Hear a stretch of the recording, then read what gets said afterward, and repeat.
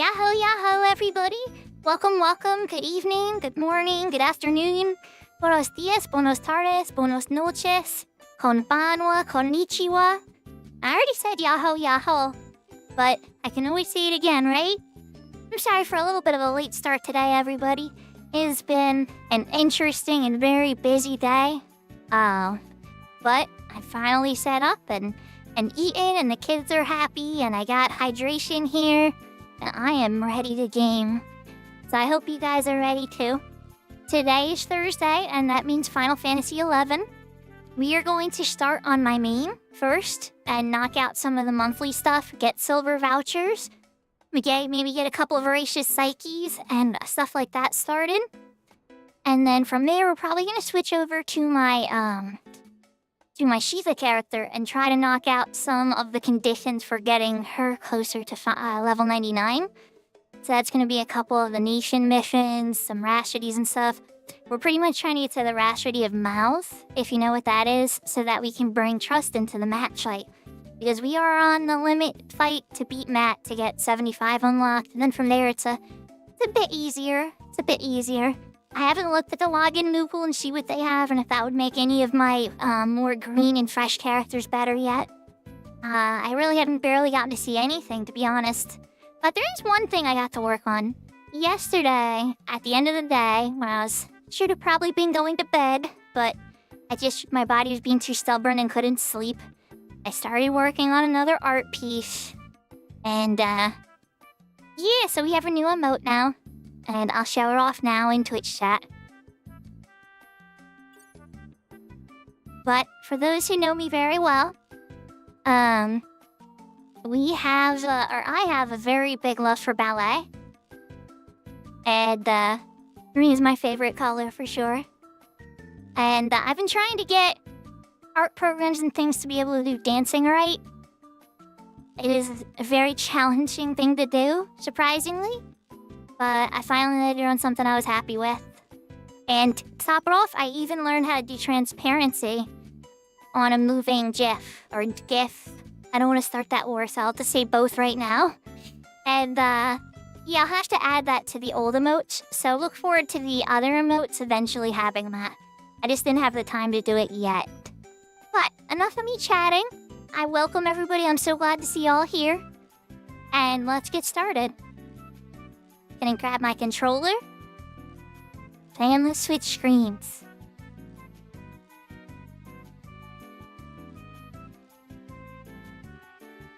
Oh yeah, I parked Shuko over here because she had to watch a Chocobo race. So for those who were here really early and heard the music change, that was the Chocobo race going off. Might have to do that for other characters too, so... Yeah... I already did this? Good, Seraphina. Good.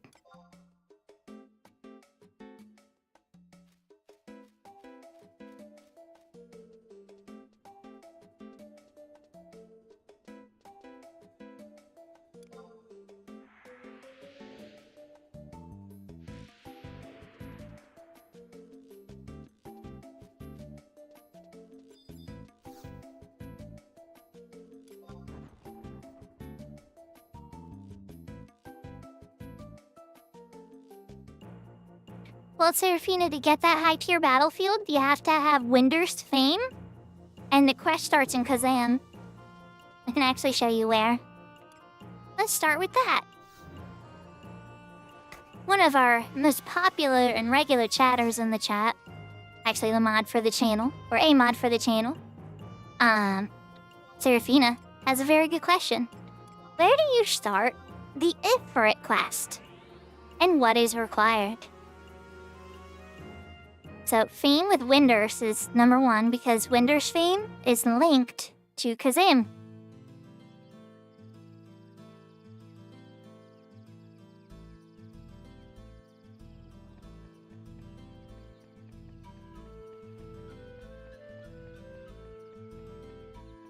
So, Sarah, it's very convenient. If you have the home point crystal, see these two here? You're always going to see a Taru and another NPC that look like mages.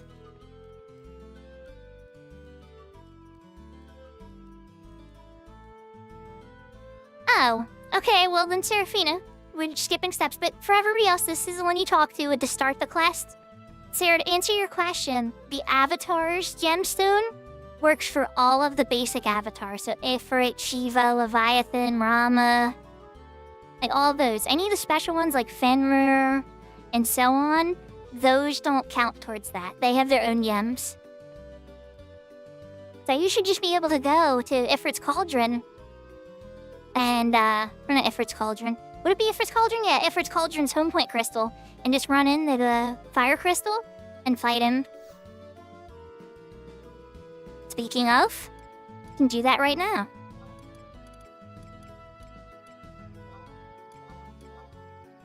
Home point crystal, Ifrit's Cauldron. If I play Horizon today, I'm gonna be so sad because I have to walk everywhere.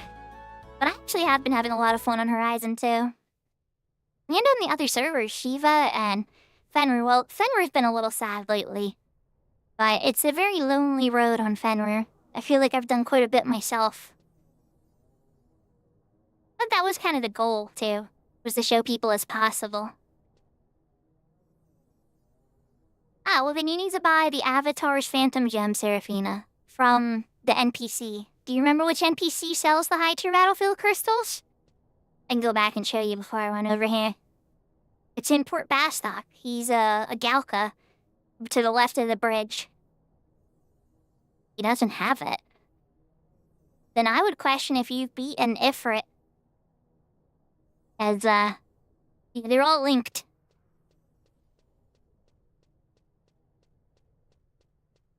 Those are linked.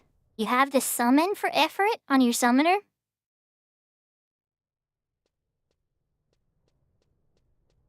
Okay, so then, Seraphina, you just need to go back and talk to the NPC that I just showed you earlier. I imagine there's something there, or some cutscene or something you're missing. I'm like 99% sure.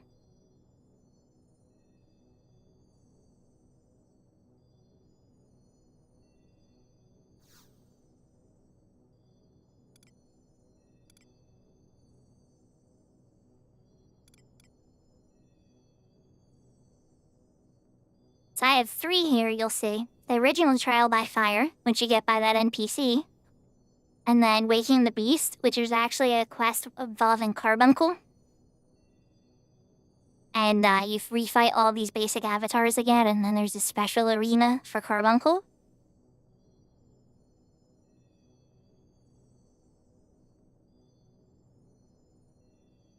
Oh, is it time to trade in the Bonanza Pearls? No, yeah, that happens, Seraphina. 99, I've seen surprises sometimes, but I've never seen anything better than 3rd prize. And a couple of my friends have had 2nd prizes, and then Fanafalon got 1st prize, and he got the Onion Sword with Fast Blade too. It's very strong. But Sarah, let me know if you get a cutscene or something first, because I'm gonna knock this out real quick if you do. I'm gonna knock it out one way or the other, but I would prefer to knock it out, help you knock it out too, you know? So how's everybody doing? How was your day yesterday? Did you miss me? No, I'm just kidding.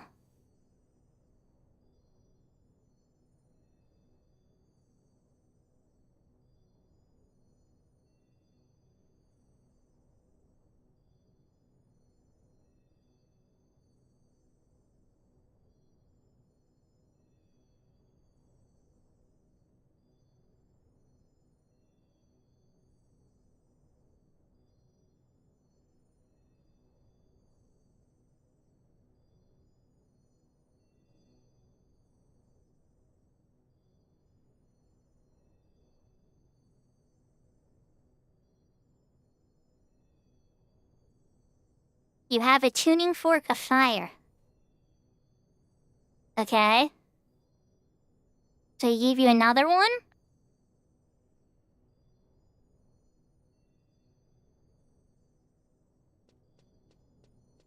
Alright, Sarah.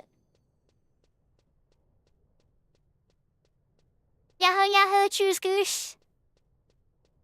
You're gonna have to show me your summoning Ifrit. I gotta see it.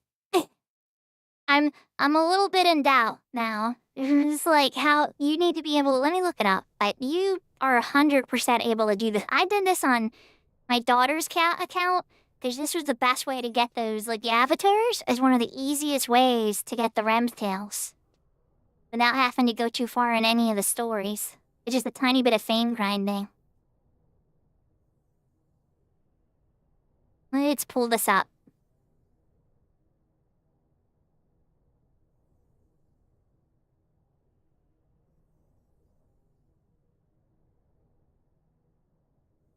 Something smells fishy. Avatar's Prime fights.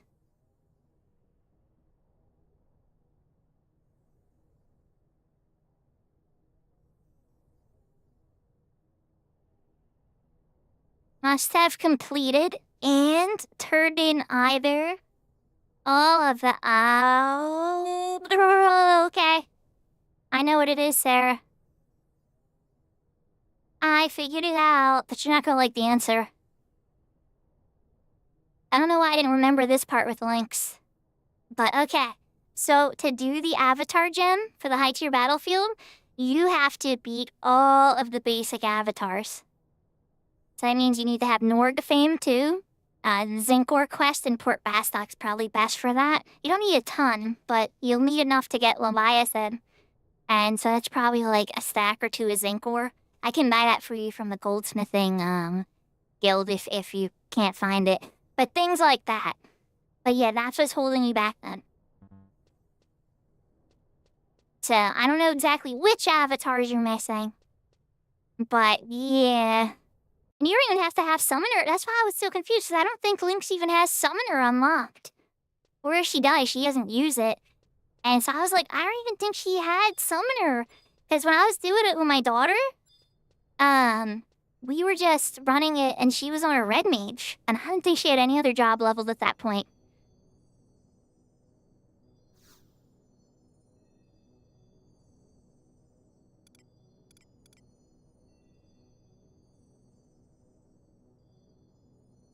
So you're missing Shiva. Shiva is in Sandy. In North Sandy, off by the book, where the book's at, you'll see a Tari Tar and a Elvan standing kind of in that three-way entry. And that's the Shiva NPC. And then that one's pretty easy. You just take the Fey-In crystal. If you only have one, you'll be upstairs. Shiva's downstairs. But if you have the downstairs one at 2, that's where she is. Let's beat up a very easy Ifrit and get some points.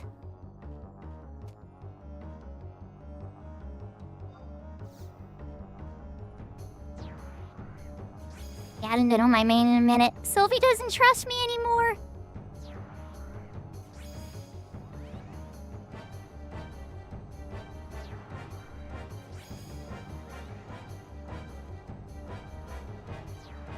A good one for Sandy fame, Seraphina, is Gubil Moss in Sobina. Because that gives you Bastok fame and Sandy fame at the same time.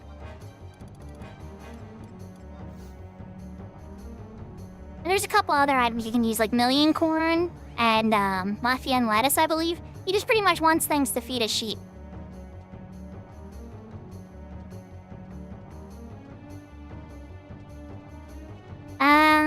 Look around where you see where there's like the north, and I kind of know it just by visuals. But like there's like an archway and a gateway that kind of leads to the main section north, and the tower and stuff, and then back where you were. And there's a little Tari Taru and an Elvan standing there in the mage robes.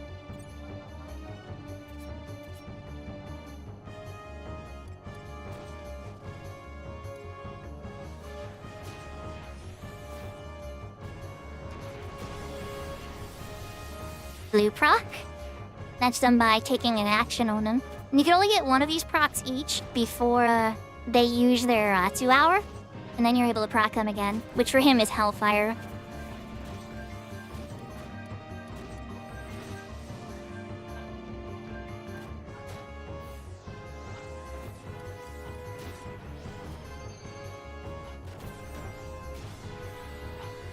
We're gonna honestly flatten him because it's a VE. There's a yellow proc, that's from a spell being cast on him.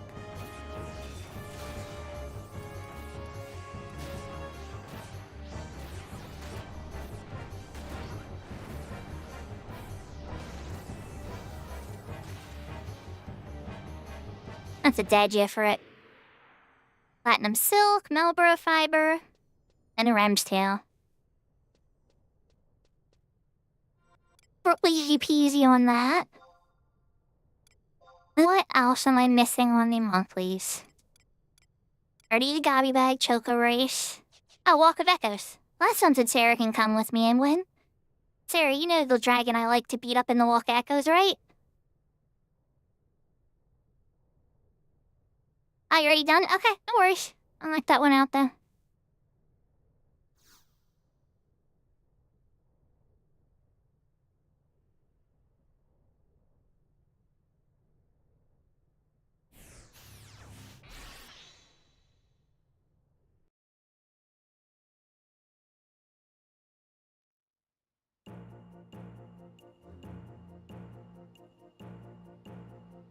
Before I do that, though, I want to go buy more gems. In particular, my merits are capped. And so if I don't have that new high-tier battlefield key I want one of those. Then I want to replace it, avatar gem that I just spent for that.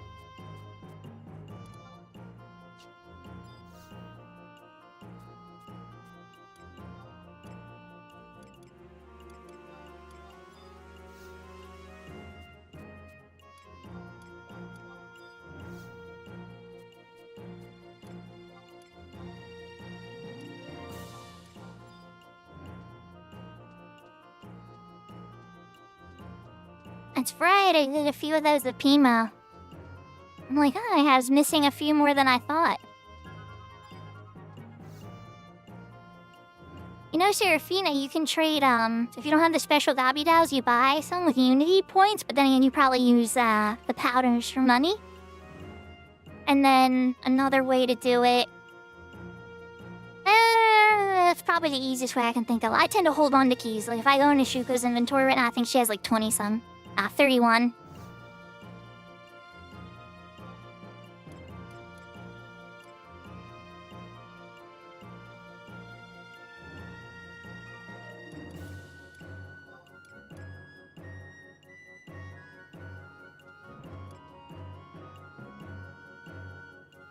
It also counts for the condition. So for Walk of Echoes, you go to Zarkabard in the past, the Shadow Ream era.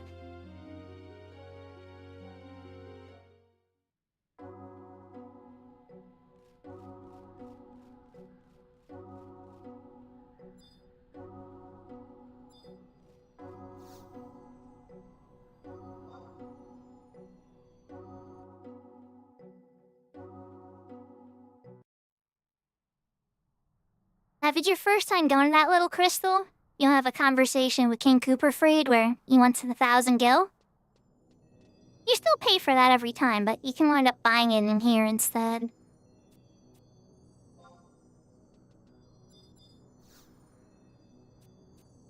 Nobody in there? Or I just pressed the wrong button? Enter the battlefield! The FSCS is gonna drive me absolutely bonkers. Might turn it back on when we switch to Shiva. Ow. Load, not load.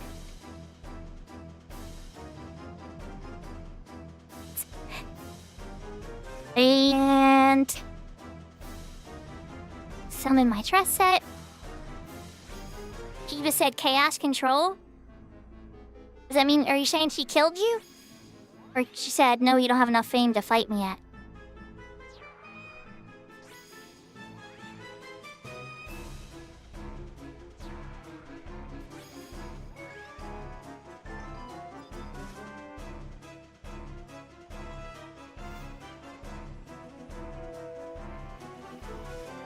Oh, there you go. Well, you just complete that quest line and see if you can get the Ifrit gem. You'll probably be able to smack Ifrit around super easy. We have to hike through Fake Shield Sea to get to this dragon, and then that will complete my main character's last monthly stuff. Yahoo, Yahoo, Dodgy, welcome, welcome.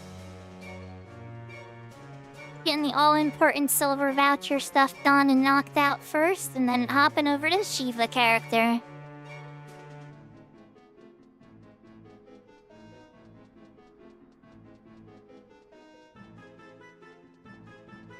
know this came out before Odyssey, but I will always know this particular Wakabaku's map now, as you'll see.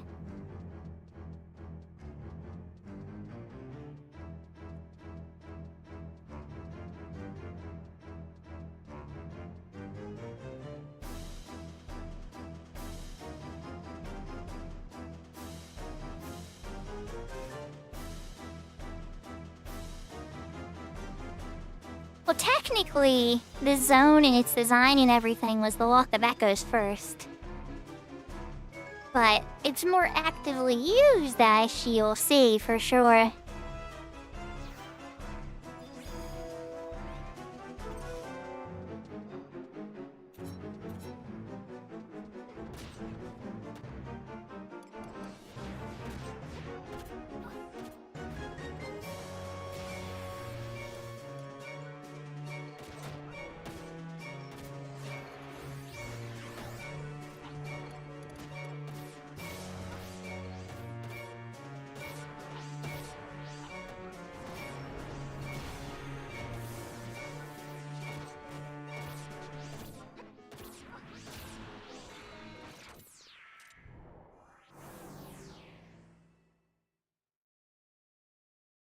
I hit him so hard he disappeared instantly. For a second I thought the game broke.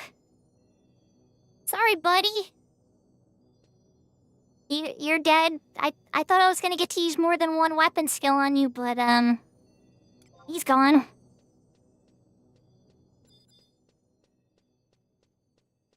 I hit him for 73,000 damage. Guess it was enough to one-shot him. Or one weapon skill him. Yahoo takeover! Nathan, welcome. Alright, let's buy... never mind. I'll buy it later. So takeover, I know you like the emotes. We have a ballerina spin animated emote now. And I'll be adding transparency to the wave emote and all the other ones. I just haven't had time to do that yet. Good, Seraphina. Did you, happen to, check to see if you can get the Phantom Gem, though?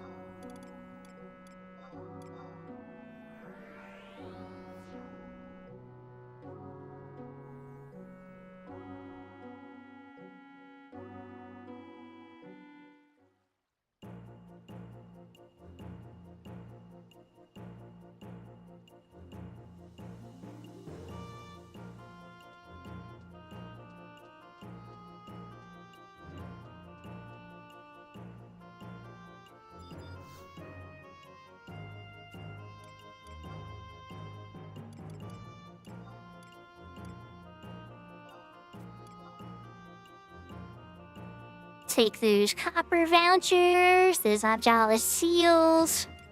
A Mats mix, yes please. Ooh, a pandemonium key. Num nums. I'll definitely take that. And more copper vouchers. I was hoping that there was gonna be, I didn't check, but I was hoping there was gonna be like an orb in here. There was not. Well.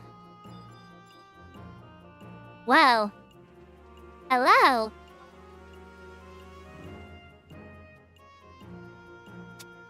An old friend.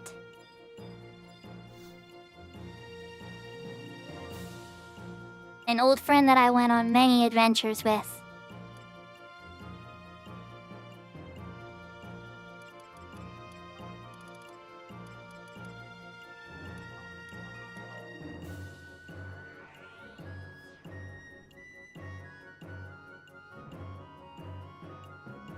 Yahoo, you! Welcome from YouTube, and happy Valentine's Day to you as well. It's not Valentine's Day just yet for me, but I know for my European friends it is, so I probably should have said that. Happy Valentine's Day to all my European friends and all the people who are already in Friday. There's smoking. I know, I'm bumping into everybody I know now. There's smoking and acid, and everybody's all here. And I got a Mars orb.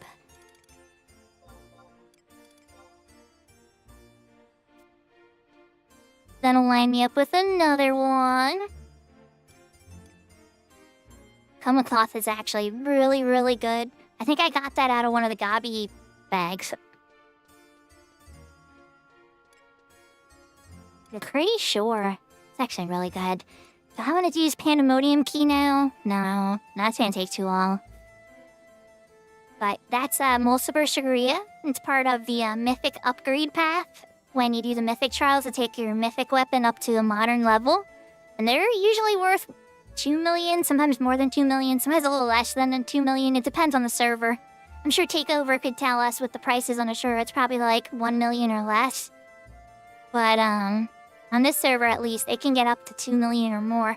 I think it even got as high as 3 million at one point, but I don't think it's that high anymore.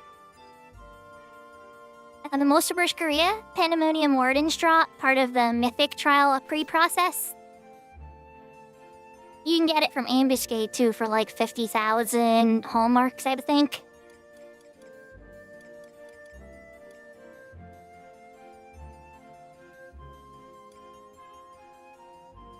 To do what to do.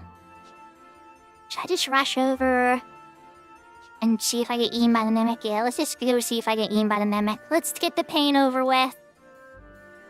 Last time I did this, I just got eaten really quickly. And so, let's see how hungry the mimic is for me today. Here, if I wind up seeing a rainbow or anything, I'll wait for you to come before I crack it, because it might be something useful for you. Yeah, sure. 3.8 mil. Oh my. I way undershot that. He can drop up to 2 sometimes too. That's like 7 point something million gil right there if I got lucky. He always drops 1, but sometimes he drops 2.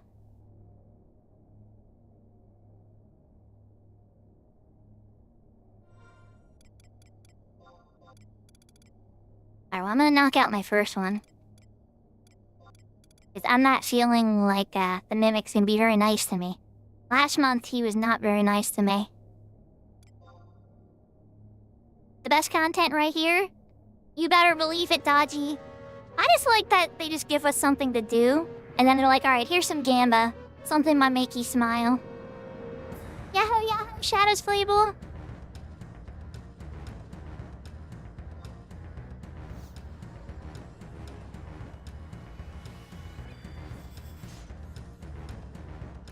Hopes and dreams go to die and die and die and die. But then one day you get an Osash. Noise. Noise. Noise. Noise. Noise.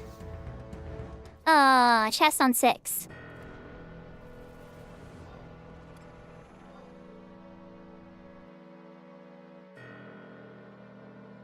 FF7 Rebirth. Ugh. Yeah, I have all those now. Doji. I actually have all those. There's the Regal gloves. I assure you, they do exist. And there's the Regal gauntlets. And there's my Regal. Oh, it's probably in box 8. There's my Regal cuffs. And then I think the other one's in 5. Yep, and there's my Regal captain's gloves.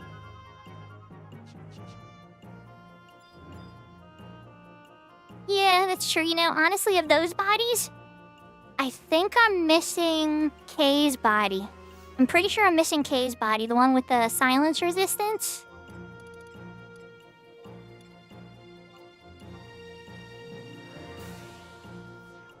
You sure, Sarnis? I mean, one could be argued that the Kin's drop is really good too.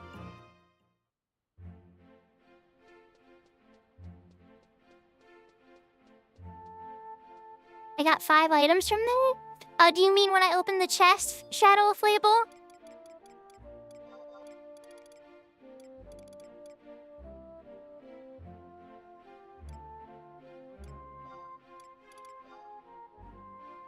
No, I've lost it all. When the mimic eats you, you don't get anything. Unless you can kill the mimic, which is a bit challenging, to say the least.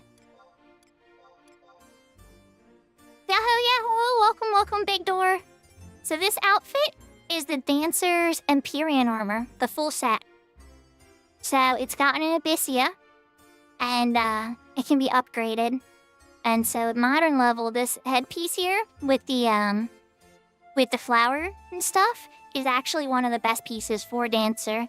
It comes with a critical hit damage bonus, and then it also has, once you get it into the swordy stage, it even comes with weapon skill damage plus, and then it gives you an additional critical hit to Climactic Flourish, which is absolutely ridiculous. It's so strong. And the other pieces are pretty good too, but that one's like the holy crap piece.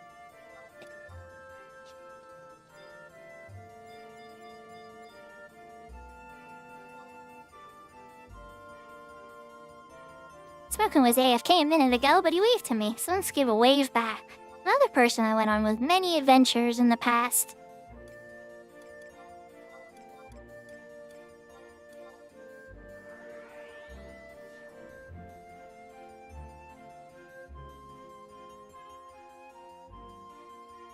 Well, the subtle blow too on Kin's body, I wouldn't underestimate that dodgy. In certain low TP strategies, there's a lot that you can do with a subtle blow. Especially when you can take it past its 50 cap.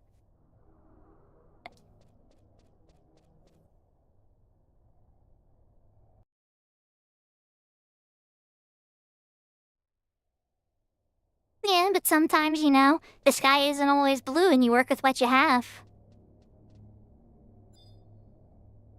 Like, I have all 22 jobs geared, but that doesn't mean I get to bring them all the time. A lot of times I'll be on a support job. Which, frankly, I prefer to anyway, but I don't mind doing the other jobs occasionally.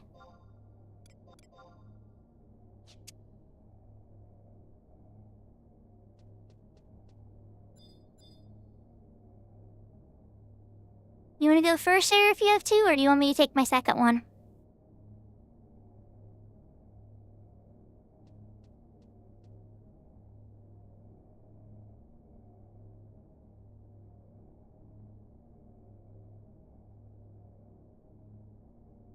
I guess my point, Dodgy, and all that would be to say, I wouldn't throw it in the trash.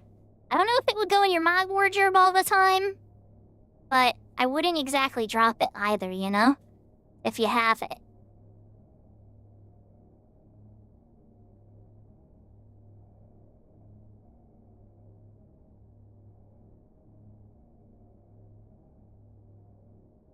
You're not wrong there. They definitely are a bragging piece lock style. Though I would argue that the Aisha Zeta Tier 4 monsters that had the sphere pieces that glow are a bit cooler looking. Or, Water of Courage's drop that he has, the mage body, also has a glow. I'm very fond of armors that do glow. Oh, Sarah's dead. How many did she get? She got killed on the same one I did on our 6th pull. Sorry, Sarah. I'm going in.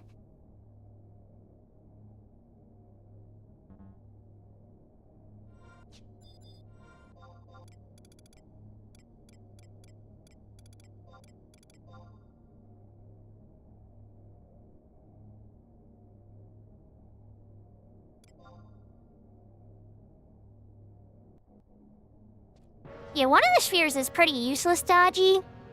But the other ones are pretty strong, like the critical hit rate one, the magic attack bonus one. There's a couple of them that are actually pretty useful. Round 2, are we getting anything good? There's not much left for me to get at this point in here. I can't even think. I guess, yeah, the Shamash robe from K. That'd be like one of the only drops I can think of I still need that drops from this. I mostly do this so others can get good stuff. Whoop, there's a lab belt on 2. Yeah, we're leaving. I'll wait till Sarah gets here, though, before I crack it.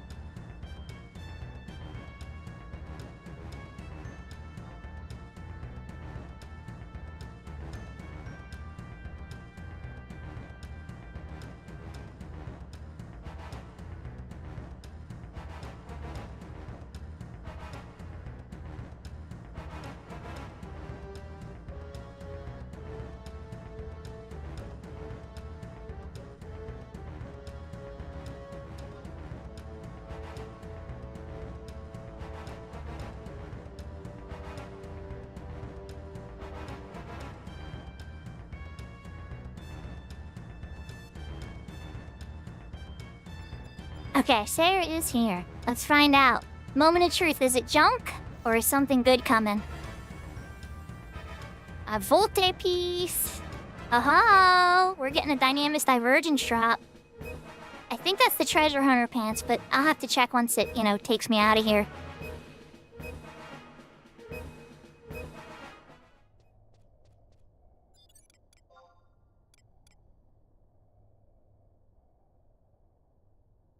Oh, I already have this. And Lynx has this too. This is really good. This is the Dynamis Divergent Sandy dress set. And so it has fast cast, refresh, haste. This is great for your Universal Mage fast cast set. Like, I literally have it in mine. I'll pull it up right now. Like, this is my Universal Mage fast cast set. And there it is. Because it's got fast cast 8. Congratulations, Sarah.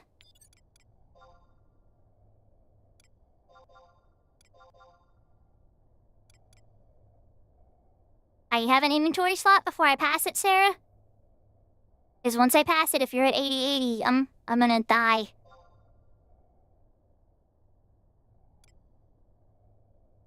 Alright, here we go.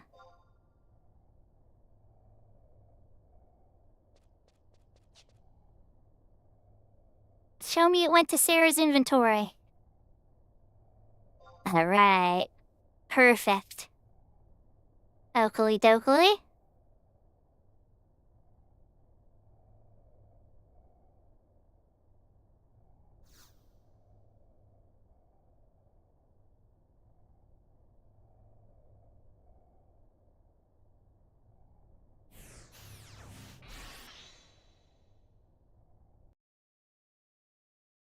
Now, say this much, if a pulse weapon dropped, I would probably shout that out to the Link show. Because, Sarah, I don't know if you're working on any ambuscade weapons, right?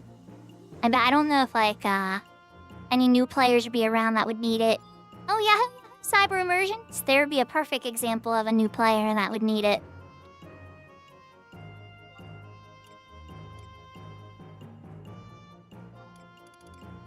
Oh, I gotta check if he gives me a refill.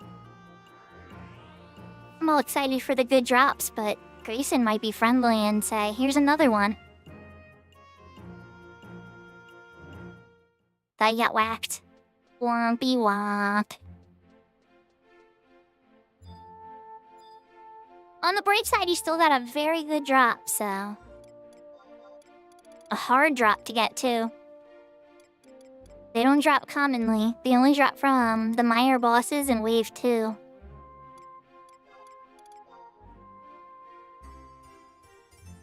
Coppermon voucher isn't too bad.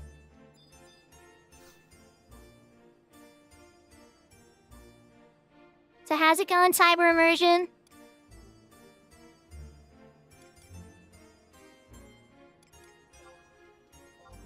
Let's switch to... Did he give you a free refill there, Sarah, or did you have another one?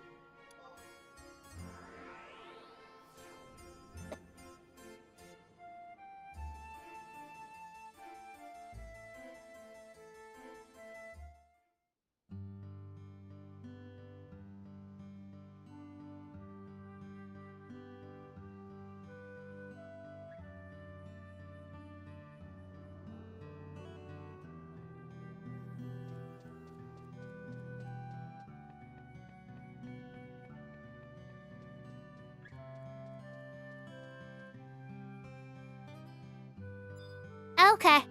I won't drop party then. Just let me know if it's a rainbow and you need me to come. I'm just switching over to... I think I'm gonna switch over to Beastmaster. And I'm gonna chug that mat drink, because my Beastmaster isn't mastered yet. It's one of the few jobs that doesn't have mastery.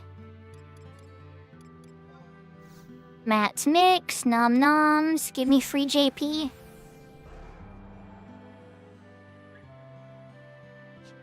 Oh, 10 JP. I didn't have to work for it. Kind of. Kinda didn't have to work for it.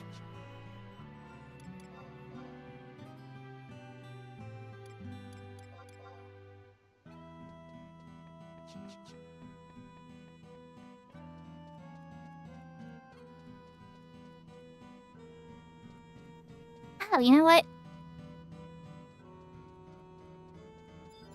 Do I have the key item?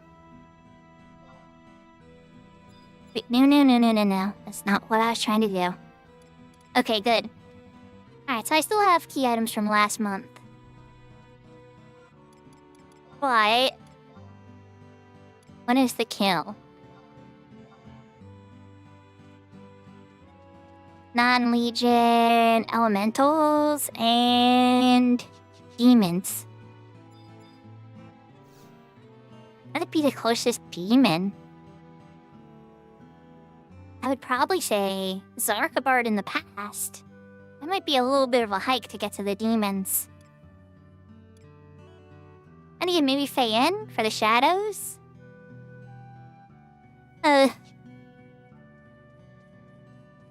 First one, Mimic. Aw. That sucks, Sarah.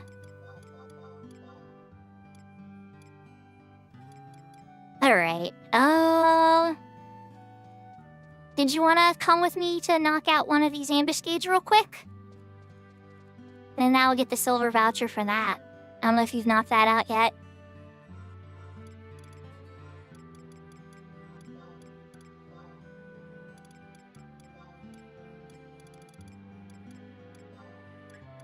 A mantra. Yeah, we got Unity chat, auction, examine, based on.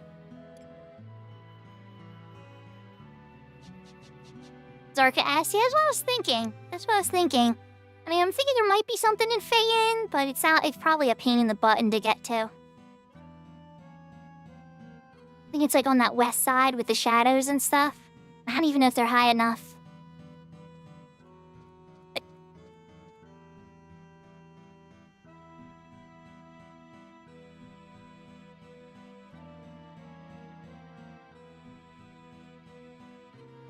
Okay. I was gonna see if you wanted to try one of these ambuscades, but that's okay. I'll knock it out myself. Let's try intense. I mean, yes, summoner. Yeah, first let's just see if I can even handle the intense at very easy by myself. And then, might take it up a bit more.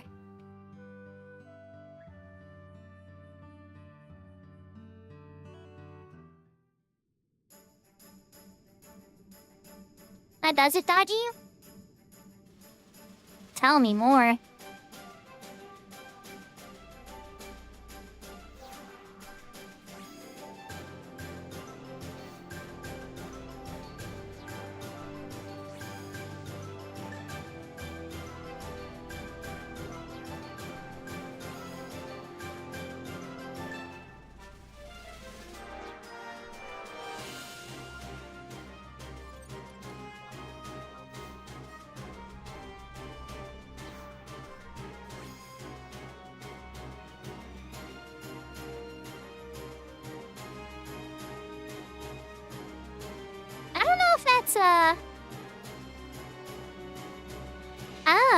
Oh, I know what that problem is. That's from Battle Mod probably not doing the names properly. Dang, that's quite funny looking. Alright, Mr. Rama. Let's switch to something where I can actually survive an attack from you.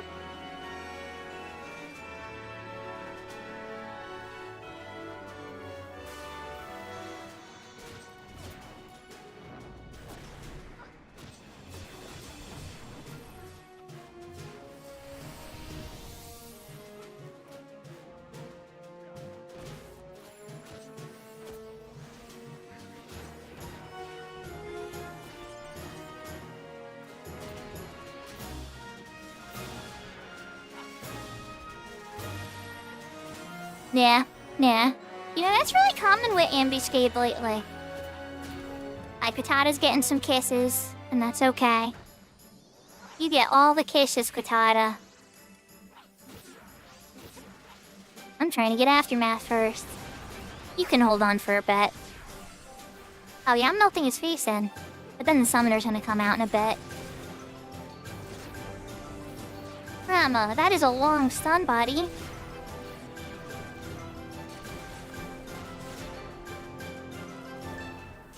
Well, at the moment, Cyber, I'm seeing if it's even possible. Oh, you're just spamming on me. Look at you go. Are you astral conduited, buddy?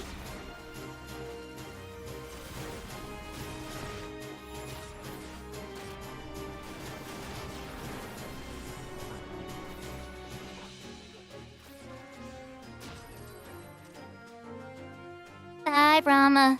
Okay, where's Mr. Summoner? Where are you hiding? Oh, there you are. Hi, me. How's it going?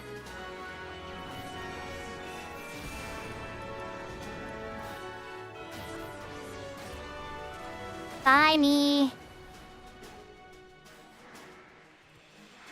Okay, so VE is easily smashable in this.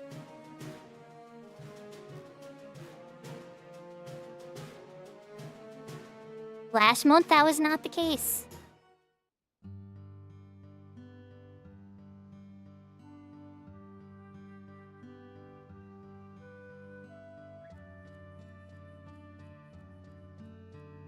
So, Cyber, have you hit 45 days on your account? Have you checked with a goblin to see if they let you use the goblin chest? Because that would be very interesting to me. That's something I'm very curious about.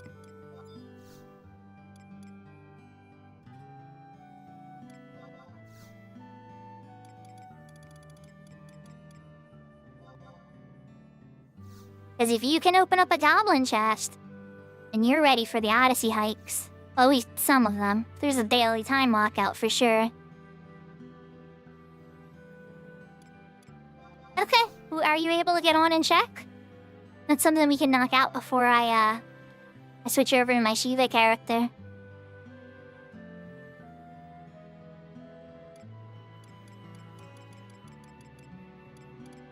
Any other? You just drink that orange juice, because who needs that?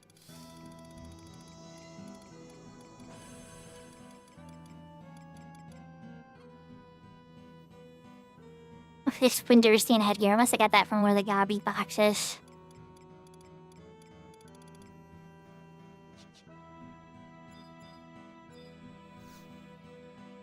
Let me head over to Rabao. In Rabao, that's where Odyssey is.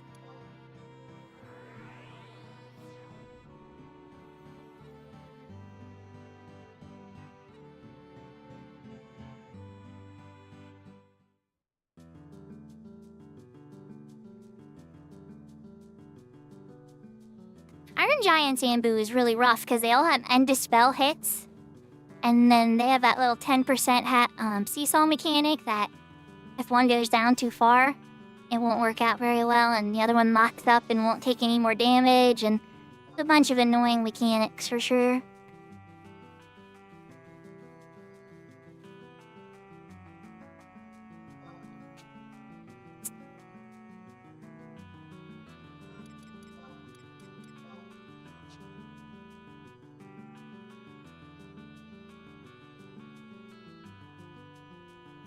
So let me know, Cyber, because if so, and especially if you stored a Moglathon, it can help you through a pretty decent chunk of the Odyssey hike.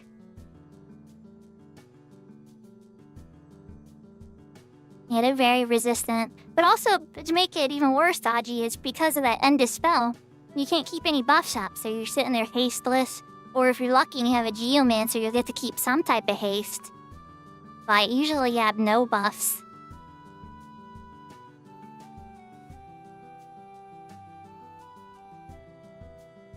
I don't think they could dispel my Mythic Aftermath, but I think that's like the only thing that sticks around. Or like a Rune Fencer's Rune Enhancement will stick around. Or a Dancer's Finishing Moves. There's a couple things that are undispellable under most normal circumstances. A couple of full dispels will hit them, but it's pretty rare. Oh, Cyber, this is a really big update. Oh, 1 minute? That 1,000 files, your internet connection is legendary.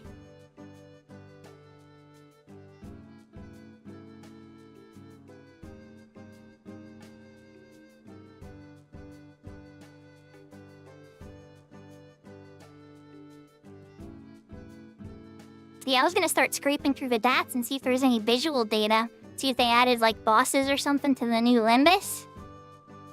But I'm sure somebody already got on top of it. I used to do that the night of the update, but that was a couple days ago, and with the full-time job and everything that's been going on, I haven't had the same amount of free time that I used to.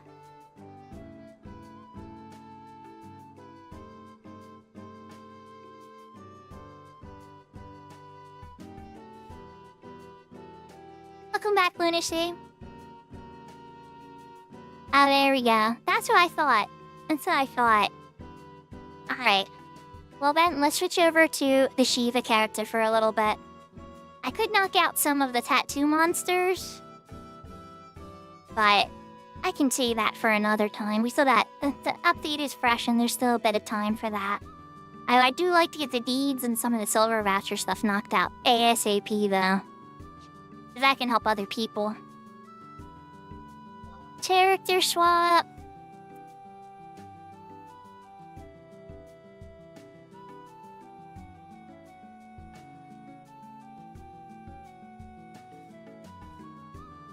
An outfit change. Okay. Hey, do you have a preference, Lunacy? Or should I just pick one?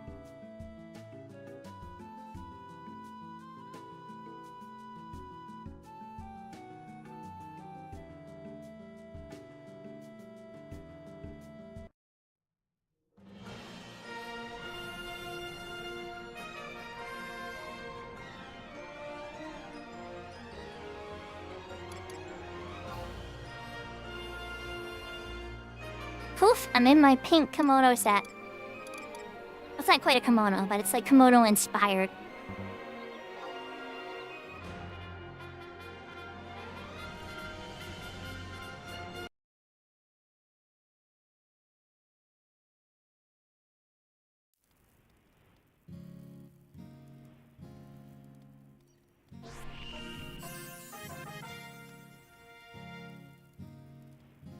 In which chat, Cyber?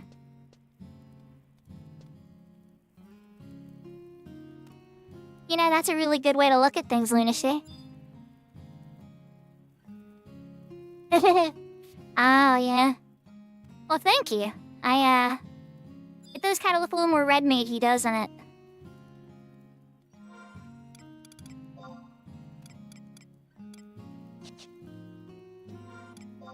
Oh, because I'm on my white mage. I don't even have a club yet. Of course.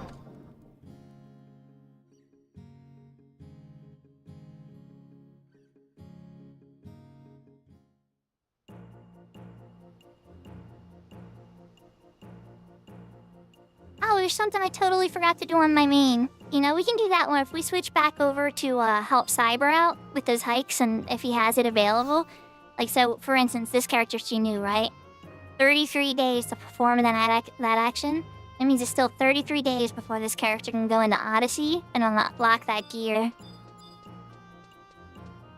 Which is, like, really huge. You can skip a bunch of gear progression.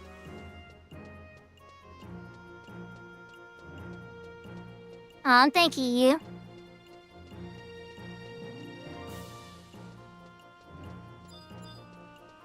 So we're gonna buy a club. Because we might need to beat some stuff with the club. Well, it also has to install the data. Once it's downloaded it processes the data for a little bit too, Cyber. So it goes in 3 stages. The first one's a check, where it runs a check on all of your files. And you probably have like an NVMe or a good SSD, so it went super fast. And then once it knew what files to download, it started to download the 1,000 files. And then the last chunk is it installing them.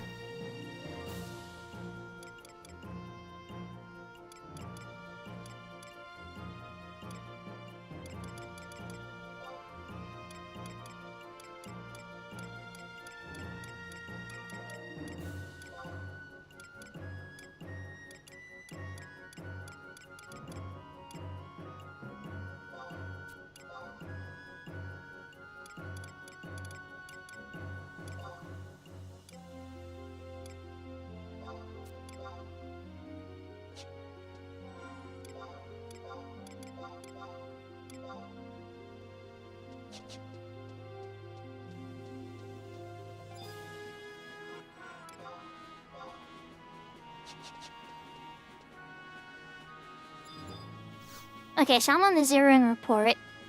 So we want to go back to... Did I get the zeroing mines one? I think I skipped it this time, so I'll rush in. So let's just go to Basilic Mines and we'll walk over there. It's a big one. As far as Final Fantasy XI updates go, that was a massive download. And it's not really public yet. They just kind of put it there to get it ready, so that on whatever private server they test stuff on, it used to be a Tomos. Now I think they just spin up a local server in the office there and do stuff. They used to let us on a Tomos. I remember... What is Moogle doing here? Oh, it's Valentine's saying. That's right. Can you give me a chocolate or something? Ah, so you have to be in party. I think it has to be a boy too, since my character is a girl. Now, do I have this ear in Mines one? Or am I gonna walk over there? I do have it. Nice.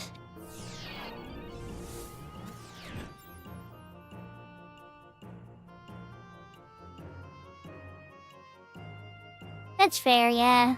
When I used to have a Tomos, there were less bugs. It's not to say there were never bugs, though. There was totally bugs back then, too. But it wasn't so... There's always bugs every month now that they have to iron out. They're not always huge bugs, and there's usually a workaround. But there's almost always something.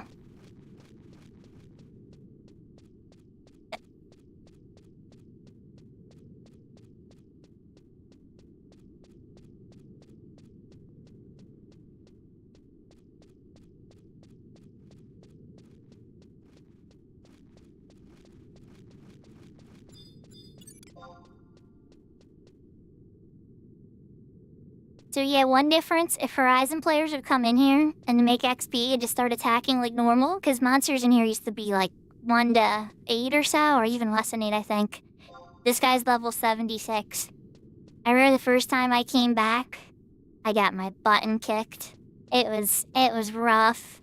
I'm like, what the heck? Why did they hit so hard? Oh, it's level 76. They added a bunch of higher level camps so that you can progress. Like in Dangerfwadi, that's why I do levels 80 to 90 and Dangerfwadi in the back. Yahoo, Yahoo, G Blessing! So yeah, that's a huge difference from Horizon that people may be like, what, there's level 75s in Zeroing Mines? And it's like, yeah, you can take, you can go from 70 to 80 here. Wouldn't be very fast near 80. But you could.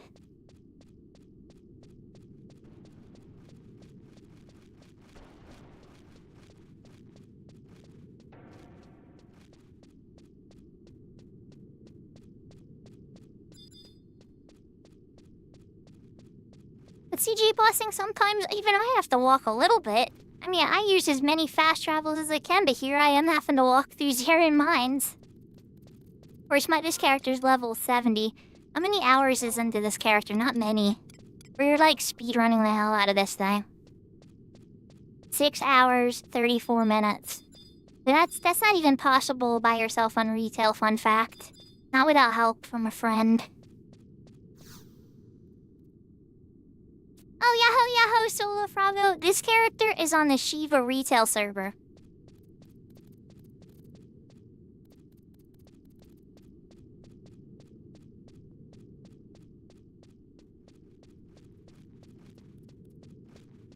Yeah, this one we're pretty much been speed running through.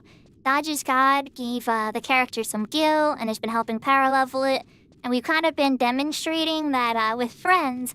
Like, the Fenris Yuko character was mostly done by myself. Milner helped get a vagary clear off stream. But that's about it. Everything else I've done on that character is with Loon. But this character's kind of showing more what happens when you have friends that help you.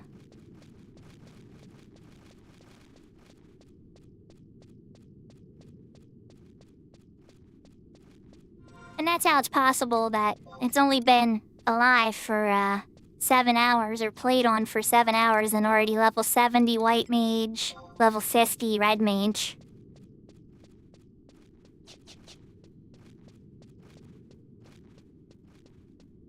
Now, one thing I need to go buy is I need to stop at Bastock markets and convert some of those copper vouchers over to conquest points and get that warp ring.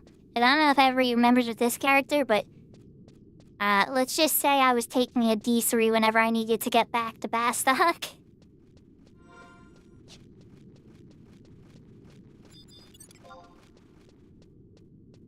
There's your classic dingbats. See, there's still some of the old monsters here. They're just not as common. It's not really worth coming in here for low-level XP anymore.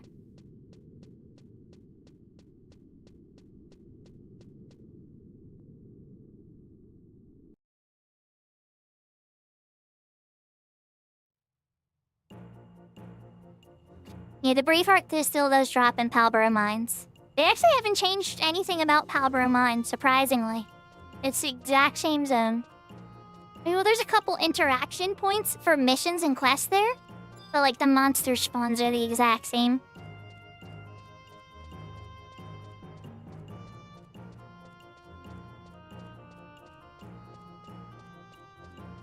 And I'm trying to make it my mission. I had somebody in YouTube chat a week or two ago that was gonna say they're gonna join the Discord and send me a tool that would let me get YouTube chat and Twitch chat up, and there would be icons on them to indicate, which medium the person was talking to or talking from. And that would be awesome. But I don't know what tool that is. But when I figure it out, I want to add YouTube chat onto the stream as well.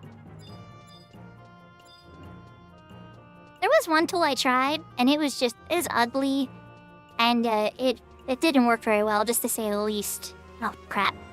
I'm trying to buy the ring, and I don't have enough conquest points yet. I need to go and generate some with copper vouchers.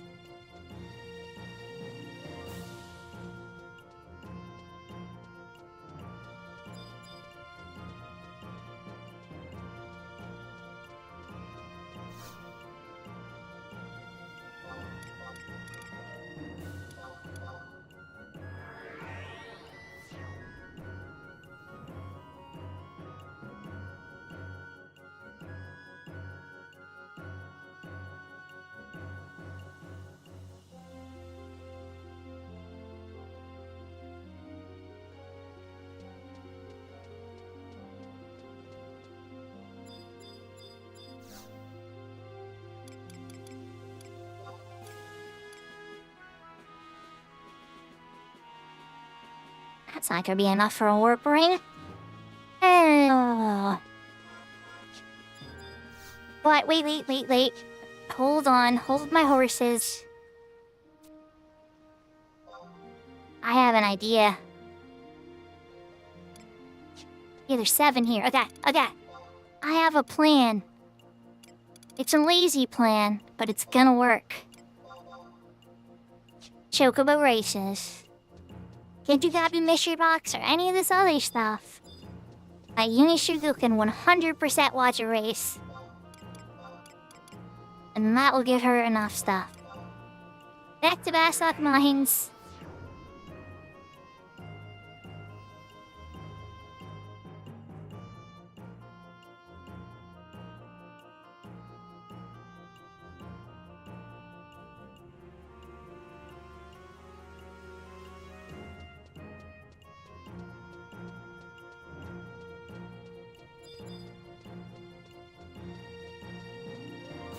So the Chocobo Circuit is a lot of fun. I've raised every colored Chocobo.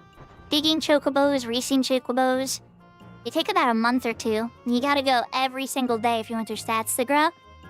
But if you're one of those people that doesn't pop onto a game every single day for a little bit, don't try raising a Chocobo. It'll just be a hassle. You'll have to be giving it medicine all the time. It'll get sick and lonely and all types of problems.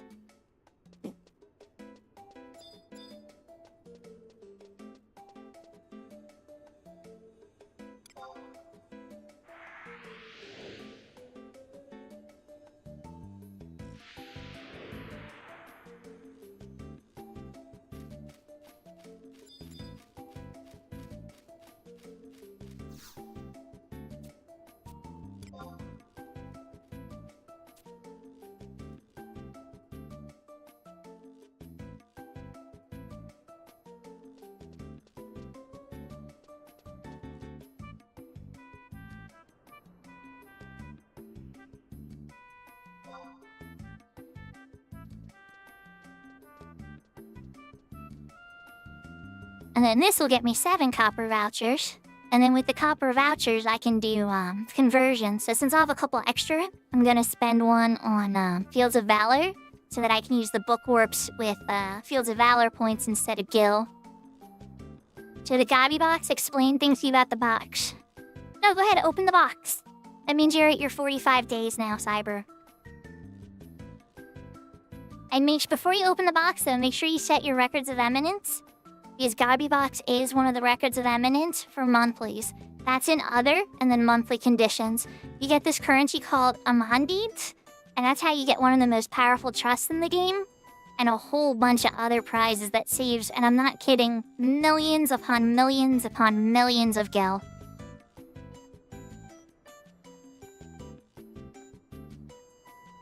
Thank you for the hydrate, Sarah.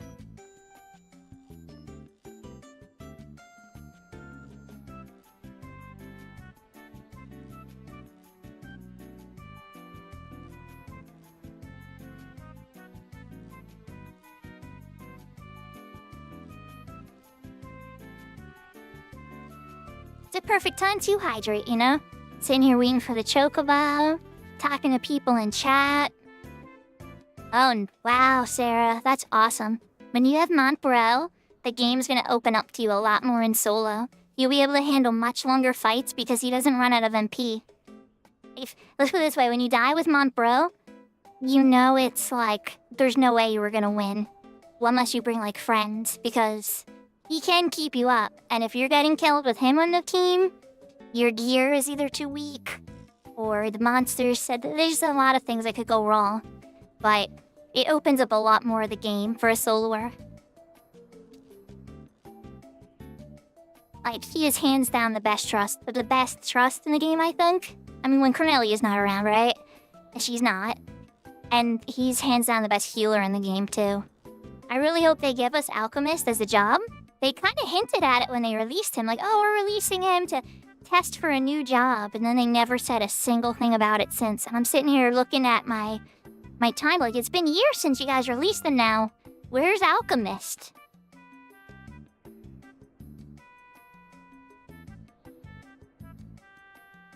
I mean, you could ignore the van about Sarah. But I know that there's the Amon Deeds prize that you're probably interested in getting the middle prize. But don't burn yourself out about it, you know? I know, deeds are good. They're very important. But, like, know that you don't have to hit every single condition every single day. They give you plenty of time. But, you know, hit a few. Hit the easy ones that you can do. If it's gonna take you, like, an hour to get 10 Banabout currency, it's not worth it. Special dial, Cyber. Special dial.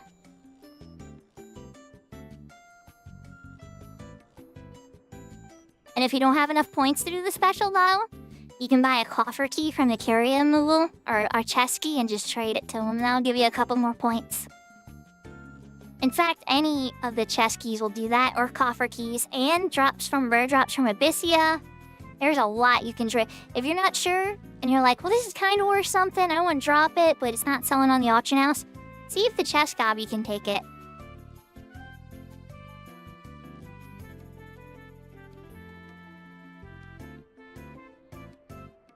You know, a lot of my endgame stuff ended with sorting, and all my friends started fighting and everything, and I had personal problems happening too. So sortie's always kind of had a sensitive spot in my heart because of that. And so I'm sure that Banabout might be sensitive for you because that's what made your love quit the game. Yeah, it's not. I hope that it's smarter than the last couple times they implemented it. Ah, it's time for the Chocobo race. If there's a green one, we're rooting for the green one. If there's no green one, I root for the black one. And then if not, we're just gonna see.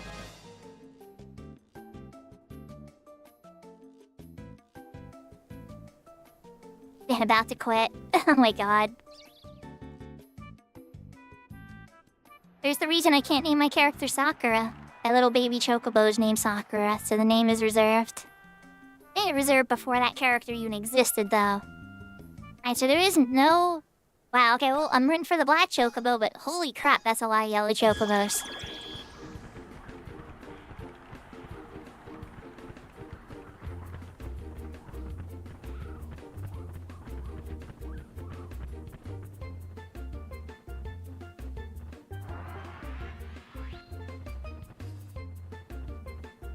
Not looking good for the black chocobo.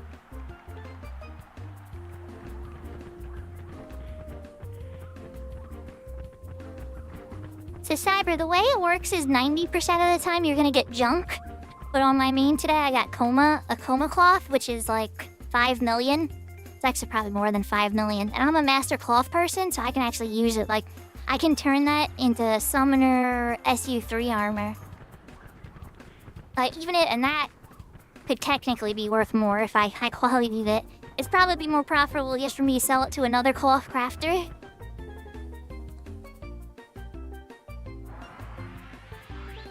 But yeah, so you need to open that chest 3 times, right, to complete the monthly. And sometimes you can cheat it if you have SP Gabirao keys. You can buy those with Unity points from a Unity NPC.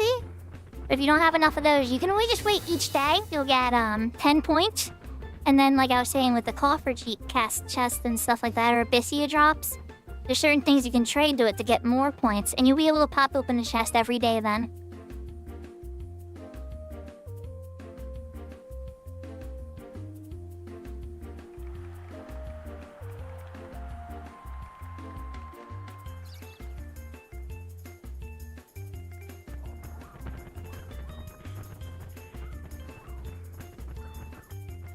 So, in Bastok Mines, there's a big chocobo house next to the other chocobo house where you'd usually used to ride the mount. And there's a door there. When you go in the door, there's a purple teleporty floor. And then you'll see a woman standing in front of like a queue-looking area. And you pay her 10 gil to watch chocobo races. And it'll bring you out to the stands.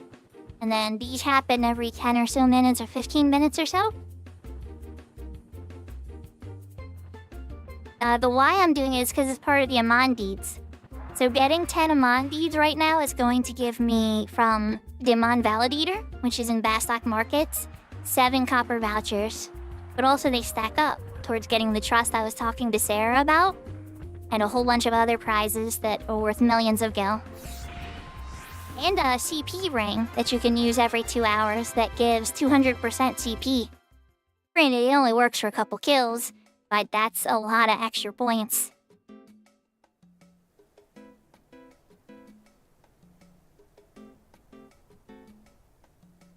Yahoo, yahoo, Rez! It's still nice for chocobo racing, but I wind up just doing the free race where you don't have to watch the entire race. I only watch like the important races for the story. Like, my main is on the dream race now, or the dream circuit. Where you gotta fight like all the special characters and everything, and they all have like really weird conditions. Like, I'm not even racing a chocobo, I'm racing like a sheep that like uses the angry charge like every 2 seconds. Alright, there's deeds. Yeah, I don't have the next chocobo in 14.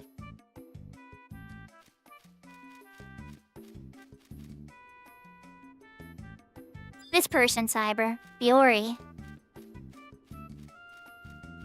And then you'll see a little purple teleporty on the floor like this.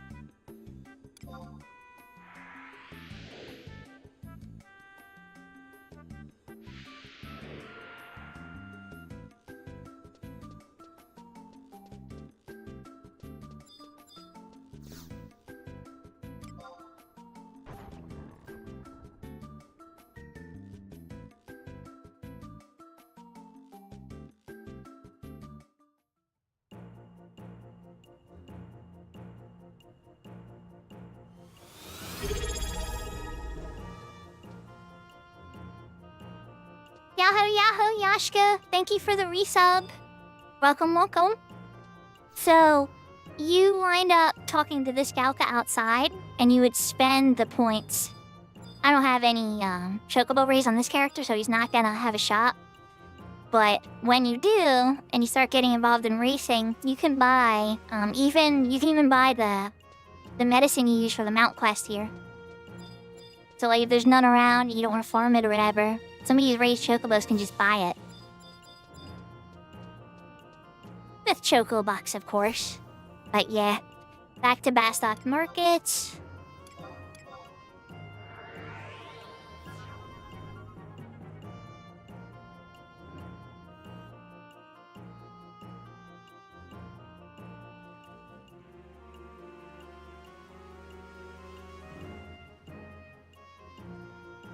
yep, this is Shiva's retail server. I've had this character for at least 2 or 3 streams, I think, but I don't use it the whole time. It's definitely something I pop in and out of. We've been kind of speed running it. So to the Amon elevator, Hegemon, Dodge's God, a couple other people I can't think of their names at the moment, but those are the 2 most prominent people that I've ever watched. And Dodge's God in particular has been helping with the power leveling and everything. So I got the 7 Copper Amon vouchers. Came over the Sparks vendor. Actually, I have 8 okay. Even better. Yahoo, yahoo, Maliki. Welcome, welcome. Now I have 10. Go down here to exchange them on currencies. And then we want to do Valor Points 1. I want to get Teleport Points. And then go back. And then Conquest Points. And we want to do 3 and 1. Because we want enough for a Warp Ray. Actually, we might even do 3 and 3. So I can pick up... Yes, I might be able to pick up like an Emperor Band too. Let's see if I have enough for an Emperor Band and a Warp Ray. Aw, I'm eventually, hopefully. Whoever likes help, you know. Some people find me a bit annoying. Alright, so I do have enough. Okay, good. Emperor Band, yes please and thank you.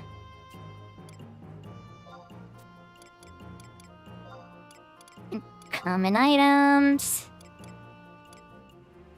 Oh! Here's the Tenzin and the Kuki alter ego. I forgot that its alter ego bonus is up. Okay, okay. Usually you get those login points sometime. I'm not spending it on that right now. But I'm glad to know. Alright, where's the Warp Ring? Oh no, is it 5,000? Oh boy, okay. Guess we're using more of those copper vouchers. Good thing I had 7. I thought it was 4,000, but I'm just being dumb, I guess.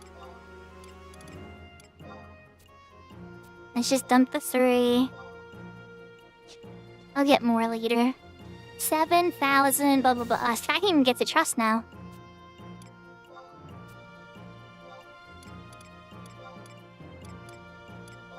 We already hit Tenzin, right? So I'm gonna pick up Kuki. And...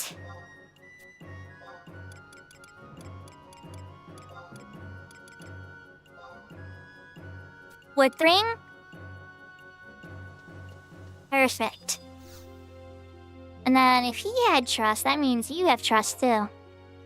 Yeah. Ferocious Coffin is the only healer trust that can cast Rays.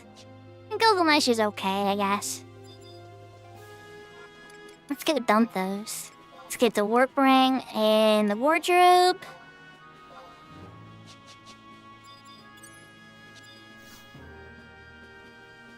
Port Bastok, here I come. I even walked the Port Bastok on this character yet? Okay, good, I did. Oh, because I had to, for trust, of course.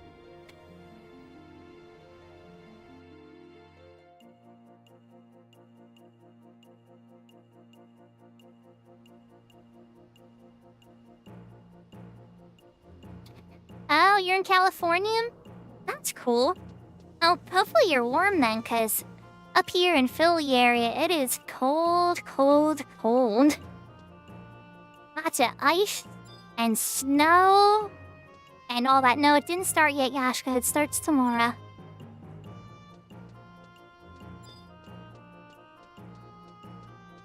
Yahoo, yahoo, Catty P, welcome.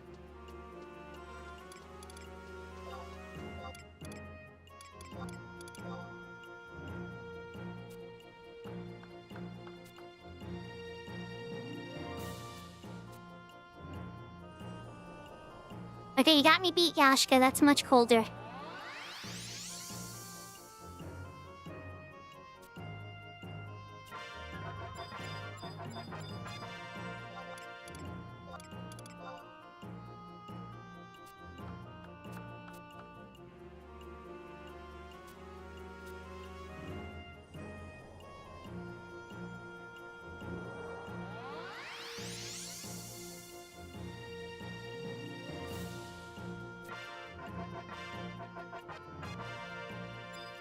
Yeah, we were very warm after the fires, right?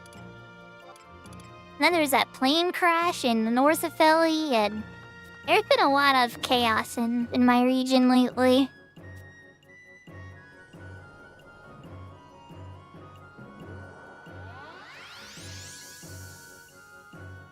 You don't need temperature units, you just say it's cold as hell. Okay, so we dumped all those.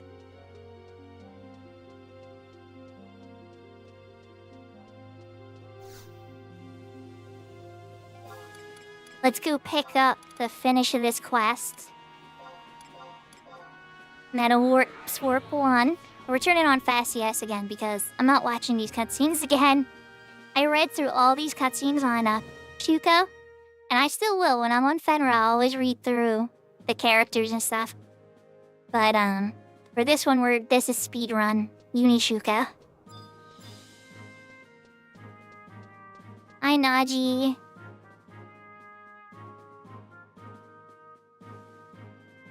That you failed at being a Canadian Yashka. You spelled Celsius wrong. It's okay, I'm kidding. I spell everything wrong. I'm terrible.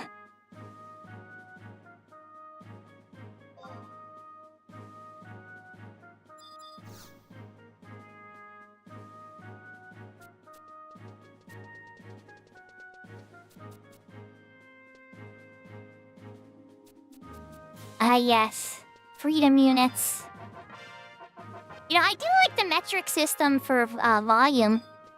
For like length and stuff like that. Like millimeters, centimeters, meters, all. Like, it makes sense how they progressively get bigger. When it comes to like miles versus kilometers for some reason, like maybe it's because I've been driving too much as an American, but I'm like so stuck on that. Oh, crap. I don't need to leave. I need to go pick up the next mission. He needs me to go to Dangerf Wadi. Now, whether or not I actually have the book to it, I don't know. I'm gonna talk to Sid. So, Cyber Immersion, are you still there, bud?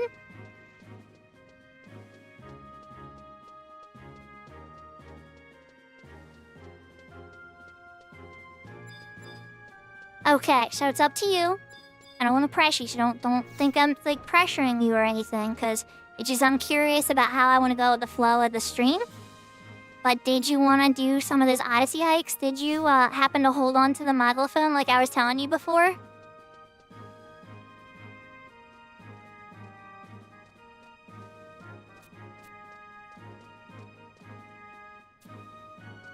That's a very good idea.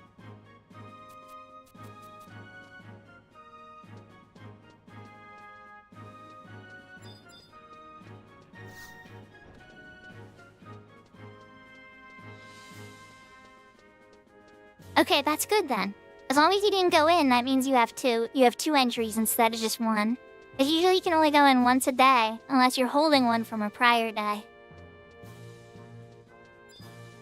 Alright, so he gave me the blue acidity tester.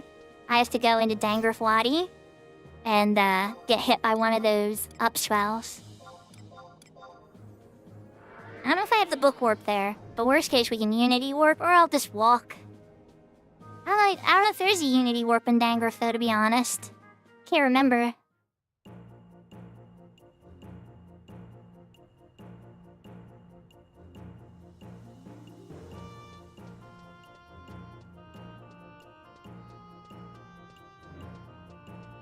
What's really funny is I was seeing Tilly do this earlier. Tilly from Horizon, the Horizon streamer, and Blessing and all them, they were all working on Bastak missions today. They want to get rank 10 in all 3 nations, which is really good. But there's also bonuses to it in Horizon, because that's how you unlock Mag Wardrobe. They keep Mag Wardrobe blocks behind, like, progress, which I thought was rather clever, to be honest.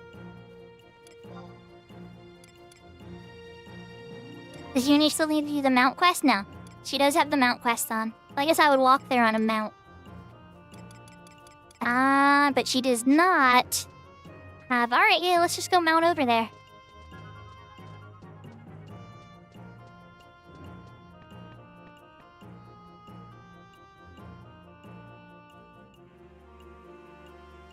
Yeah, the second stream we did with her, when she was a level 50 red mage only, I was parked right in front of the Mount Quest. I just finished the Chocobo license. That's part of the reason that she's as many hours as she was, because I was sitting AFK in front of that Chocobo for a bit. And even then, it's still ridiculously fast how quick this character progressed. Happy walk. I hope you have a really good day, Malakave. Are your children behaving today? And letting you kind of do your own thing and have some cozy vibes? Recharge your battery?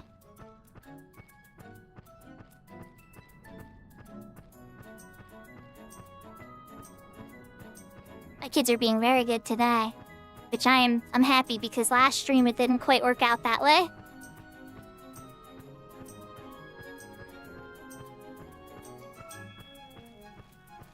Nice.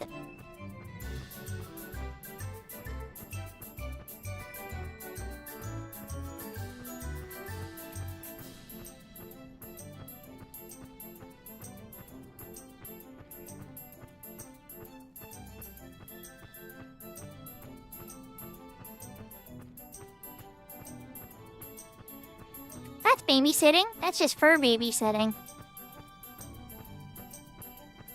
Fur babies count. If you're caring for something other than yourself, that's huge. It's a big sign of maturity, you know? Especially if you're the only person taking care of it. In my case, I'm kind of lucky. The kids help out with the puppy, as does my roomie.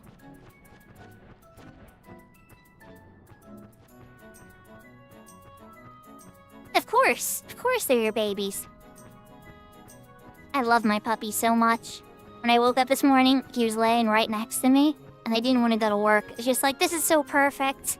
Why do I have to go to work? I just want to lay in the bed with my puppy some more. He's so warm and fuzzy. But, you know, you gotta make that money.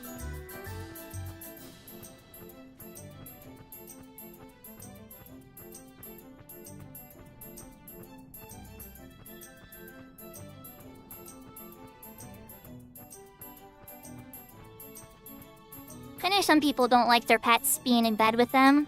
And I was a little nervous about it at first, I'll admit. But now I don't know what I would do without it. And it's up to him. It's not like I drag him into the bed. You know, he hops up.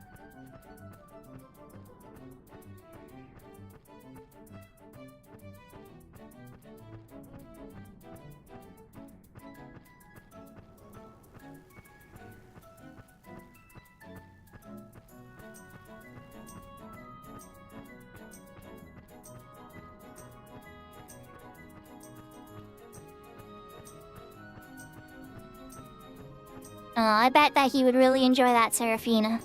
It does take a particular setup for sure. We'd have to change a lot of things around in the house when we had a puppy.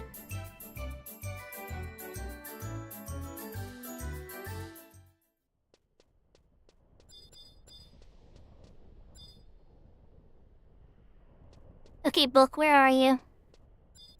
We're not doing that chocobo walk again on this character.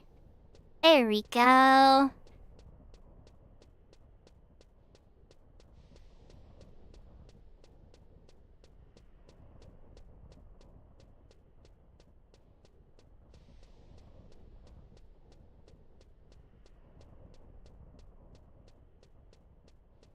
One thing I gotta give Horizon some credit for is they have better music for the dungeons. On retail, the dungeons are just so dead and dreary. It's more atmospheric, you know? Until you're in battle, of course, and you get the awesome battle music. But otherwise, it's just kind of like silent like this.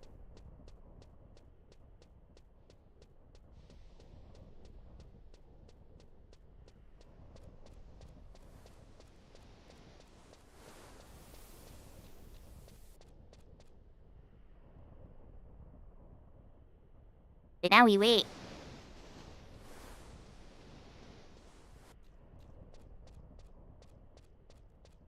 Problem solved.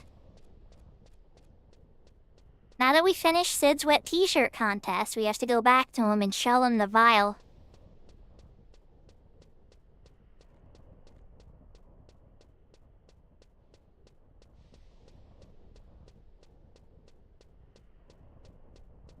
I know that's not what it is, but come on, let's be real. He knew what was gonna happen.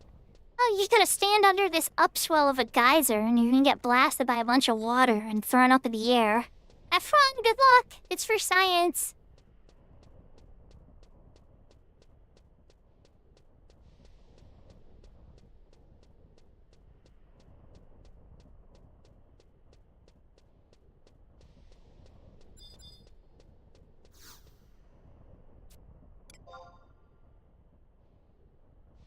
Yahoo, yahoo, West Wind Games. Exactly. Dangerous Water Park.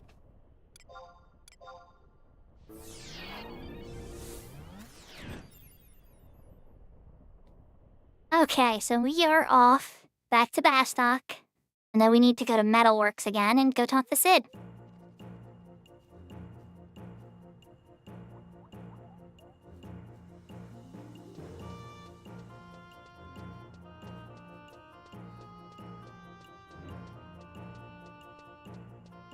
There's still a lot of monkeys in there, it's true. Opas are all in the back. Really good for levels 80 to 90.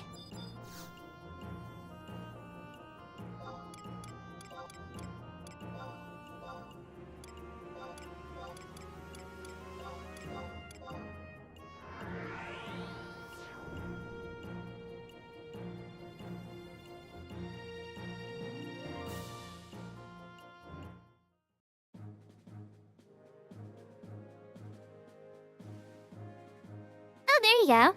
So you want to use at least 2 of them, Cyber, to complete that Amon deeds. And once you have 30 Amon deeds, you get your CP bonus ring that you can use every 2 hours. At least, not Naji. Sid. Wrong important NPC, but they're close together.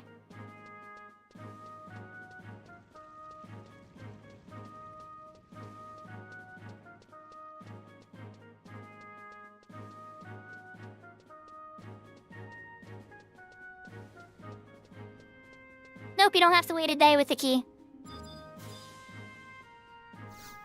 You could spam every single one of those right now, and you might even get a really good prize. Weasel wound up getting a Regal ring from Magabi Box once. That crazy. It's one of the best OU drops from Omen.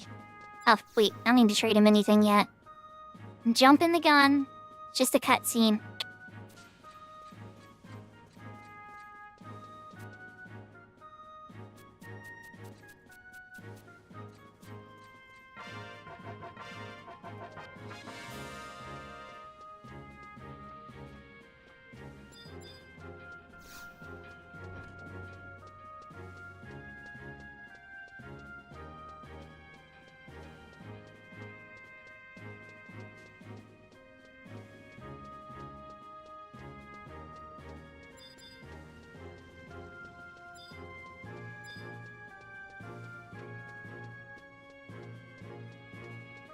Let's start another mission.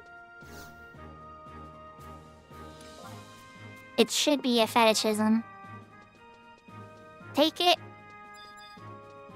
And then for that one, we need 4 pieces that drop from Palborough Mines. But if we're in luck, and I think we are in luck, we should just be able to buy them from the auction house. So much rain. I hope you're staying dry. There's like no flooding or serious problems or anything, you know?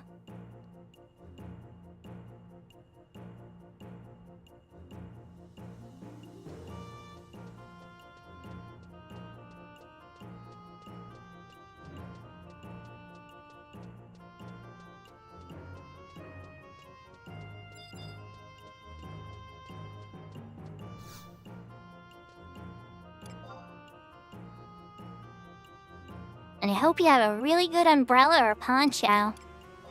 So, you want to go to Beastmead for this one if you're doing the Bastot quests. Ooh.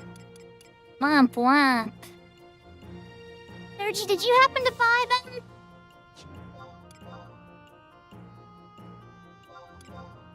I don't even know if Doji's still on or not.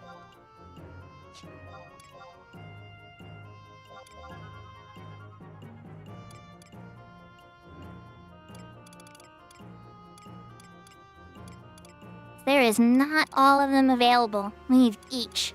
So we're gonna have to get a torso and a legs. No worries, this is gonna take a bit longer than I anticipated. Alright, so let's vendor some trash first. Free up a couple inventory slots. And we need to go beat up some Krenavs. The reason that they go is because it's part of the shield path, Doji. You can use them and you can desynthesize them into skill chain orbs.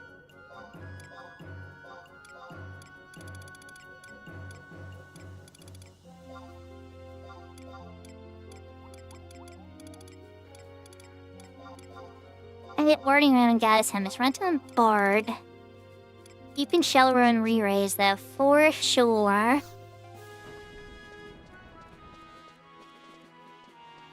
Yep, he won't throw it away. He'll open his chest and give you a random item each time.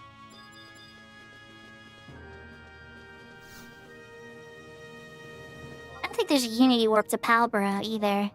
It's worth taking a look.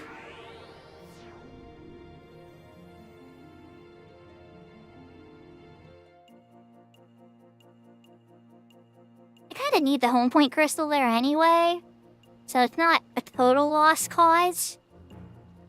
But, yeah.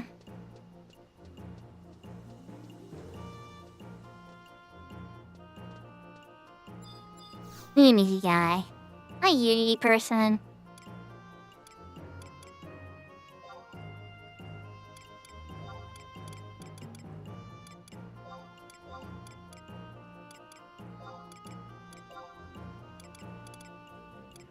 I didn't think you had it. Nope, okay. Yeah, gotta hoof it old-fashioned style. Not completely old-fashioned style. You love your band-aids.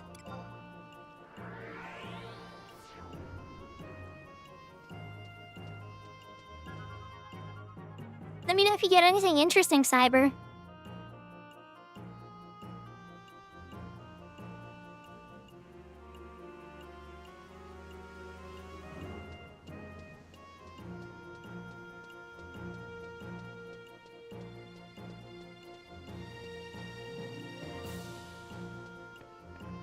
For a second there, I was like, did I get Signet? Yes, I did.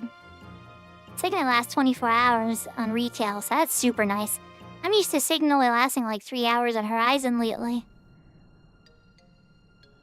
Oh, Snow Gelato is a really good mage food. Ice Maker is a Puppet Master attachment. Think? I might be wrong.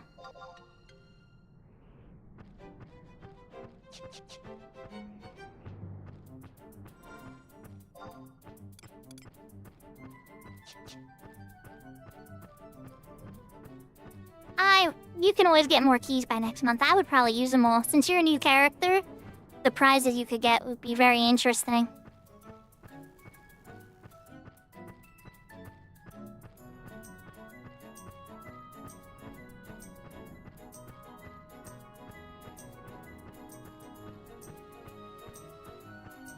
So what are you going to be eating today, Malakith? Is it going to be McDonald's? I tease. It could be McDonald's. I ate McDonald's yesterday. But you know what I've been doing lately? Walmart, around lunchtime, they have the hot plate out. And they've been having mashed potatoes, mac and cheese, and breaded chicken. So in this case, it was a leg and a breast. And then the mac and cheese hot for $4.50. And so my whole rule is if I can get a lunch for under $5, that's a good thing. So that, plus the coffee at work, I was good to go.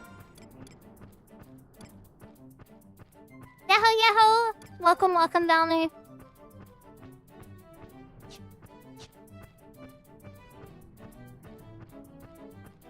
I cut through here. I think I can. You got a fish? A brass looch. I can't remember if that's valuable anymore. I think in the 75 year it was.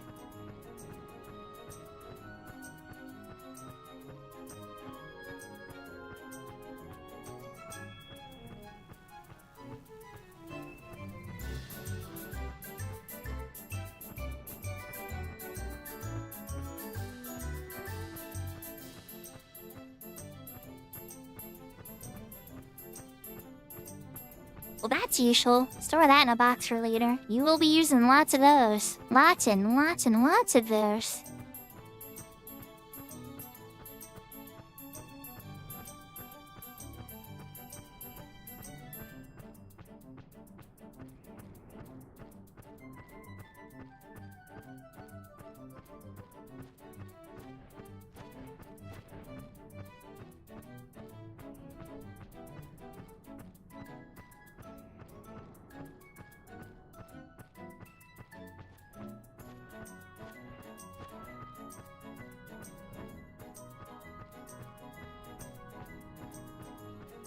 A rare meatball? At least it depends on the effects the food had, but it's not one of the most popular 10 or 15 foods I know of. It sounds usually the meat ones tend to raise attack somewhat.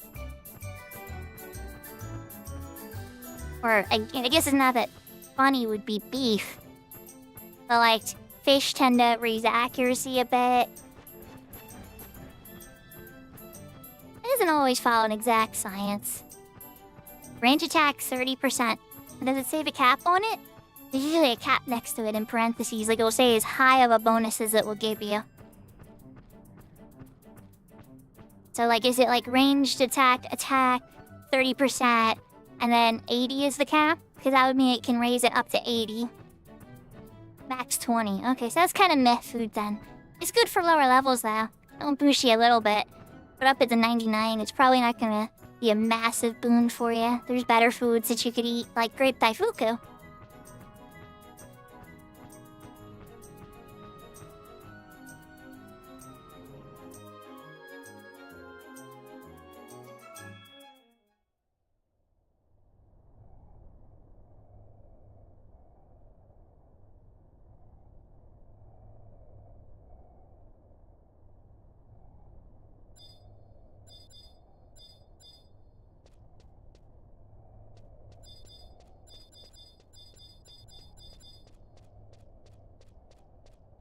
Bummer, but okay. I'll take it. I thought there was a book at the entrance here, but there's not.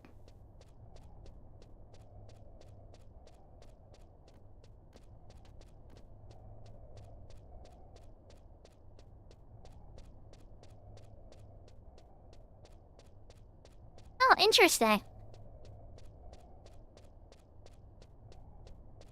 Is that how it breaks down?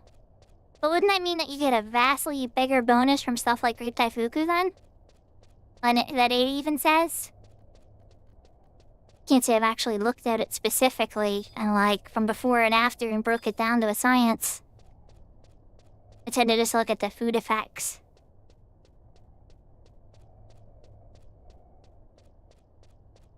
I'd probably just vendor that one, Cyber Immersion.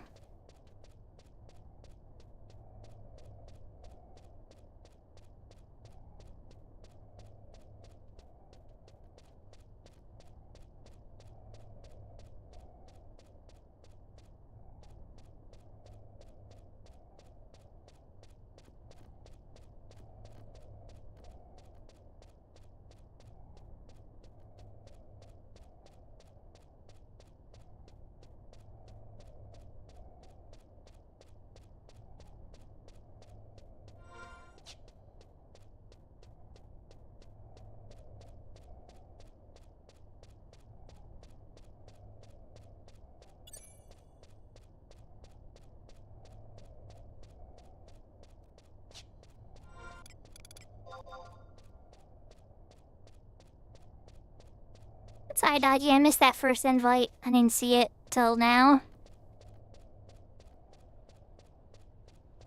Okay, go that way. Gotta go the long way.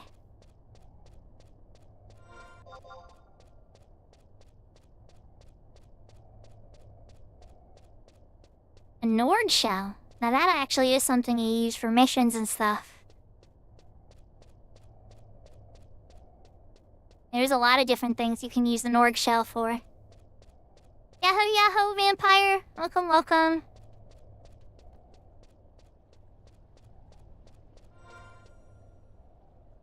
Wait, hold on. Did I just run back? I just totally did, didn't I? Wait, no, hold on. No, yeah, I totally did. I want to get to C, not... I gotta go the other way. I'm being a dummy.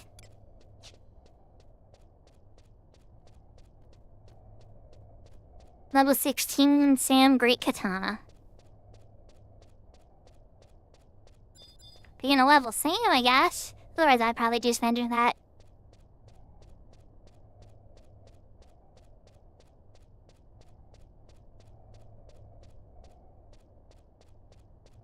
Yahoo, yahoo, Livy. Welcome, welcome.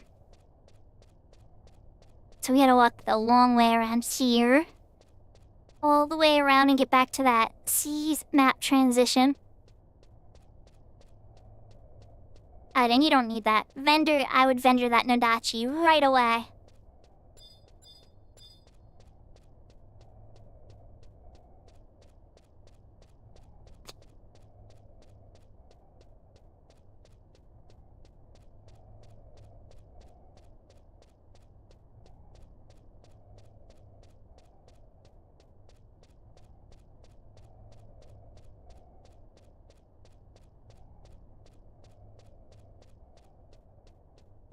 Wait till you get to try a mantra.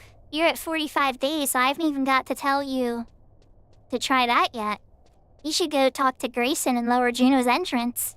It is Siren Cyber Immersion. That is the location where my main is. Oh, you're fine. You're just trying to share kindness and love and good vibes, Livy, and I love you for that. Oh, don't ever feel bad about that. That's what makes this game beautiful.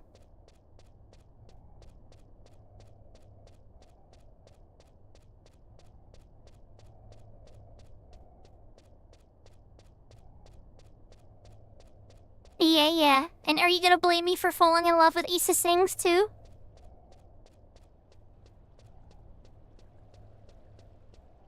I mean, she is very charming.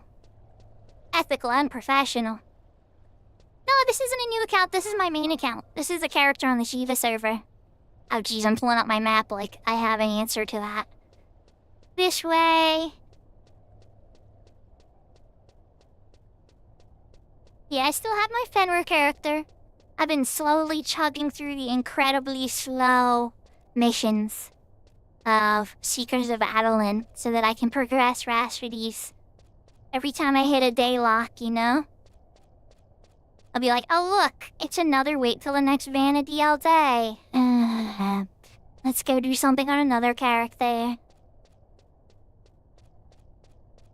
One thing about 11, I love it, but it is a monthly subscription model where they try to slow you down as much as possible. That's even considering the speed-ups offered in retail versus like Horizon.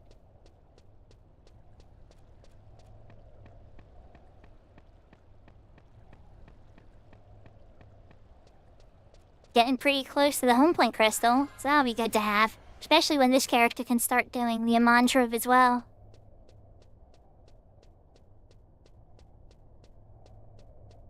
Right, I know, it's pretty horrible, isn't it? In effect, you can't warp places and everything. The biggest thing I would say is really cool about Horizon, though, is that the 1 to 75 experience is like the old school.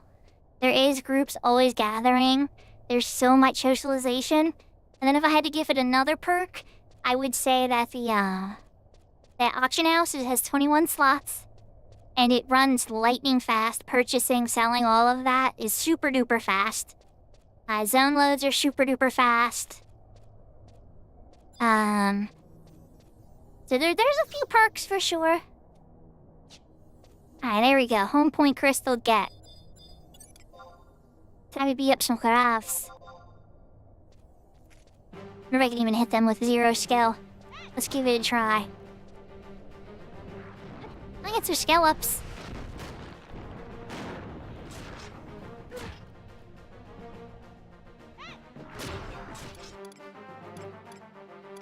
Let's cast, Vanish will probably do next to nothing. D2.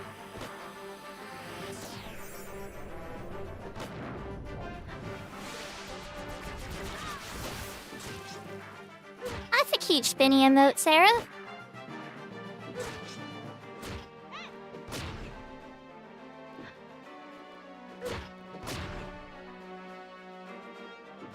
Aw, that's fair.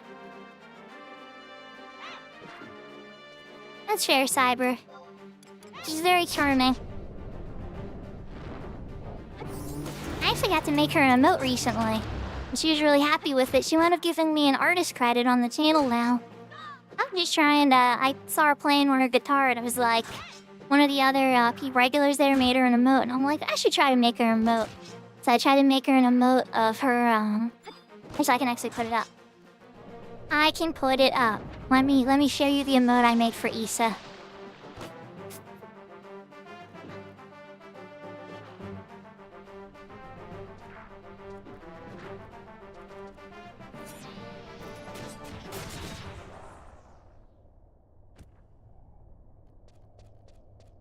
No such luck yet on the other two pieces we need. Oh, why thank you. Yeah, I think it's really good for her, you know? That's her guitar, that's the color of the guitar, her hairstyle, you know. I thought it was really good. It had a cute anime vibe.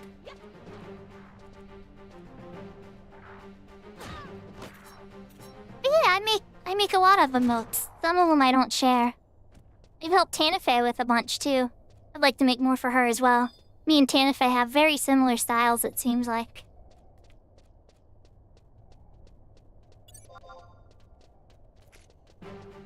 Why, thank you. Who knows, maybe even one day Vulnerable and Doji will let me make them one too. I think Doji's emotes are actually really good though, so he probably doesn't need any help. And Velner has my absolute favorite animated emote of all time. The cranked emote. I use that so much. Now I get to use it a ton, because Livy gave me gifts up for 3 months! Oh my gosh!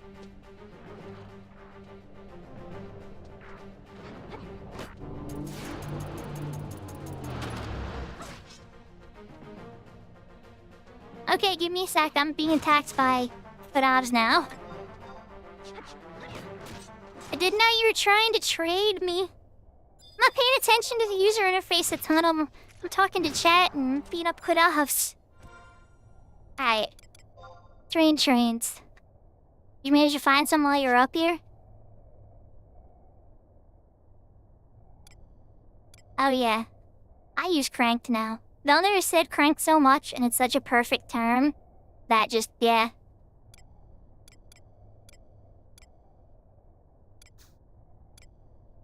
Oh, you did get them? Torso and Link. I think those are the two I was missing, right? It's not gonna let you put any of the other ones in. He does love XI. It's true.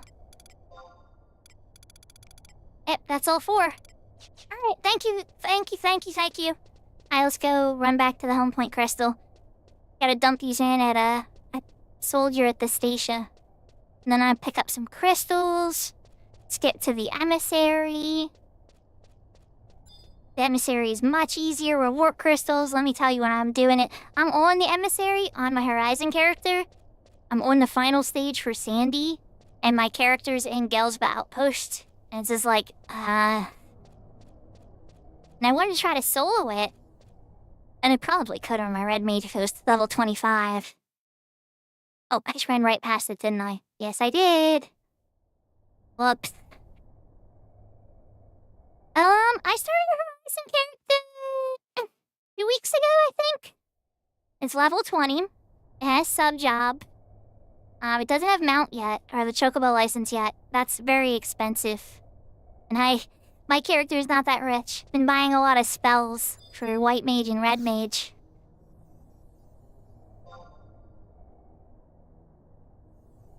Ah, okay.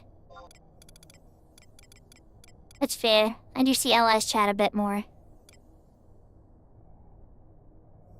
Oh, you have a Horizon character, Cyber? That's right, you do. I know Pimo, a couple people do. But yeah, definitely very broke pinned on that server for sure. Oh, not large, you know? Not Hello, Regina. I'm jumping the gun. I need to go to Bastak Mines because that's where there's an auction house and a soldier. Thank you for the hydrate, Sarah. Let me knock that out.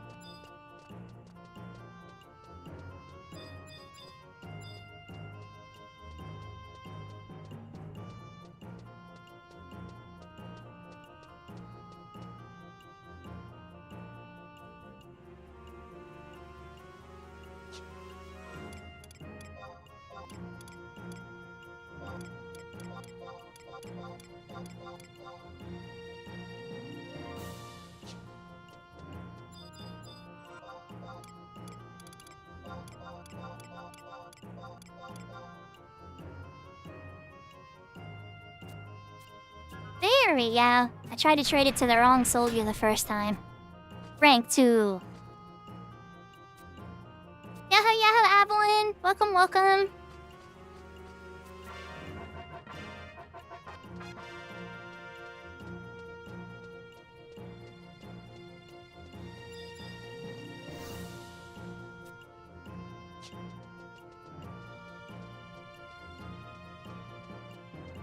That's what I was afraid of. No worries, let's go buy some crystals from the auction house real quick.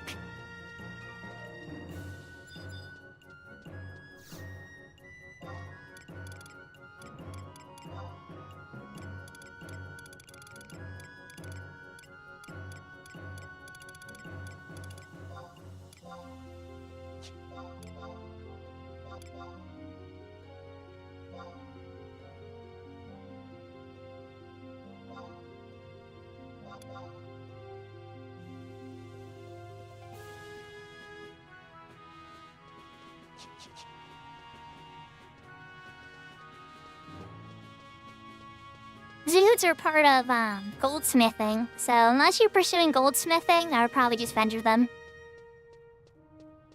There's one mission, I think, for a rune fencer, but it's later and it's easy enough to get when you're ready for it than leaving it sit in your inventory. Then again, I have a lot of Marie Kondo energy when it comes to hoarding items.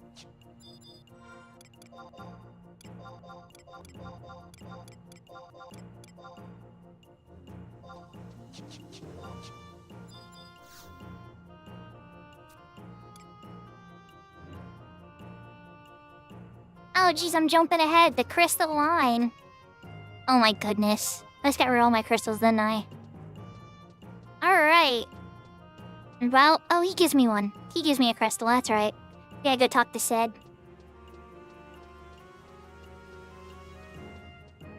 Your storages are packed? Yeah. That can happen once you start hoarding things too much. Yeah, you get to a point where you're like, am I gonna use this again? No, okay.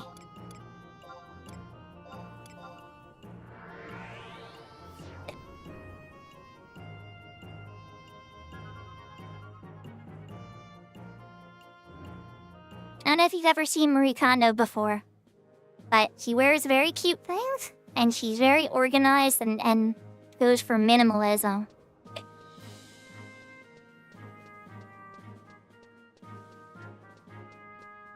Oh, is it dodgy? Oh my god, thank you for telling me.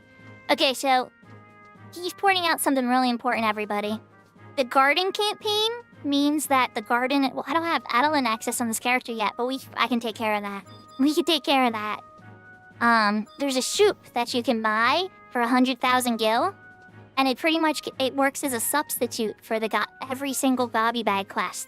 So you just buy the soup over and over and over again. Run back to the Gobby and be like, here's another soup.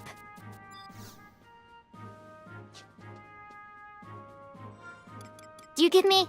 You're not gonna give me a crystal? You big meanie. I'll go buy one, but I thought you'd give me a free crystal. Yeah, and also, to top it off, Cyber, even more than that, all 3 beds are there, too. For upgrading your Mog Stave storage. The brass one, the mahogany one, and the noble one. So yeah, everybody, if you have the gil to do so, I highly suggest you max out your inventory this month.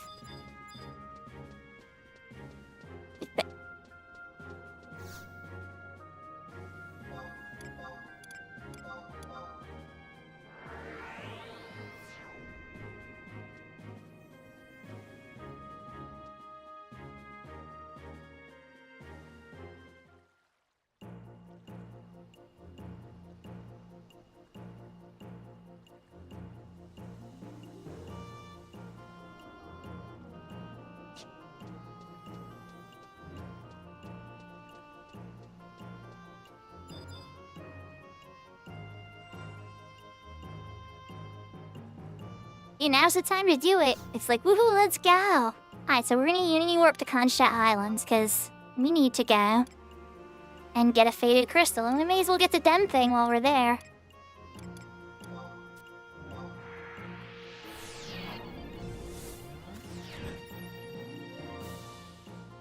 You can only buy one at a time, Cyber, so it's gonna be a pain in the butt. You gotta buy one, run over there, then run back to your garden. It's less of a pain in the butt than auction housing every single item and hoping they're available, and then when you're missing one or two, begging a crafter to craft it for you. So, it's better. Oh, there you go, D-Box. But yeah. As many as there is at the soup store. Oh, yeah, it was Sarah. I love it. That's as dad jokey as it gets. For dry humor. Yeah, oh, sending them to yourself, yeah, is what he means. Yeah, you can send infinite amounts that way. And then you would just run into your mog house in Lower Juneau, scoop one, run outside, and back and forth. Yeah, you can just send stuff to yourself. Oh god. Dodgy, we just taught him another way to mess up his inventory even worse. Now, Cyber, let me just warn you, I have a lot of friends that literally have like 30 or 40 items floating in that limbo. And I don't know how they manage it, but don't do that to yourself. You're gonna drive yourself crazy. Yeah, it does sound like he's already doomed a little bit.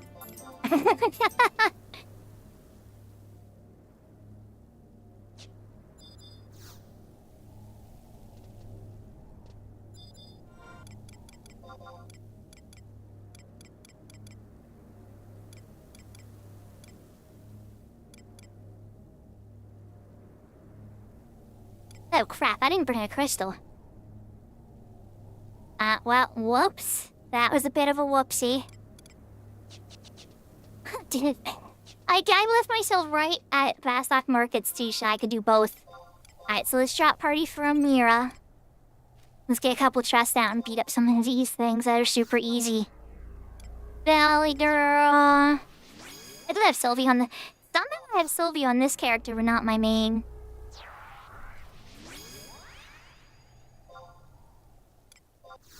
Yeah, it adds up. But it's still cheaper than a lot of, ways of going about it. A story records amendments? I don't know if I have any left. Let's check.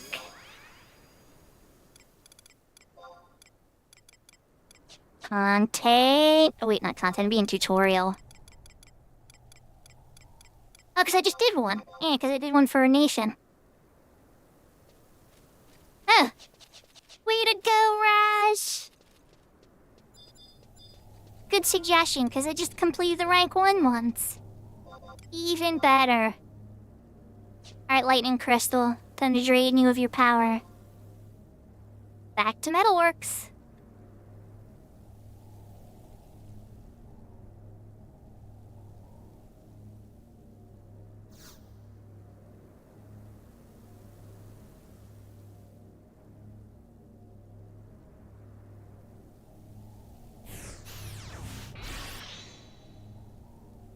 I can trade you 1,000,000 gil if you need Cyber, by the way.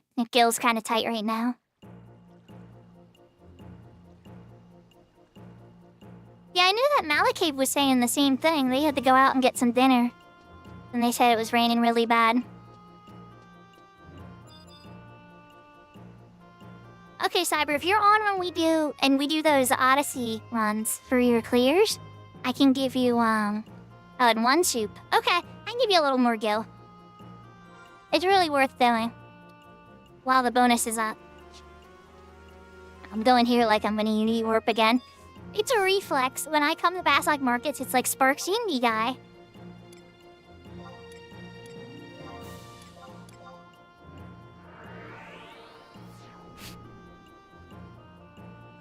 Yeah, when you go talk to the mod Google.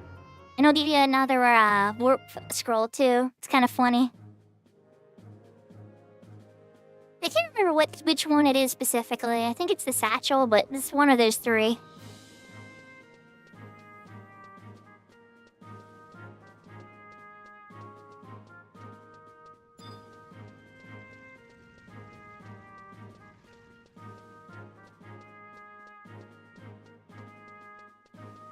You put down a bed as furniture. You want to start with the brass bed? And then when the vanity all day rotates, the Moogle's gonna give you a quest. It's the sack? Okay. I knew it was one of the three. Alright, Sid. Here's your faded crystal buddy.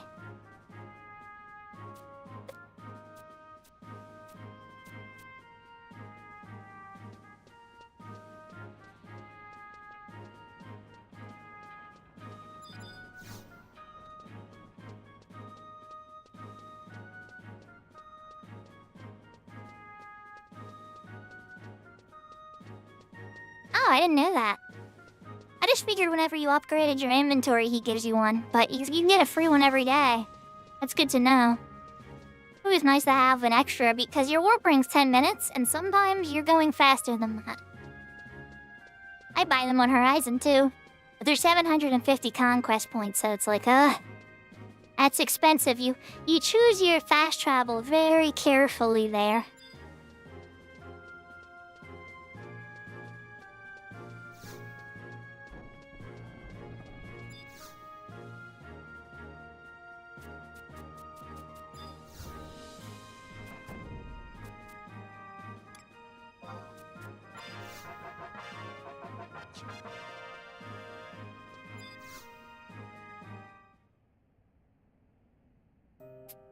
Had to unlock the Ayame Trust.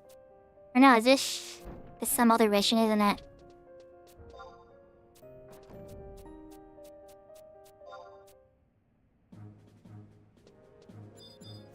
Okay, whoops. Whoops, I activated a quest. Once I'm rank 3, I think, she becomes a summonable trust. Now I'm gonna have to complete that quest to get her trust. Oh no. Who knows, maybe not.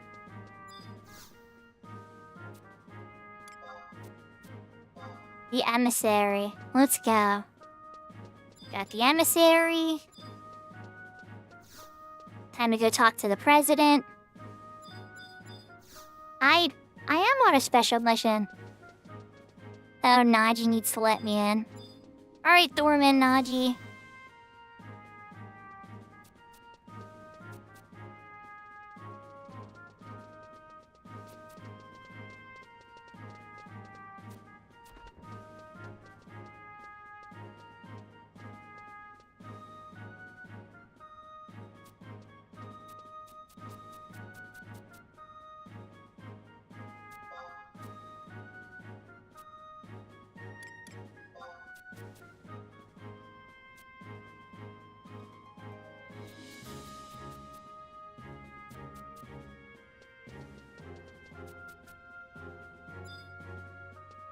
Now, one thing I have learned about this by watching the Horizon players, and Blessing, I don't know if Blessing's still paying attention or on, but Blessing made this suggestion, and I'm actually going to follow it on retail, because it's very good advice.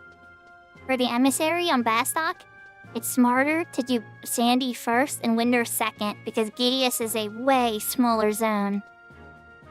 And so that's what we're going to do. And I don't know why I ran past what I needed to do, but yeah. I may have Horizon on the brain. It's like, oh, I can't warp with that crystal. Yahoo! Sparse you are! Thank you for the resub! Oh my gosh.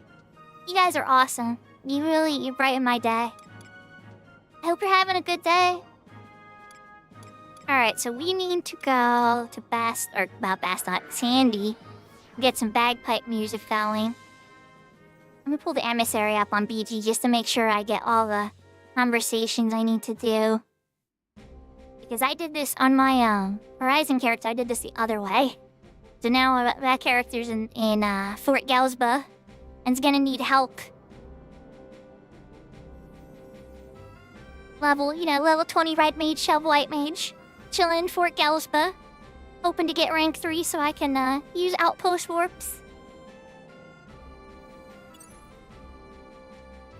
Alright, Council of Bastok in North Sandy. Yeah, that's kind of how Twitch goes. When I watch Seraphina Seraphina is usually when I'm at work. So I'm usually working and watching and listening to Seraphina.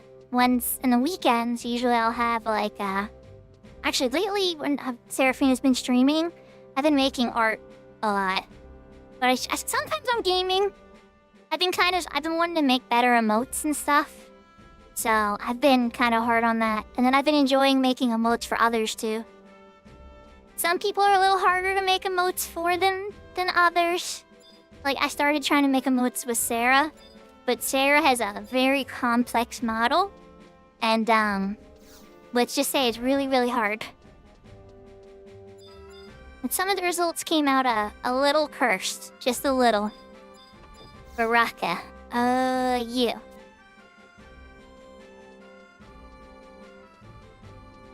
Hi, Lion.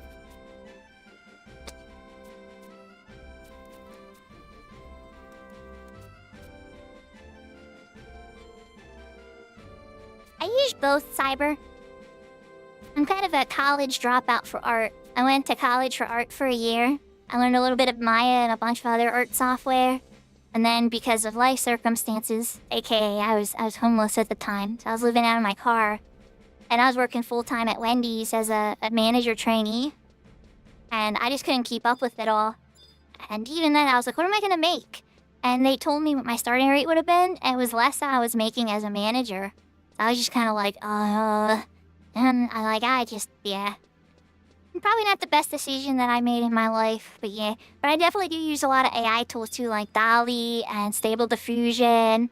Even art tools like Canva and Adobe and all that have a lot of AI tools in them too. It's a little bit more complex than just going to an AI and saying, hey, make this. I may not allowed to walk in yet. Oh, I still gotta talk to the back person.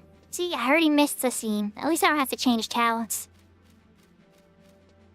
Grand Theft Auto RP. Aw, that's cool. I didn't even know there was an RP community in Grand Theft Auto. I'm guessing that it's kind of like a cops and robbers kind of thing, or gangsters and turf.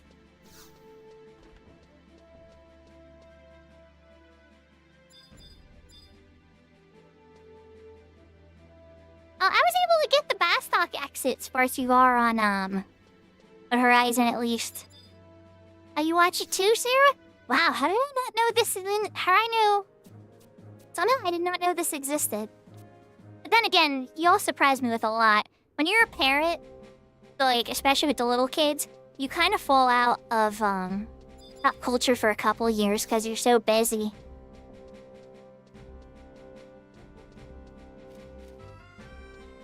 So there's like, I say there's a decade gap where I don't know, I call it the Skyrim age. Because I didn't really play much of Skyrim.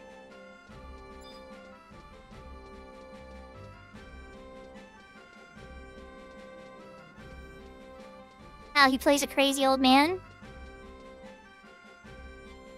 I probably didn't linger. Sometimes if it's like followers only chat or something, Sarah, that's like an immediate get out of there for me. If I hop on somebody's channel and it's like followers only chat, and it's like, wait, I can't even tell if I like you yet? I don't know if I'm ready to follow you yet. That's a lot of commitment, you know?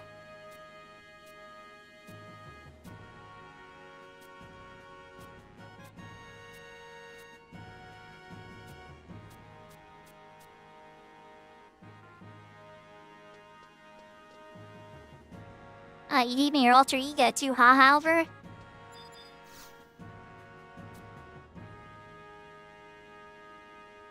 Alright, wait, hold up, before I run out of here, let me double check. Get the hot cipher. Uh-huh.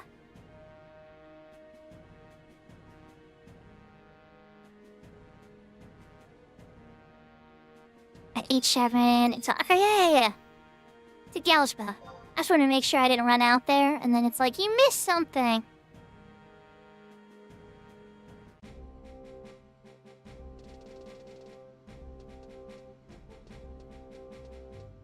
Oh, that's fair. You know, cyber immersion, sometimes I've had to turn safety mode on. Sometimes, like, people would put up, let's just say big phallic art in ASCII style.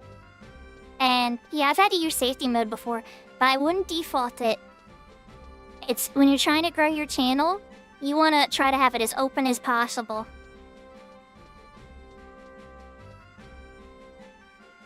But yeah, it's definitely, there's sometimes you want to turn on sub-only chat or follower-only chat, like things are getting a little too chaotic. People are being a little too toxic. I haven't had too much of that problem in this channel, to be honest, though. You all have been really, really great. I mean, most of the time, like, I was really worried about it when I started. I thought I was gonna get harassed and really nasty people all the time. But much to my surprise, it's not, that's the exception, it's not the norm.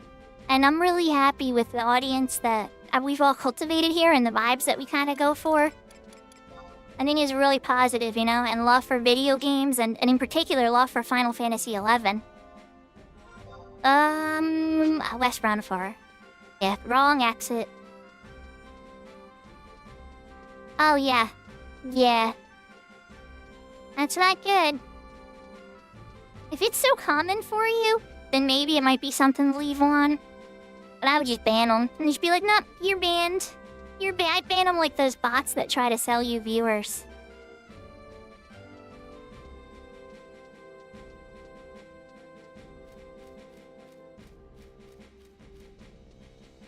Yeah, and then another thing is to keep in mind, Cyber, is that you also get to show who you are as a person, too, to your audience. Like, how you deal with people.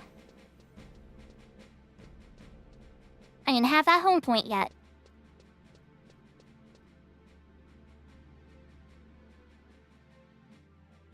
And yeah, once you get a mod, like, I have Seraphina.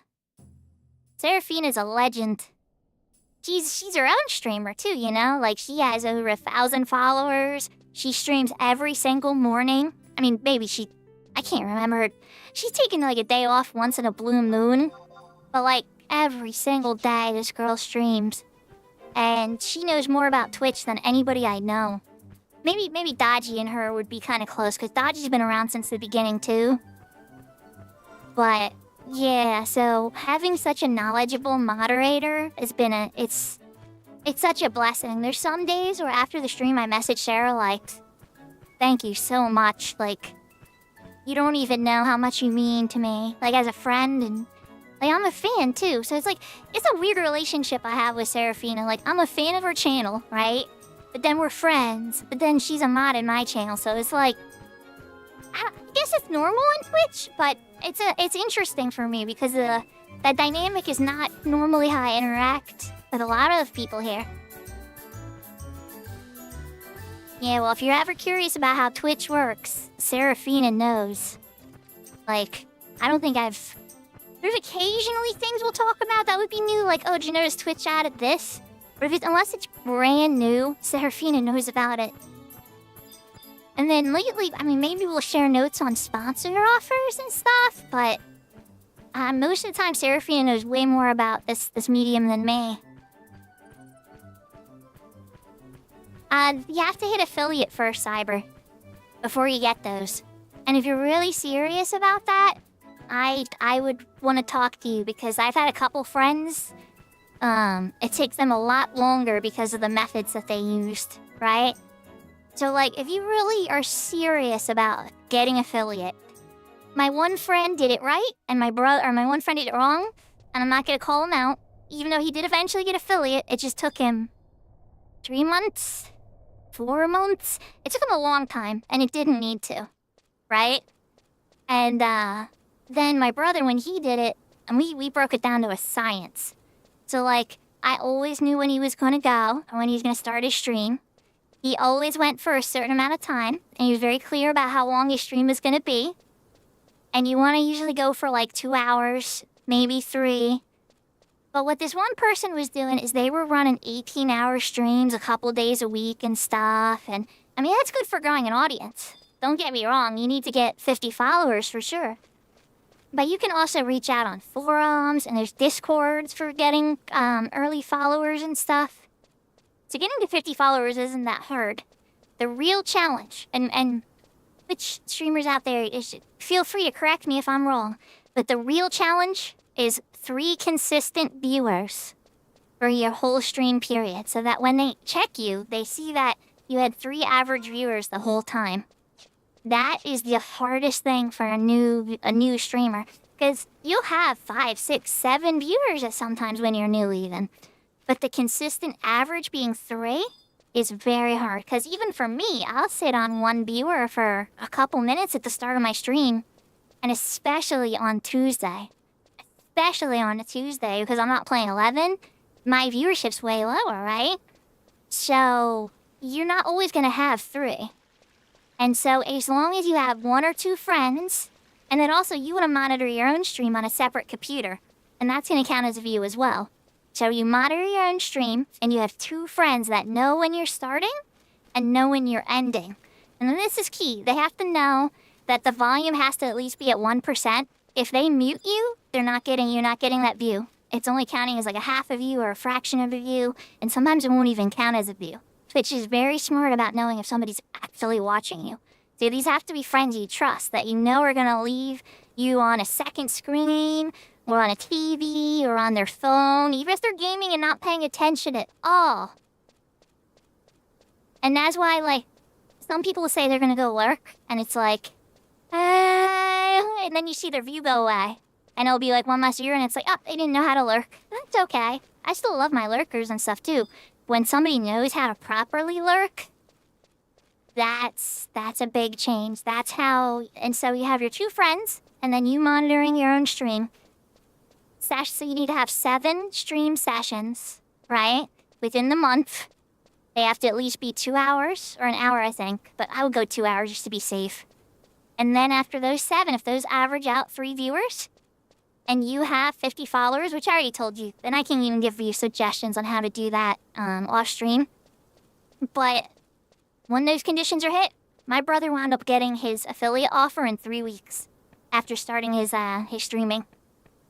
Now, granted, after that, he streamed like 4 times, and he hasn't streamed in like a month and a half. But I think, if I'm being real, I think he did it for the emotes. He wanted his own custom emotes. And now that he has his own custom emotes, I think he's happy.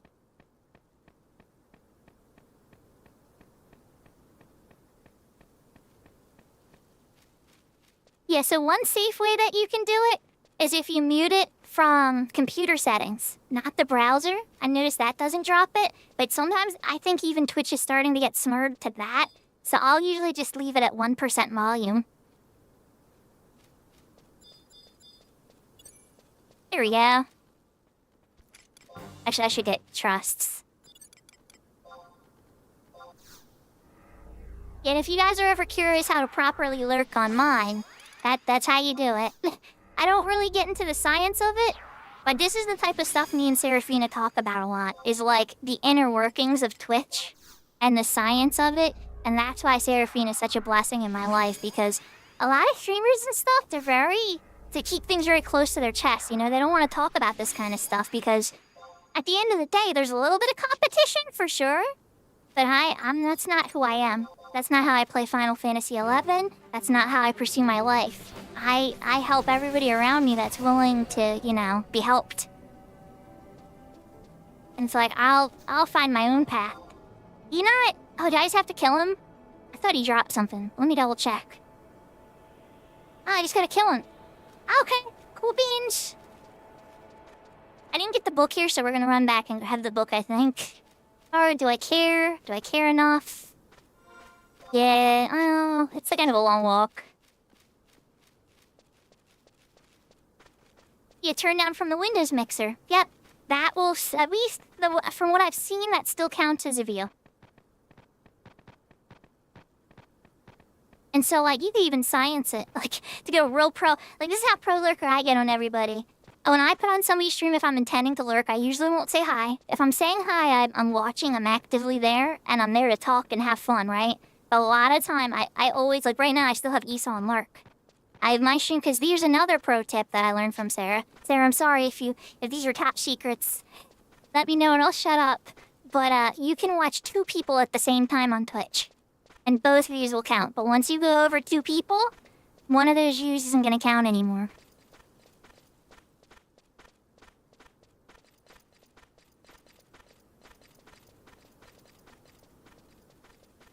So usually, like, when I go to bed, or, like, when I go to work, I'll pop on my computer and I'll put on a stream. Well, I'll put on one in the morning, because I intend to watch Sarah on my phone. But I'll put on somebody that I like if Kentucky's on or something, and then have a lurk on their channel. And then when Sarah gets on, I pop onto her stream. And then at night, before I go to bed, I'll see if there's 2 people I can lurk on before I lay down for the night, too. Well, Sarah's tested it with her friends, and she knows tons. I mean, she's over 1,000 followers. She has tons of people she knows. And she talked to them, too. And she's been on the platform for, what, Sarah, 5 years? Maybe, I could be wrong. I've only been following Sarah for like a year or 2.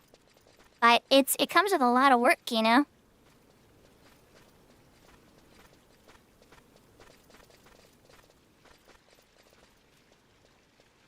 I forget when your stream anniversary comes up.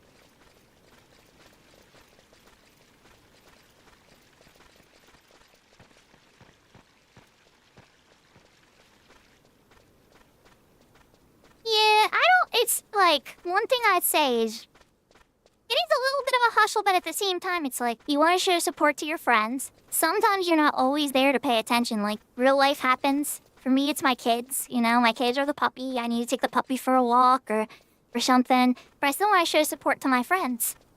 You have 71 months as affiliate. Okay. But does it tell you before that? Or do you probably remember how long it took you to get affiliate, too?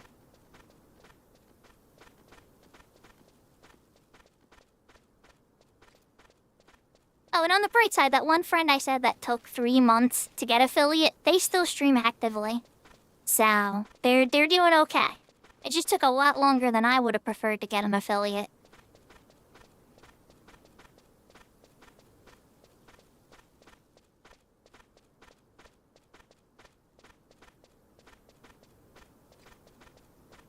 You were already affiliate before you started actually stream? How is that possible, Sarah? Okay, now I'm starting to think you might have inside secrets. I is confused. I passed the book. I think I totally passed the book. Oh, I don't know. Oh, okay. Is there not a book in here? Am I like dumb? Oh, it's Fort Gelsba has it, that's right. This zone doesn't have one, Fort Gelsba does. Let's just walk back to Sandy at this point. Oh yeah, that's a conversation to be had, Cyber. You want to get into the real pro talk. Oh my goodness. That's a conversation. So everybody I know, when they get affiliate, Twitch will suggest to you, oh, well, we'll pay you double if you follow our suggested ad schedule. Just click this little easy button, and we'll just make sure that those commercials are fit in, and we'll pay you double for it, right? And the problem is that means 5 minutes of ads every hour, which doesn't sound like much. You're like, oh, it's only 20% of the time. Or 20% of the time, I know how to count, right? 5% of the time. Or no, actually, I'm not gonna do the math right now. But it doesn't seem like much, but for your viewers, and when you're trying to build an audience and have people stick around, it's harassment. Oh my gosh. I mean, unless you're using like an ad blocker, in which case it defeats the purpose. And so what I do, I follow Sarah's suggestion. I only have the pre-roll ads. I turned it off completely. I allowed banner ads because those don't seem that bad. Those just pop up on the side occasionally. And I honestly like to see on other people's channels what they pop up on for me. Sometimes it'll be like cute dolls, and then other times it's like depression medication, or like insurance. Like it's the most random stuff. Yeah, you need to set it really low. I would say even turn it off and just leave the pre-rolls on, because people won't be able to see you. They're gonna pop on, and then the first pre-roll ad will hit, or the first actual ad break of like 3 or so minutes of ads. And then they're gone. They're gonna go find another person to watch. We're actually gonna take the South Sandy City intro. Oh, maybe I'm thinking it's a longer walk than I think. So this is where, yeah, what Dodgy said is true. Like, Sarah, if I actually revealed my revenue stream and I pulled my revenue thing over, would I get banned by Twitch? Is that like trade secret stuff? I'm actually kind of curious. Because I can prove to you guys right now that I made $1 is like $2 or $3 tops on ads. I don't even think it's $3. Like you get absolutely nothing from ads. Like just ignore them unless you're like thousands of people are watching you. I don't think you're gonna see much of anything from ads. You can share your revenue? Okay, give me a sec.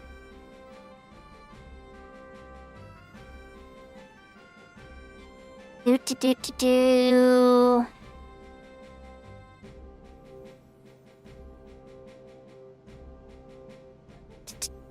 Swear. Here's how often I look at it. Okay, here we go.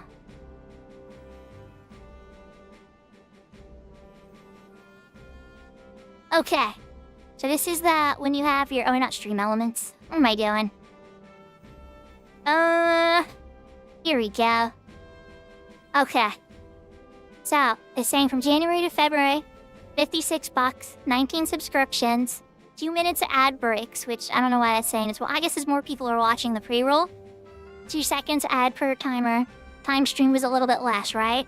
And then here's the chart. Like this thing here, when was this? This is probably when Ginger gifted me for my birthday. Ginger Dory gifted a bunch. Yeah, gifted subs, $24. Ads, 24 cents. Turbo, 41 cents. Cheering, $1. Experiment, $1. I don't even know what experiment is. Maybe that's the side corner thing, right? And so let's look over here. Ads, 46 cents. Turbo, 30 cents. So 70-something cents, right? So if we scroll down, here you can actually see the totals. Ads, $3.03. Last period, $3.86. Right? Turbo, $1, $2.95. Okay, so apparently somebody's been watching me a lot on Turbo. That's new. I'm not used to seeing much of anything from Turbo. And it's not the end of the world. And I still don't know what the heck experiment is. I'll have to figure that out later. But does this give you an idea that, like, I wouldn't look to ads to be what's gonna save you or make you be able to quit your day job? I get the most from subs, yeah. And a lot of times before that, I used to get a lot from bits. Because when you only stream part-time, people may not be willing to give you a full sub because you may not stream as much as, like, Serafina does. But if you're part-time, people still want to show support, and a good way to do that's bits. Yeah, PayPal donos. And then also, as you start to average out over 5 viewers, you'll start to get pretty decent sponsorship offers.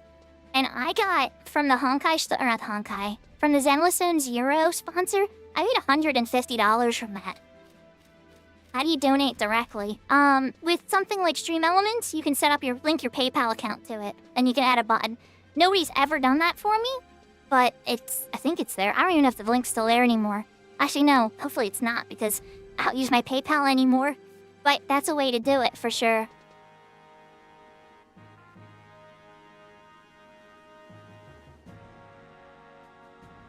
Alright.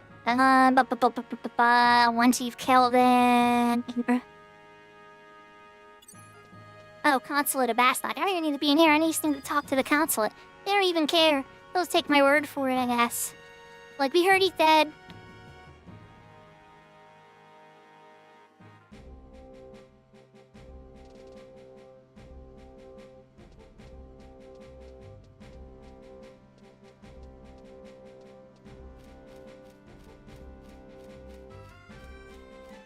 You to think about finding food, or you're actually gonna find food?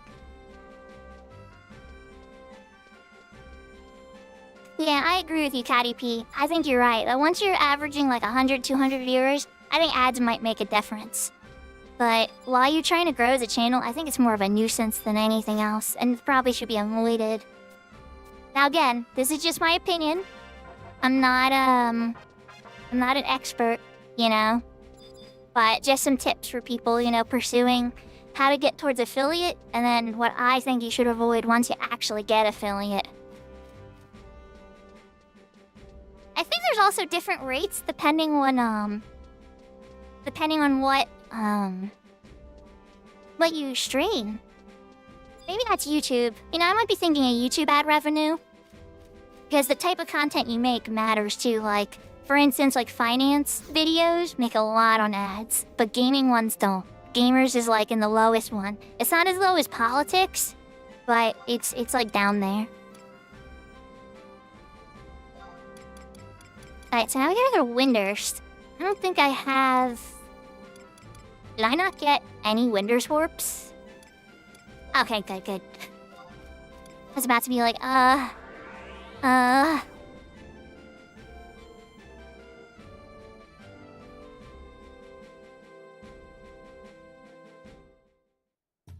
sorry for all my regular viewers, though we were getting into the nuts and bolts of everything.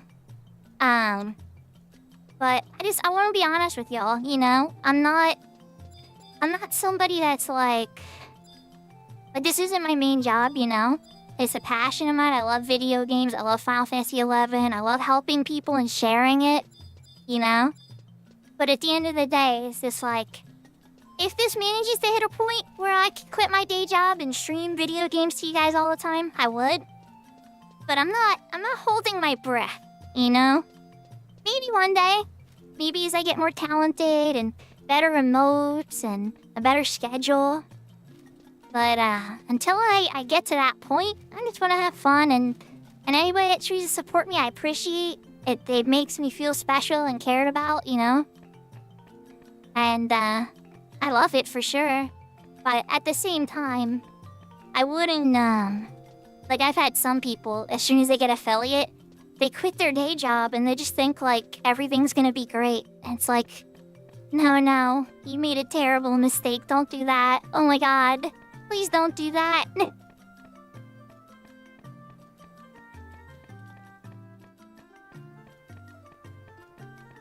actually a really good idea, Catty P.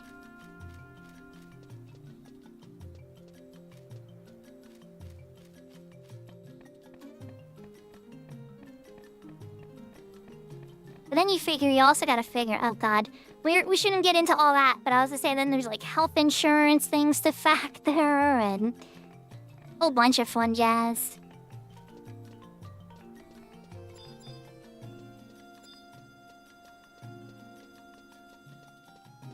So we gotta head to Port Windhurst.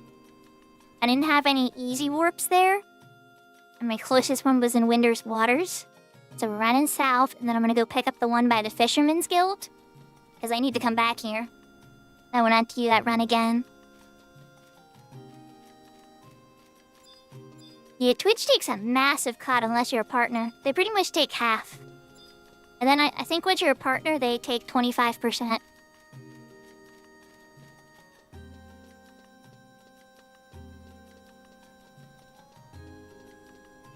That sounds like a pretty good average, to be honest.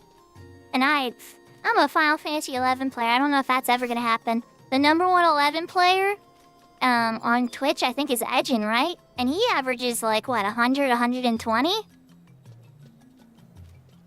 But he might have very generous people donating to him to make up for that difference.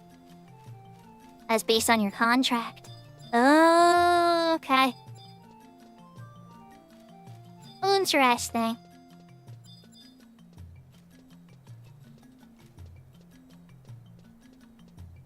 I watch a lot of different people. I don't know how many people I watch that are at a partner level, though.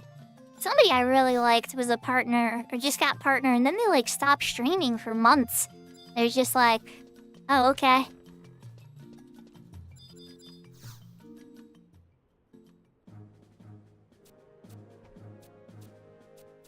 Ah, plus points. Ah.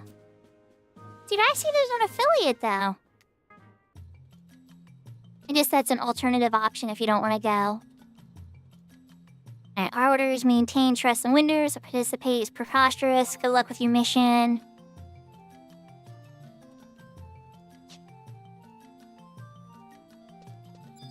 I gotta go to Heaven's Tower, okay.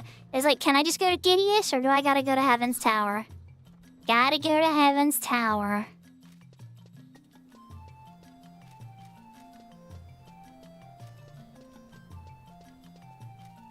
Oh, that's pretty cool. But again, what y'all saw from my ad revenue, Caddy P's numbers are probably pretty accurate.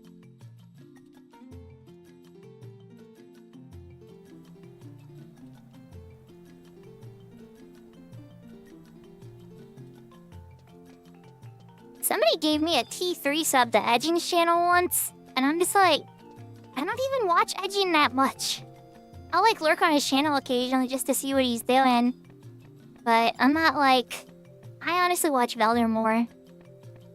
I think, I don't know, I kinda relate to Velner a bit on that. Or Dodgy when Dodgy's playing 11. So Dodgy was streaming, a lot of the new... Not the new Link game. Link's Awakening remake for a little while there. But yeah, there's like a lot of good 11 streamers that I watch. And not 11, like I like Issa. Issa Sings is great. Or Serafina.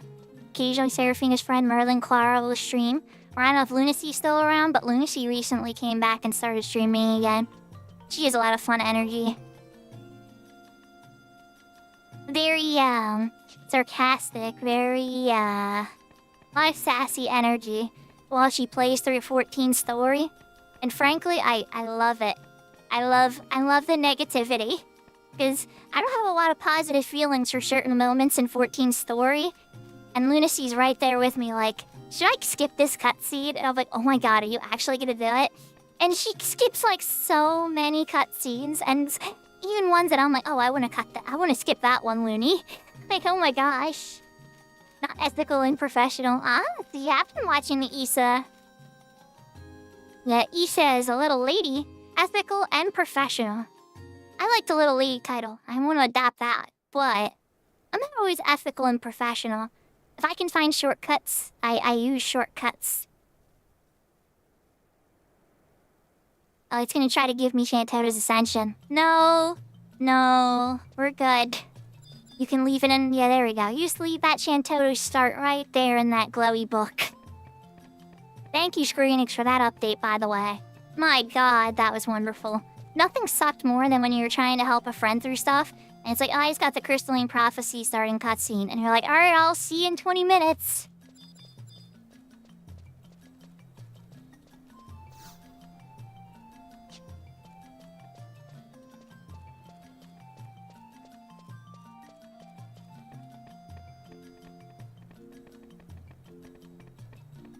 Isha doesn't let you leave my channel if you click it? Or her channel? Oh, yeah. I see what you mean. He's a treat. He's a treat. He started early today, too, so I actually got to catch some of her stream. Usually on Thursdays, I have to miss it.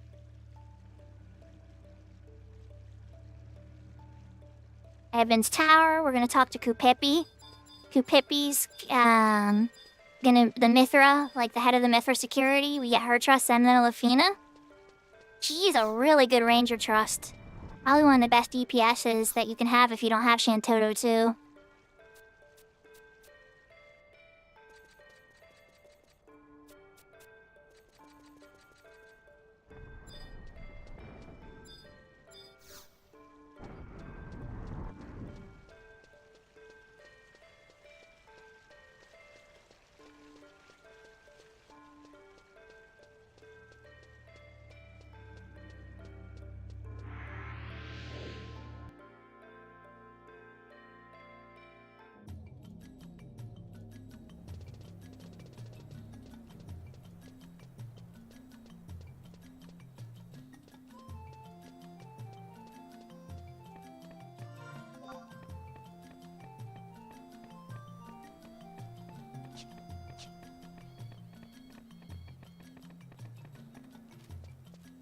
So we'll run back to Winder's Waters.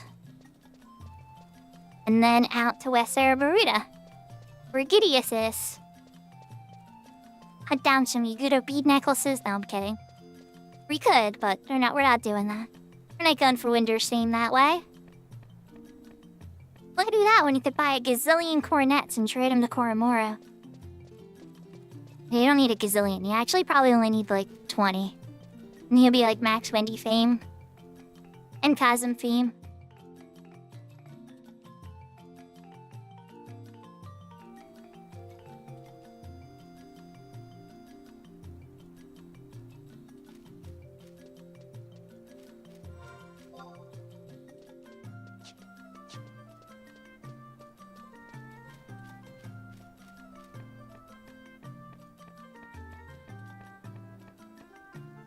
Yep, exactly.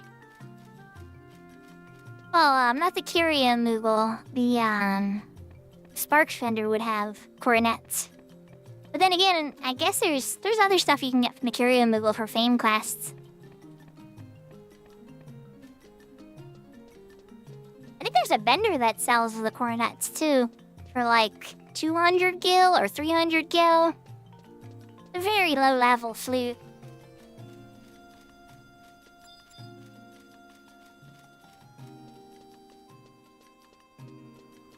Got a Valentine's Elvon, hoping to get a date. Just chilling there, like, hey, somebody pay attention to me. Sorry, buddy, I'm too busy being an adventurer right now.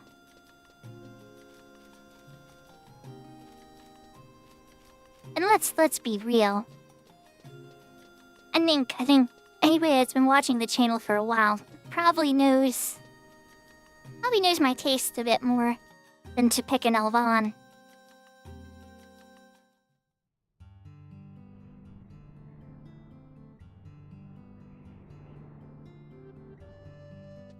Not that I hate Elvon, because I don't hate Elvon.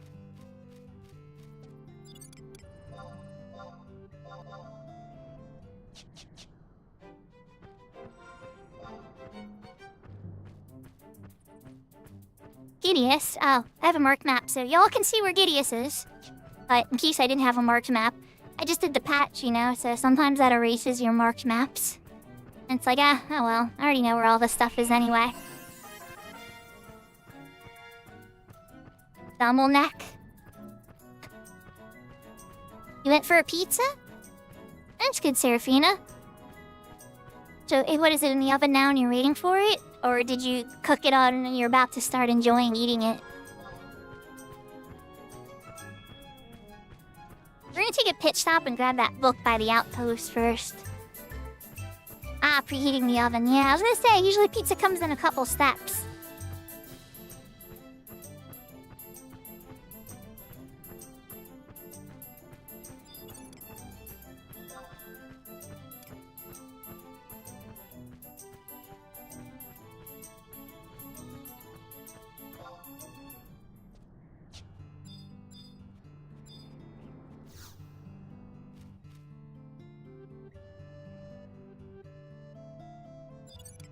That is one way to do it.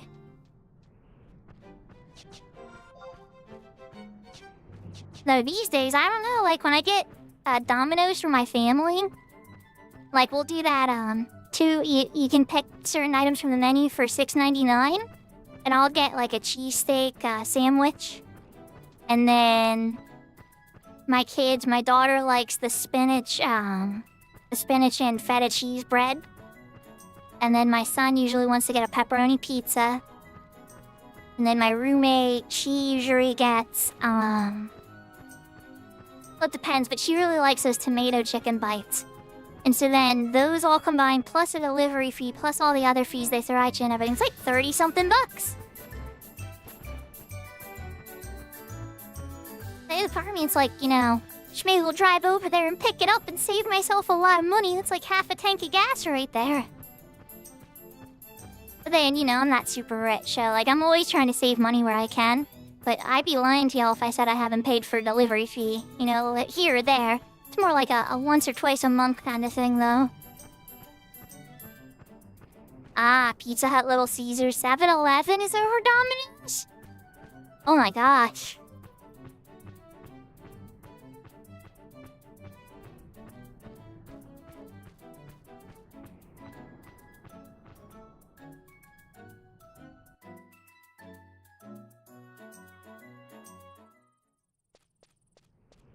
Only their garlic sauce gets in the top tier.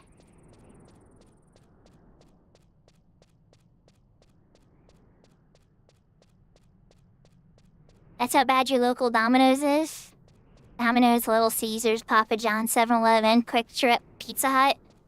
See, we used to have a Pizza Hut near us, and it was good, actually. I actually really liked the Pizza Hut, but it went out of business now. So I don't have a Pizza Hut near me that I can order from.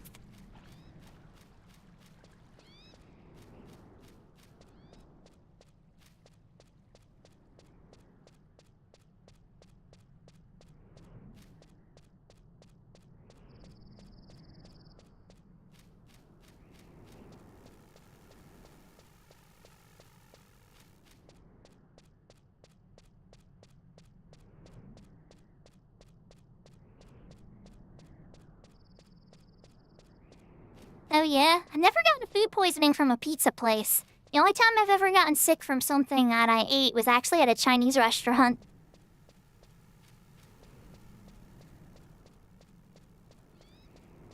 Well, outside of food at home, in which case, that's a separate conversation.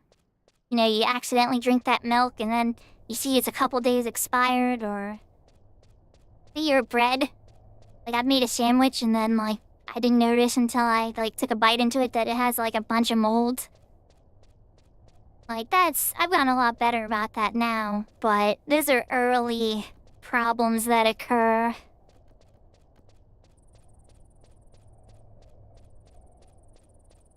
Yeah, the Little Caesars near me, though. Actually pretty good. I might have to give them a chance again.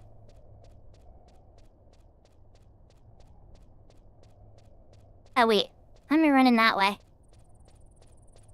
I am dumb sometimes. I was going down there with my character on Horizon, and I wound up going from 19 to 20 down there. Wound up getting 3 Asper knives. You only needed 1 Asper knife for that stage. But I really wanted the Asper knife because it's free. It drops every time from the NM. So my Horizon character now has 3 Asper knives. You can't trade them, they're EX. And this is how you can hold more than 1. But they're great little knives.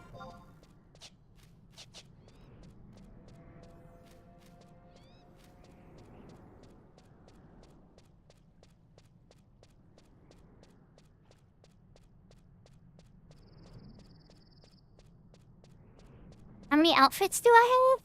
That's a great question. Oh, nice. So my regular dress that you'll see in a lot of my older videos has 4 color variations. So there's 4 there. Then I have what I call my green dress with a cardigan.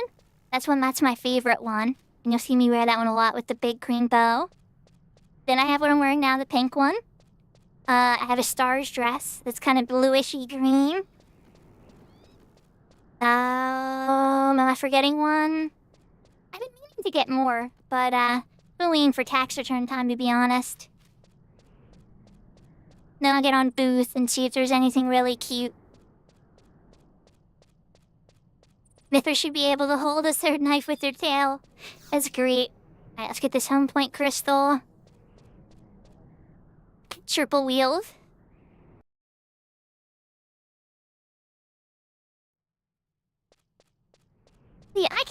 See, so here's the thing, though, right? I actually have way more outfits than that. Like, I probably have like 100 outfits that my avatar could wear. But here's the problem, right? The animations, like me holding my controller, my wave, all the different animations I have to program them with my outfit. Otherwise, my outfit will stay stationary and then my body will move. And so you actually have to make sure that everything interacts. And so every time I get a new outfit, I try to get some help from an artist friend of mine to help make sure it's rigged properly. And then they go on Blender and they help out with that. I know there's some of that for sure, but they're way better at it.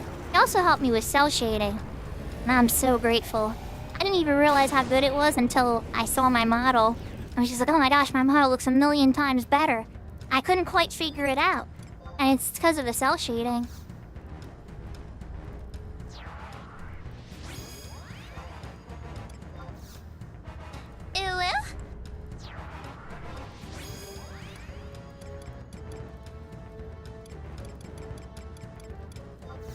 Oh well. You know, honestly, Valley Girl is probably just gonna slap these once and they're gonna die, because it's like a level 25 fight. This dragon's like level 25. I don't think it's gonna go very well for them.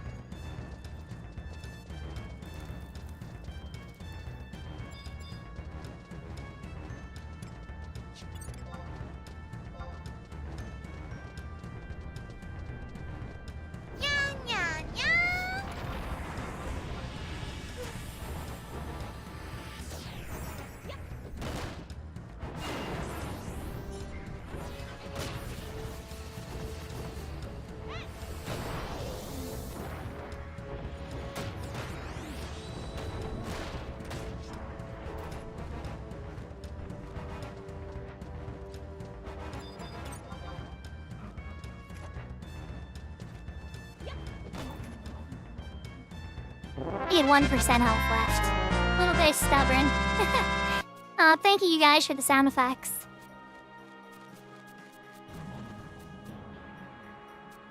Well, But the Shadow Lord's gonna return. Me, Princess.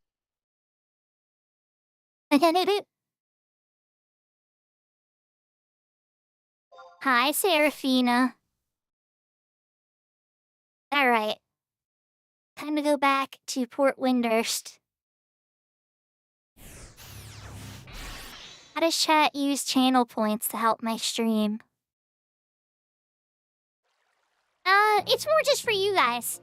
Channel points are more for you guys. As a way to engage. It also, I guess it signals to me how much somebody's actually watching.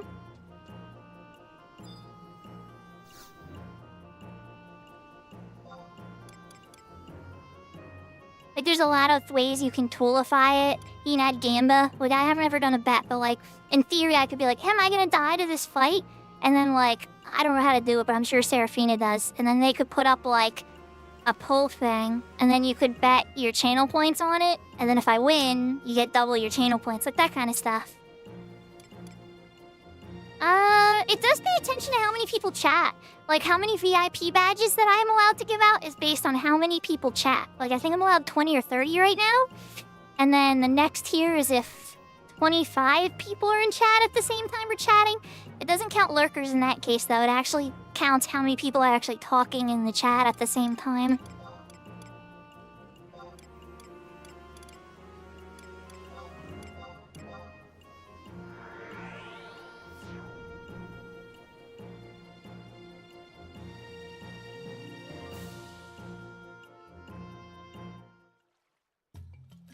Well, redeem does count as chatting in the channel. So in that aspect, I guess it does help a little bit.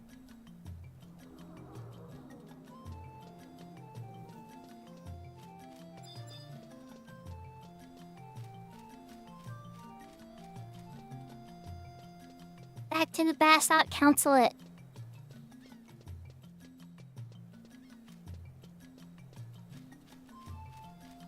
That's really cool, Sarah. What's the most I've ever had? I think the most I've ever had watching me at one time was 50. But it didn't last very long.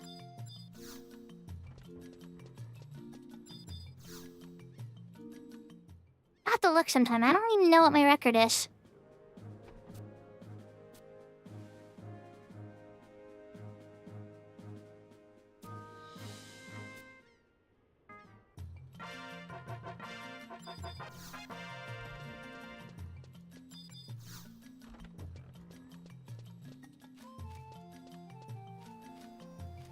Back to the Fishing Guild home point crystal, and we need to go to the metalworks.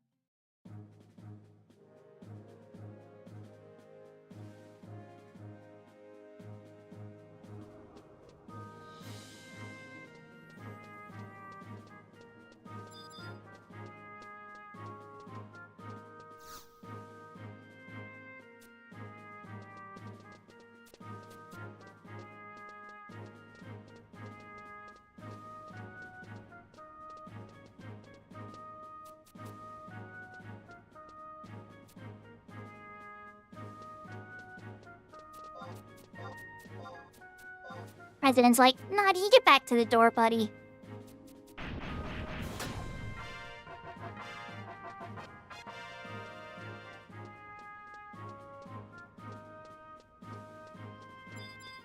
I can start the next mission. Not that I intend to do it right now, but let's just set it so I remember what I'm on.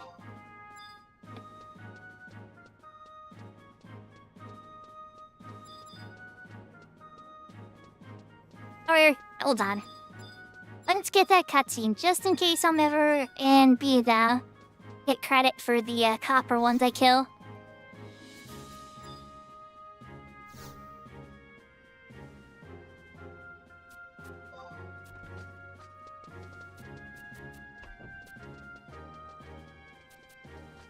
Cornelia, I miss you. I wish you were a trust again. Please come back to us. Why does Square Enix take you away? You're such a good trust. You never take damage, and you give me a whole set of bark buffs. I mean, they're technically geomancy buffs, but who's counting?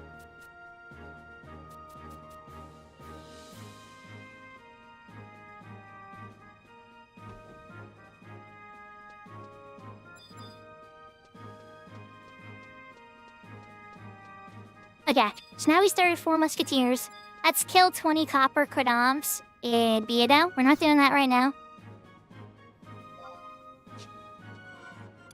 Actually, before we progress, I think I gotta go to Nork, I'm pretty sure. But let's look. The path untraveled.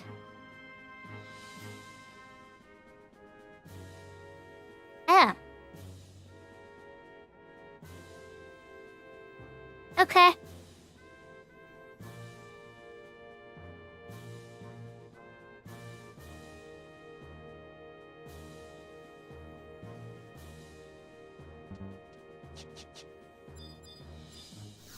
Oh, Arcelia. Oh, your waifu. Your favorite waifu. Alright, so we want to take... I don't have... Actually, you know what? Let's fix that right now. Never mind, we're going to Lurgina first. I'm going to spend some of that money that Dodgy gave me. On things that are important to have, for sure.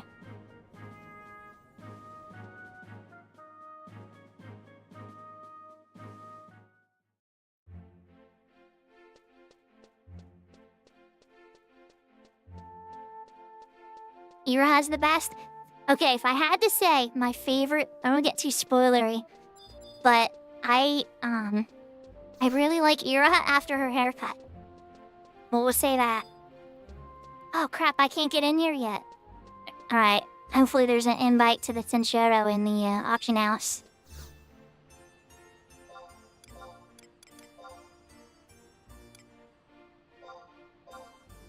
Oh yes, there is. Yay!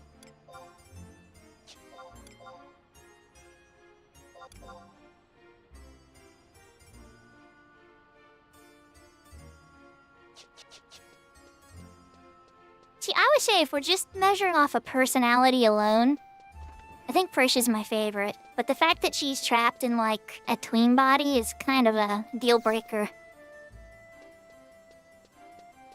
Oh, I had to trade the Tenshiro pass to her.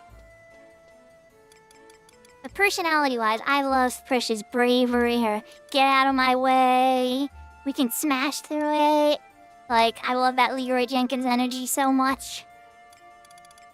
The scene with Primacia and her is just, oh my god, it's amazing. I know it's not for everybody, like, I think Sarah, like, Adeline best for the story. But Chains is so good. I love Chains. Maybe it's because I played it back in the day and I had friends who, I don't know, maybe a lot of nostalgia goggles there. But yeah, I really like the story of Chains.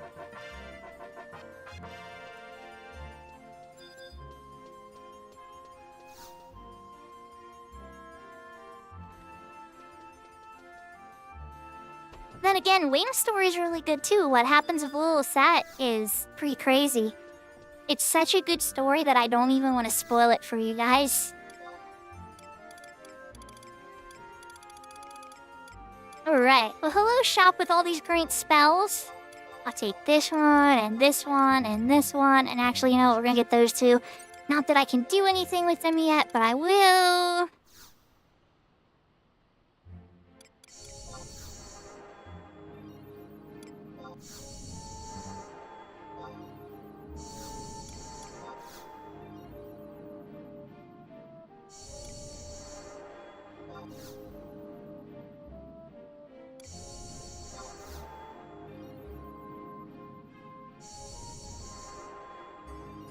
Adeline and Ziller? Ziller has some amazing music. I'll say that much.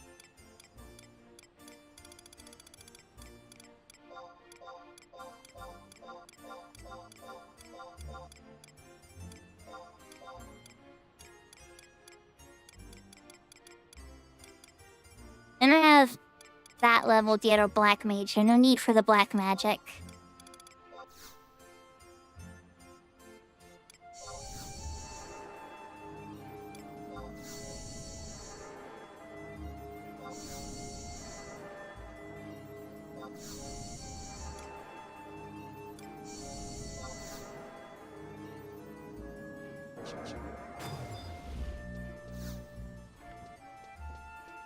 And there's one more magic shop I want to visit in Juno before I teleport to them, which I can do now. I'm the outpost warp there.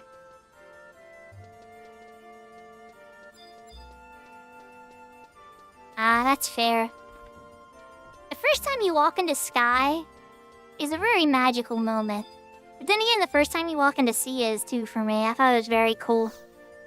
I can put this back on the auction house. I'm done with you, Tenshoto invite. Thank you. It was great. I'm a member of this Tenshoto now. Back to the auction house you go. Oh, I should have set the records of eminence for selling something. But never mind. Can't do a mod intro of one's character yet anyway. I'm overthinking things. Yeah, sea is really cool. It's kind of annoying. The palace can be very confusing.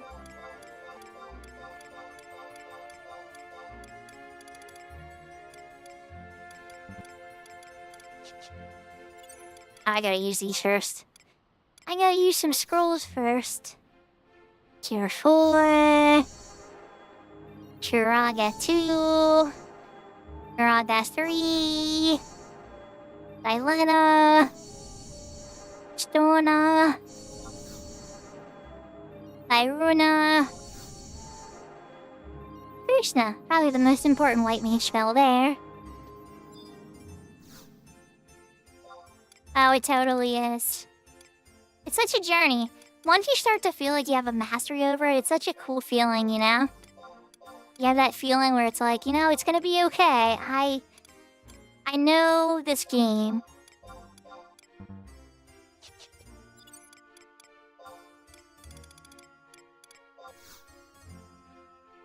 Oh geez, I just need to buy these from Juno on Horizon. I forgot that the bar spells are for sale here.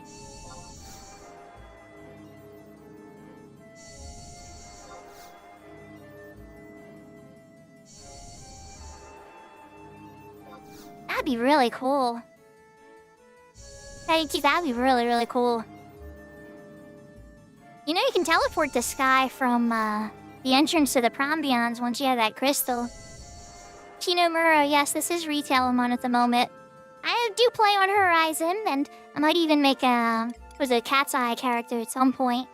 This character that I'm using right now is on the Shiva retail server. I think you're a first-time chatter. I'm gonna check. Yes, you are. Nothing.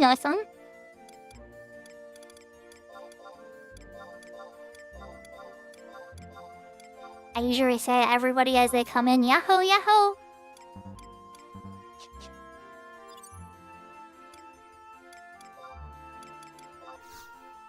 Yeah, I know a lot about the game, so...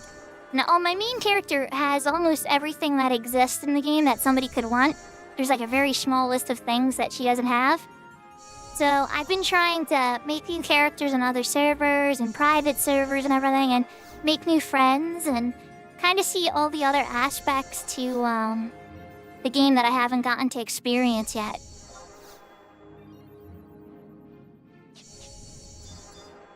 Because there's lots of people enjoying this game in many different ways, and I've only enjoyed it through Siren my whole life. So I'm trying to spread my wings a little bit more.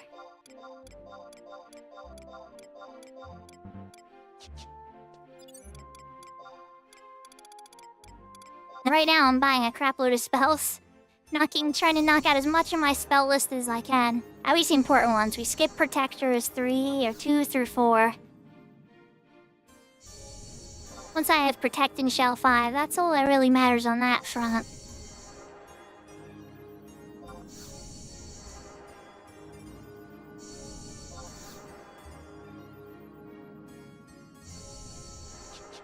Yeah, me too. Well, I wouldn't say I grew up. Was I 17 when it came out? I think I was 17 when it came out. I might have been 16. But yeah, I love this game so much.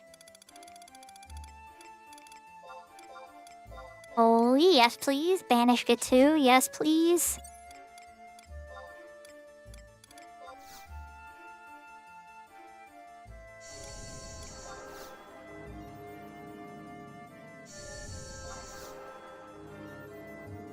So what server do you play on, Shinomura? If you don't mind me asking. Yeah, I'm older, Cyber.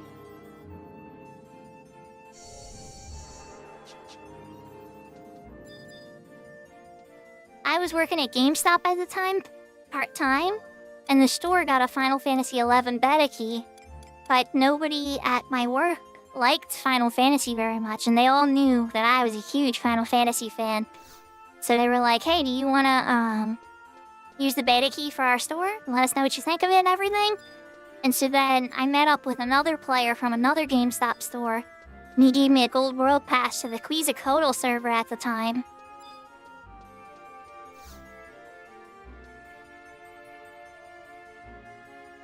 Oh my god. Good job, Doji. Nice. See, good things do happen sometimes in this game. Just almost never when it comes to loot drop rates, that's all. And it does eventually happen. I did eventually get that Osash one day. It just took a really long time. A double drop on OU is rare. Did you have a treasure hunter person there? Yes, I did get discounts, and I could borrow games for 3 days. You didn't get discounts on the games, though. You got discounts on, like, the merch, like the guidebooks and the toys and stuff.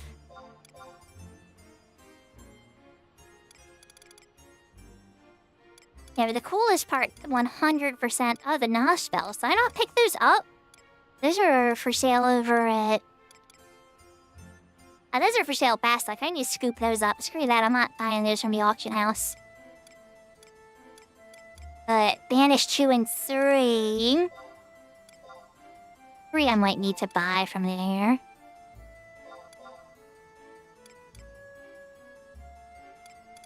Okay, Sarah. Have fun with your anime time.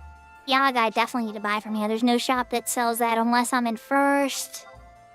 Not doing nation changes right now. Blink Stone Skin's good. Let's skip that. It's another one that depends on the rank of the nations and the nations you're on. Aquavale on retail's actually good. Definitely want to buy that. Terrorize and Silence, I have to buy those drop from monsters. There's nothing that sells those. Now, like, see how slow this is going on retail, right? If you're a Horizon player, the auction house is instantaneous. So I'm actually, like, kind of going that speed. And retail's like, I can't keep up with this, what are you doing? No flows are for sale, though. I'll have to farm them out at some point. Oh. Is my inventory full? Or maybe I already have one in my inventory. Only one way to find out, right?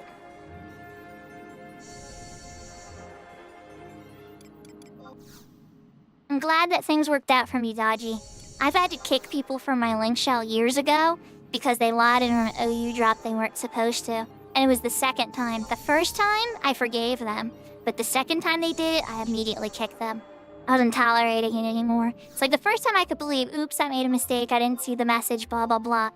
But this guy was always making mistakes, always missing messages. I was just like, you know what? You're done. Good luck.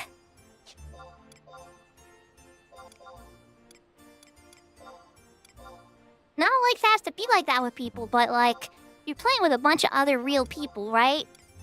So it's like, if you're gonna be that disrespectful to everybody's time... Yeah, I'm sorry, you gotta go.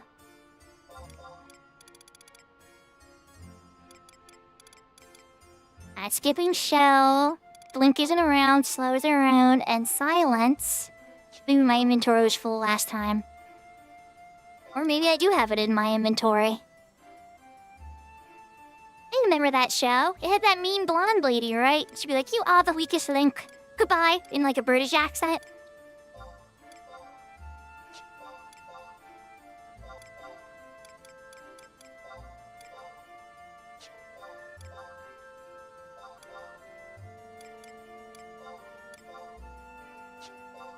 Oh, Sacrifice, a spell I'll rarely ever cast, but the few times you need it, you need it. Only time I overcast Sacrifice is for Zombie. Ooh, Phalanx, yes. And it's cheap? What planet is Shiva on? Holy crap, nice. Oh, I knew it was gonna be more than 10. 10 seemed way too cheap for phalanx. Oh, I mean, that's what I was gonna say. I was gonna say it was 10k crap. Maybe when the bonus was up. Let's just go for the 50. I already know that's what it's worth.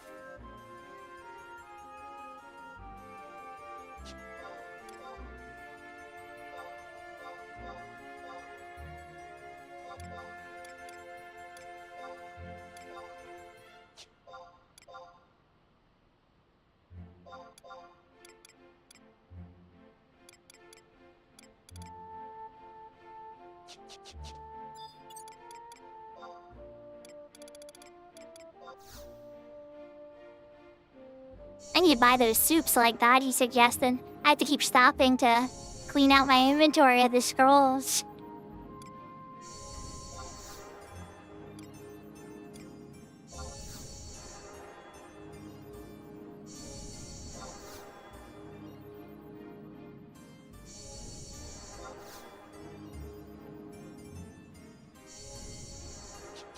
That's a very good suggestion.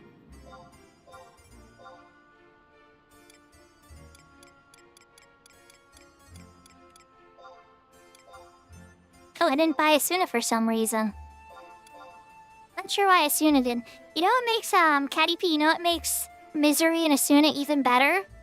Is if you have the SU4 or SU5 club, it starts turning it into, like, you can remove an impact. Like, I have the SU4 club, and when I put it on, you don't even have to start linking it or aug it with Dynamis points, because I thought, like, I might want to sell it at some point. And when I'm in Misery stance and somebody gets impacted, Asuna is just like, buy impact. It doesn't remove every single impact, because some people's impacts are unremovable. But a lot normal impact, you'll just erase it.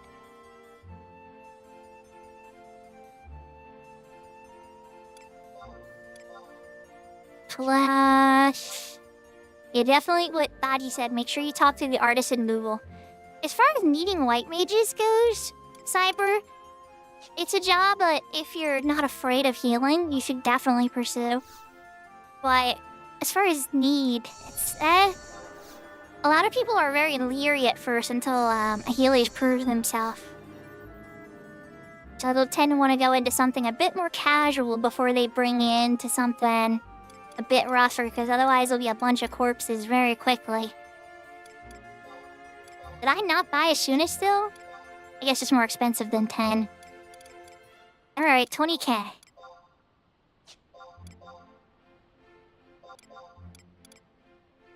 I didn't intend to turn this into a massive spell buying fest, but they're around. We raise 1, yes.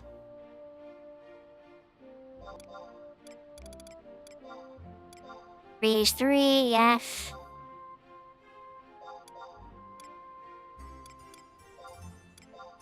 Erase 100,000,000%, yes. Yeah, that's fair. And in Steam or Spirit, you intend to conquer it. I can't blame you for that. I did get a Shuna that time, nice.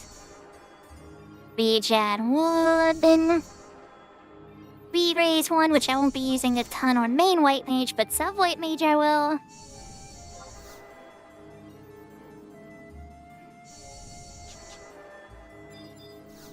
Yeah, these people die. Well, and my white mage guides on YouTube, I'm pretty clear everywhere. Like, people will die, and sometimes you even have to let them die. And it's sad, but it's true. Somebody will be in a bad position, somebody got a bad pool, and they need to die and lose that hate. And if you heal them, you're gonna pull that entire group in on the entire team. And that could be a big problem.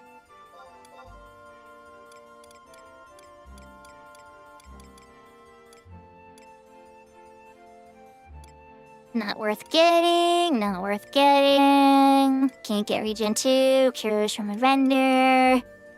Links, they're slow. The Nah spells I can get it Basnock. Okay. Yeah, let's do that now. Now it's on my mind. This whole one was supposed to be a healer focus, so I really want to make sure I have all my healer spells.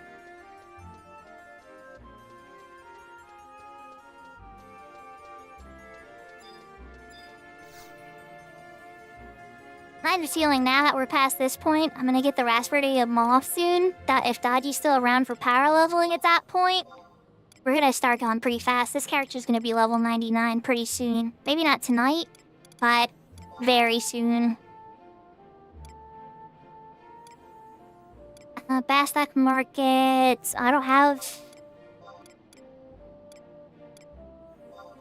A mug house would be the closest one to the shop.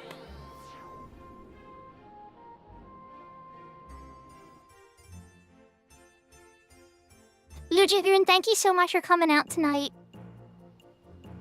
I hope you have a wonderful time sleeping and peaceful dreams and you wake up feeling really rested. And congratulations, Cyber, that's huge. You'll feel that immediately. Your whole playstyle will change where you can go out longer, you can carry more meds and food on you. It doesn't feel constantly stressing. Definitely go talk to the artisan Google.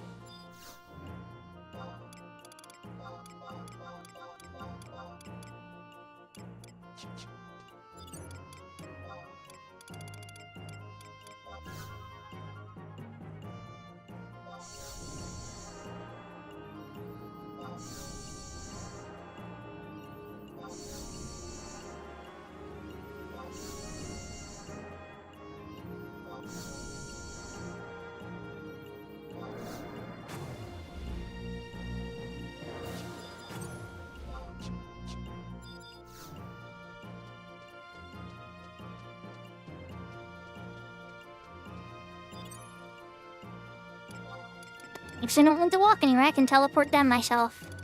Should probably organize these spells, oh my god.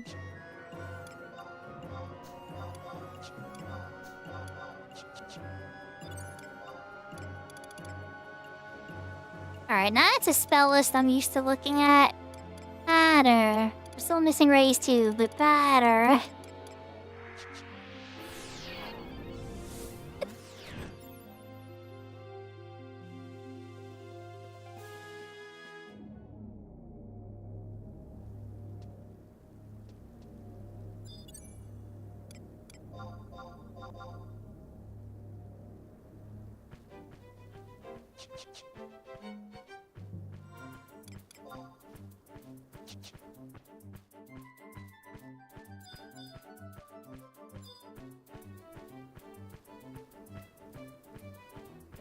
Organizing the spells.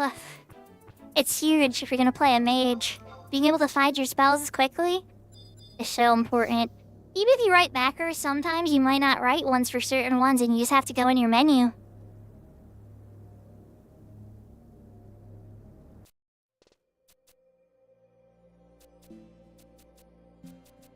We're skipping past this whole bit. I've already read this part before of the Shenmue character. Griffin Island. And there we go.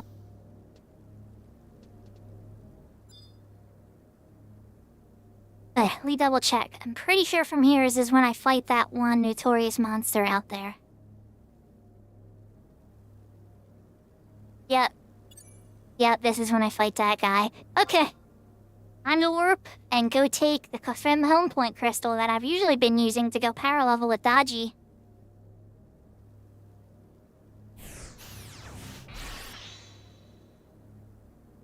We already have the White Mage testimony for fighting that, but I don't want to go in there alone.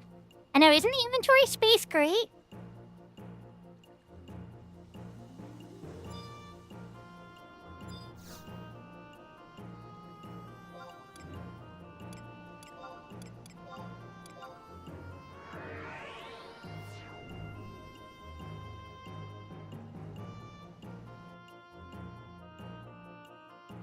Okay, did you talk to Grayson and Lower Juno? You want to set the Amon Trove in tutorial now that you're at 45 days? and go talk to Grace and you'll unlock a whole new Records of Eminence category from Montrove, and that is something you want to start focusing on for now. He'll give you a Mars Orb that will do that whole Mimic minigame that you just saw me do earlier in the stream. I need to get Trust out. You know what, we're gonna name this set Doji. I named my one for Fenrir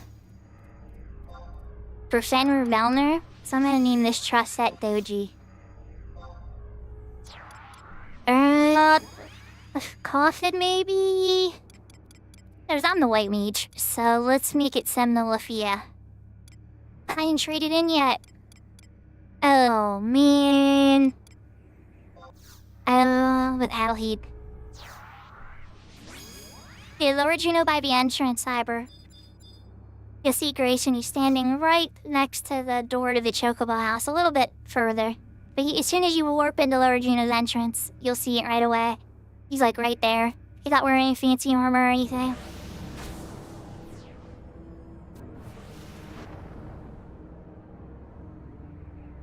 This is the guy we're gonna fight.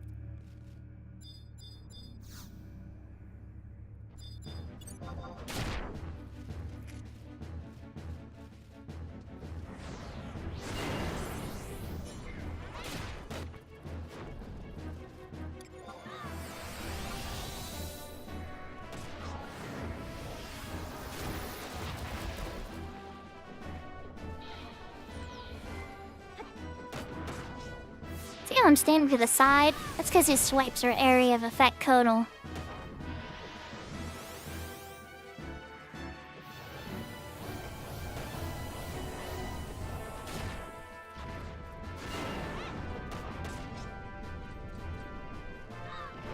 Yeah, you have to go to your tutorial section of Records of Eminence and set it, Cyber. Yeah, I can show you where it even is on this character.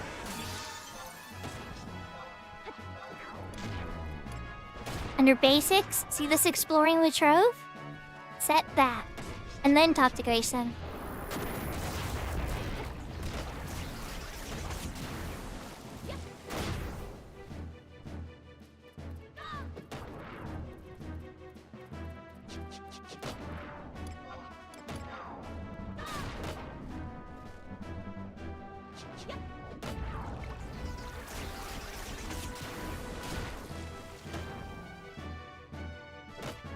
I'm impressed that Edelheed knows that that's his weakness, because it is.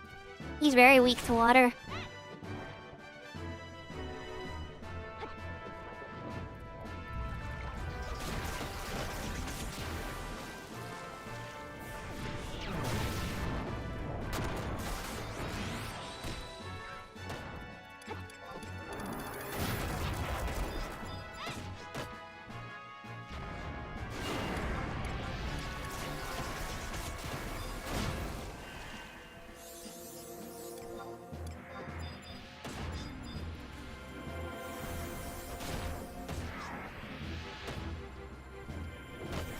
Bit slower on my weight mage, but it's okay. My trust can beat it up.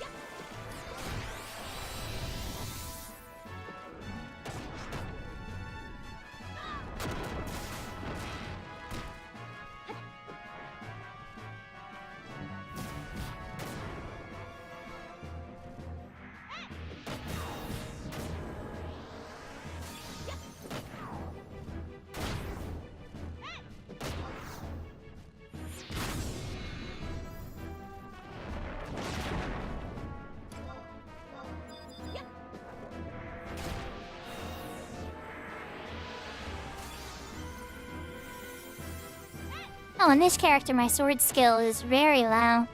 And my red mage is actually level 50. So yeah, it wouldn't be much faster on this red mage. You're right about that. The Trust have my level though, so they're level 70. If I would have had my Semilafia, the Ranger Girl, out, her damage is insane. She would have ripped through this thing like it was nothing. She's not quite as powerful as Shantoto 2 Trust, but she's pretty darn good.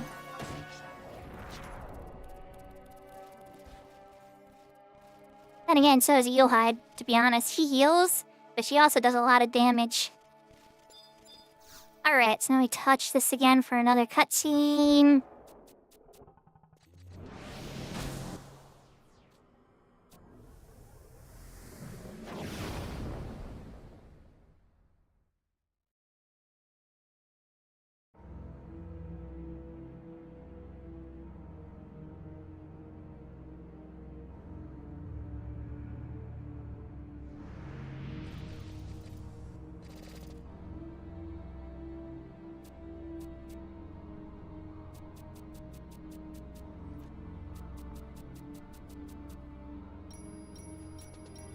They're pretty much talking about how, like, shocked they are about this place and the energy here and how life has been drained and why there's no color.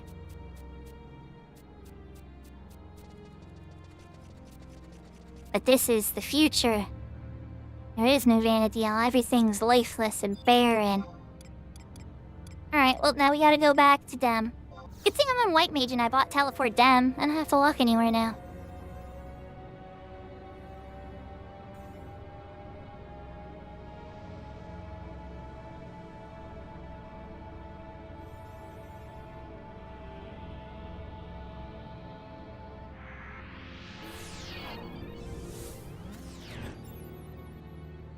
I don't know, Dodgy, I'm getting pretty close. Are you still around? I'm about to get the Rhapsody of Umber.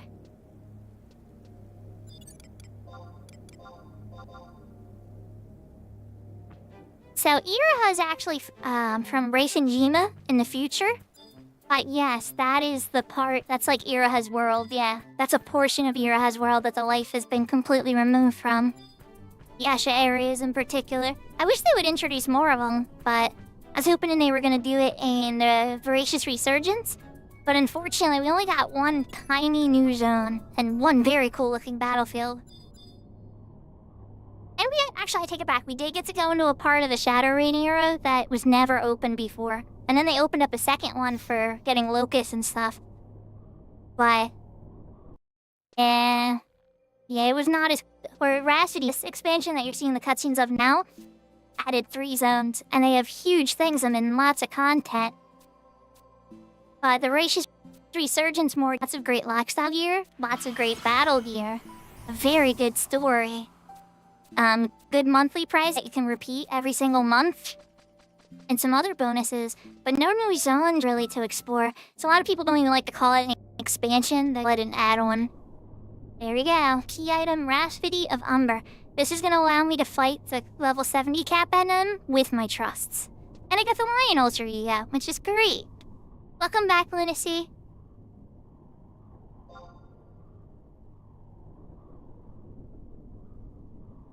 Oh, look at that. My warp ring has 51 seconds on it still. This is why I usually try to get my hands on insta-warp scrolls when I can. Just to have one on the side. Or a warp cudgel works. You know, my main has a warp cudgel sitting around somewhere. Or even, you know, on my main I'll even use my Nomad's Cap, which teleports the entire parties back to their home nation. That scares people sometimes. I've trolled people sometimes with that. Not ruining drops or anything, but when an event's done and everybody's chilling out, I'll pop on the hat and teleport everybody back to their home nation.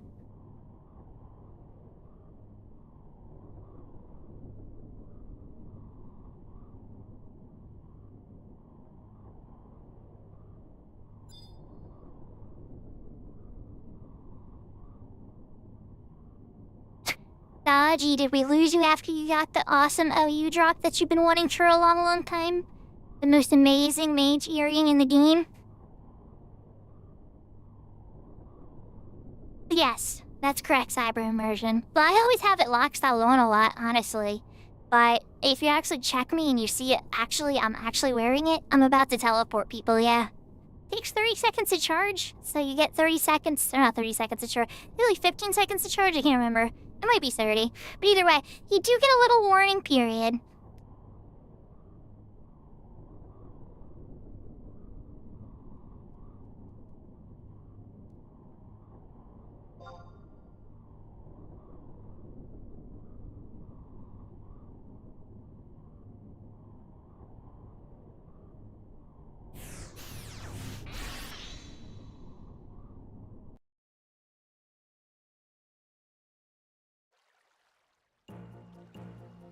That's a great question, Cyber. I'll show you here in just a second.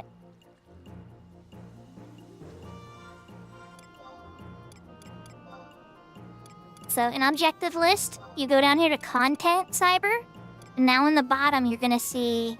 Oh, she doesn't even have it yet. But you'll see it down here. You'll see a Montrove. This character isn't 45 days old. But now that you've done those conditions, you'll see it down here by Odyssey and Soria. I think it'll be in between the two.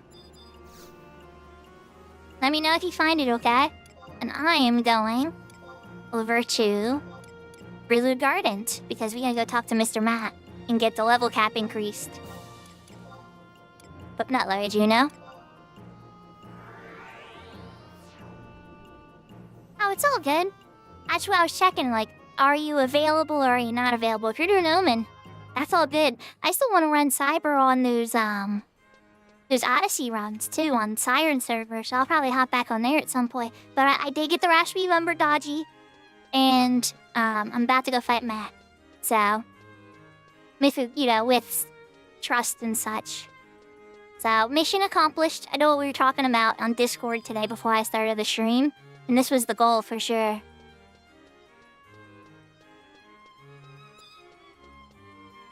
Alright, cool. You found a mantra, Cyber? That's great. Are you doing 2 more LUs? As that's gonna suck you up for about... I gotta talk to him first, that's right. I'll probably take you for another hour, I'd say. Depends on how fast you guys go through killing all the monsters. Yes, you need the White Mage testimony, we know. I already tried to trade it to you, Matt.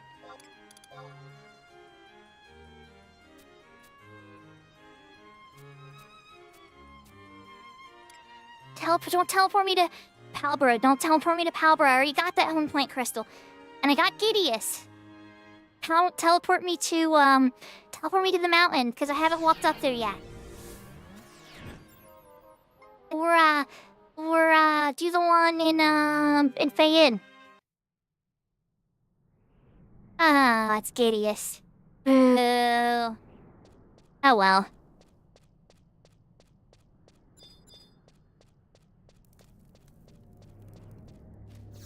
It would've been nice to save, you know. Cause I could've just ran backwards and got a new, and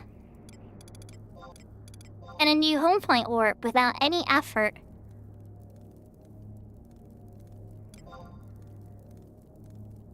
Shattering Stars White Mage, here we go. Fast Weedy of Umber, it specifies in the log that I can bring out Trust now because of that. Which is what the goal was. We could've went in here and soloed it, but I think Malikov worded it best. With 6 club skill and very little skill, I wasn't gonna be beating Matt unless I power leveled my Divine. And then I could just keep him asleep with Repose. On White Mage, it's a time battle. You don't actually have to beat him, you just have to survive him long enough. And so that would get us the win. Oh, I still need DPS though. Tenzin. Yeah, Tenzin is gonna be you, buddy. Hello, gonna get one more. I did Joachim out yet? I did not. Okay. Alright, Matt. Time to kick your butt in.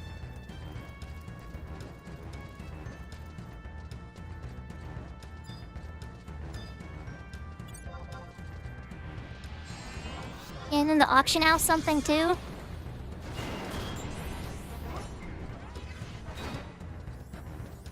Oh, you're such a badass. I'm sorry I have to cheese you like this, Matt. But it's an extra character. I'm sure you understand. I fought you legitimately like 15, 16 years ago.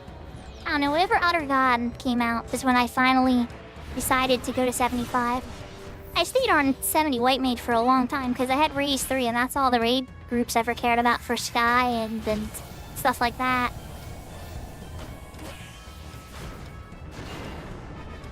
Here, he blew a hit through his benediction.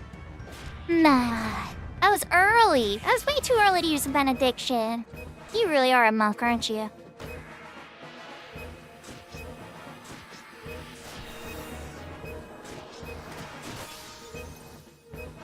So I'm beating up an old man because he's the master of breaking your level cap. So after level 50, every 5 levels, you have to do a quest with this man or the Nomad Noodle next to him to increase your level cap by 5 levels, all the way up to level 99. And this is the original finale to it that got you to 75. Easy W. We had to cheese him. And it gave me an insta-warp scroll, so that's great.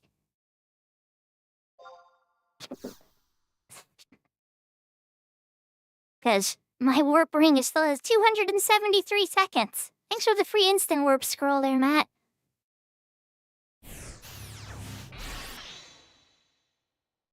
For the level 99 cap, they make you fight a Taritaru. I beat him with a club. He looked up my skirt. No, I'm just kidding. This character isn't even wearing a skirt.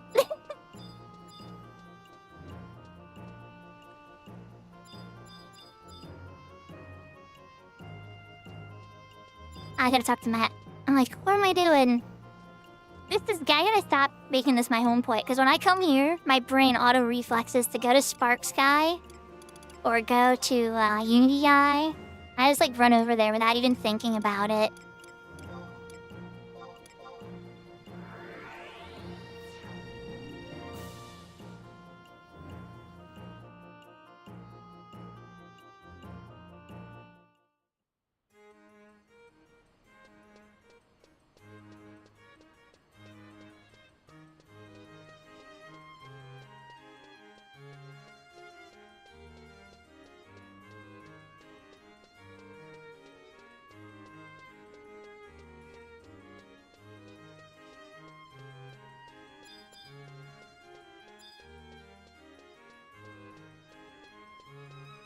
But yeah, this was the original level cap lunacy. 75 was the max level in Final Fantasy XI for almost 10 years. And on the private server Horizon I play on, it still is. It's such a sad story when he hints at the fact that the Zillard are assholes. Oh, I said a bad word. I need to put a coin in the jar.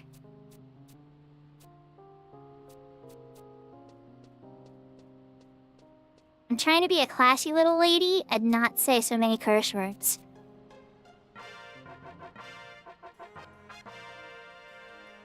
Your level limit is now 75. Oh, actually, let's start the next one.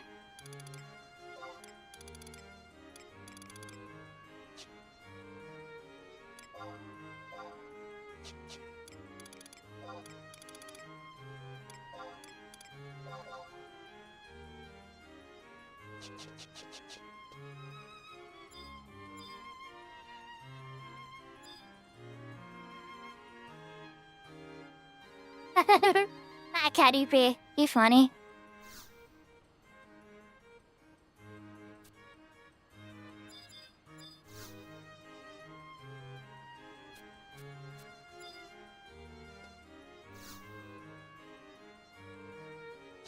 One of you guys is supposed to give me merits.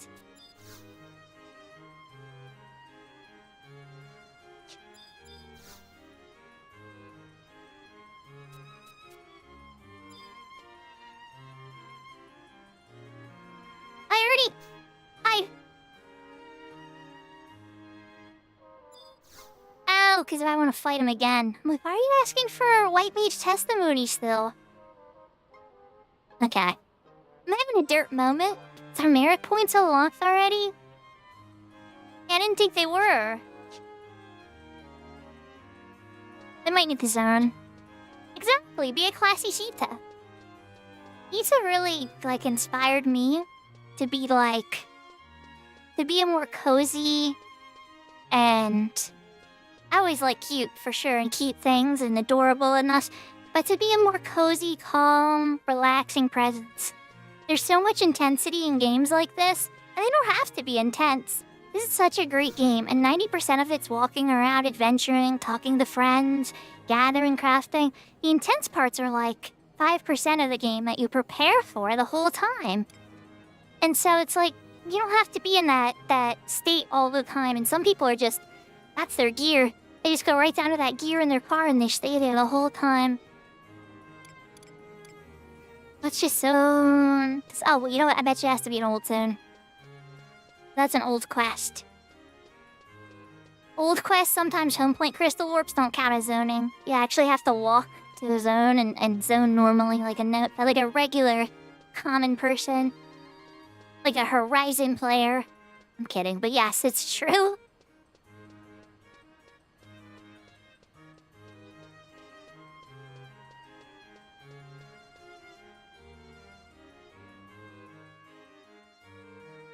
Exactly, Cyber.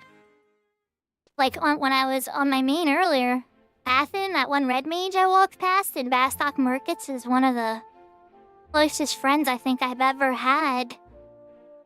I'm not 75 yet. I unlocked the ability to become 75. Oh, that's why I don't have merits. I'm dumb. Oh, and to get the next thing, you have to be Okay. I now realize why I'm a poopy head. Okay.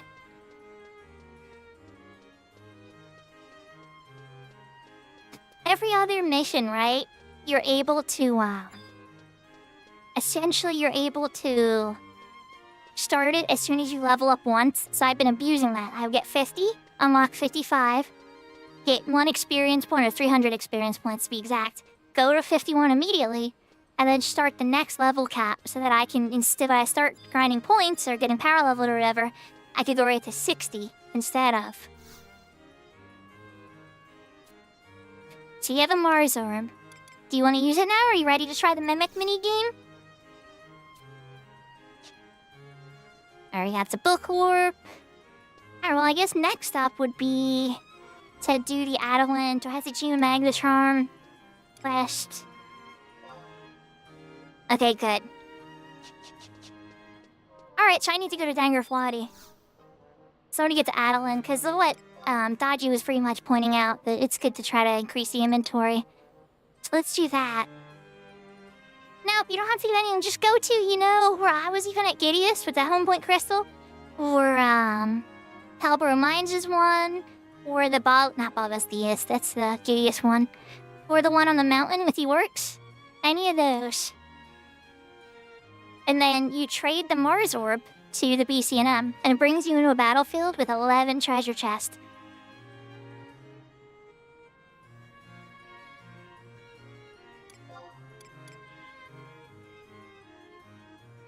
Yeah, home point crystals.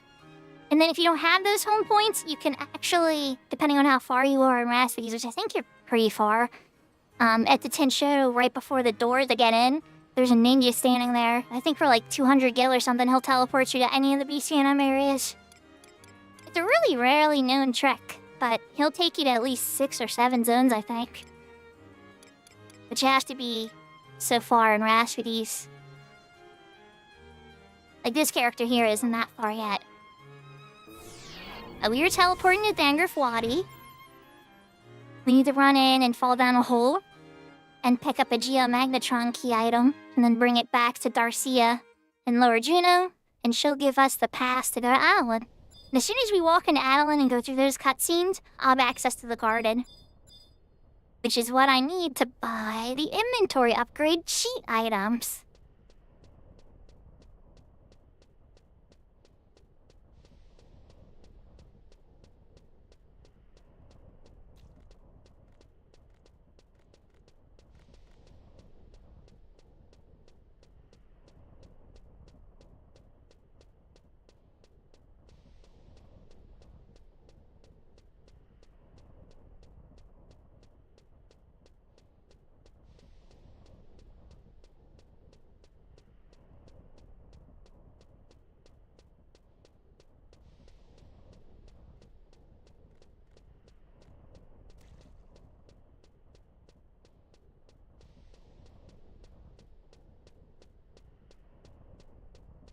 I'm going the wrong direction.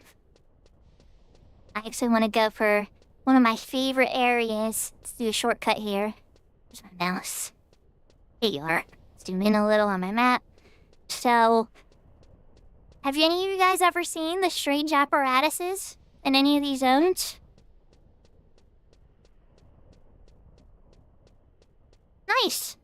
Cyber, if there's any of those areas you're missing, I would warp to all of them and then run backwards and tag that home point crystal, because all of them have home point crystals now. and they're all a big pain in the butt to walk to manually. That's a really good way to cheese travel.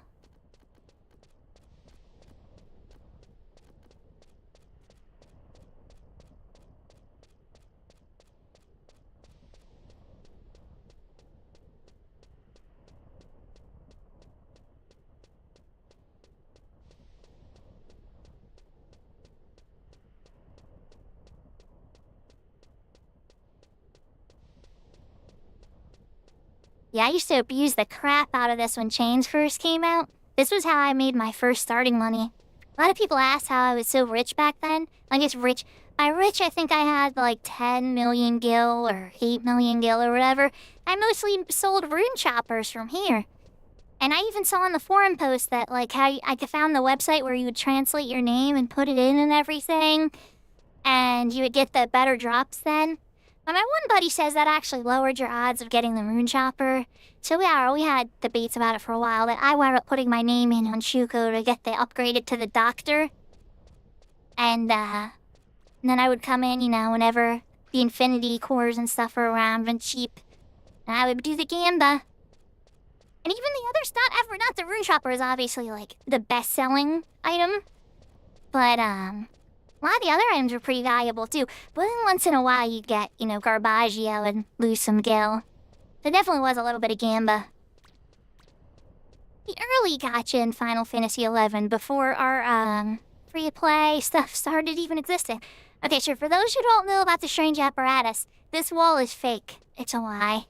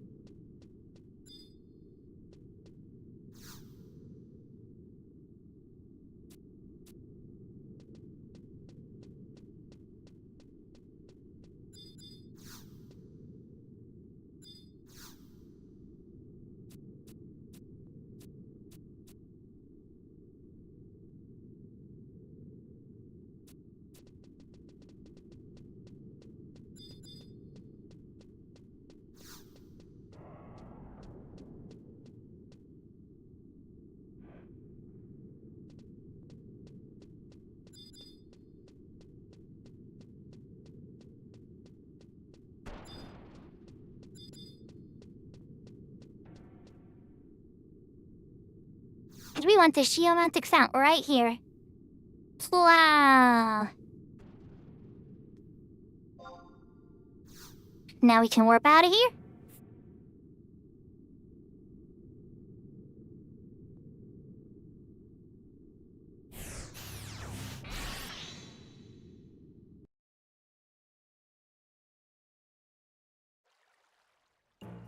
You can pay Darcia money to go to Adeline, or you can walk to one of those manually.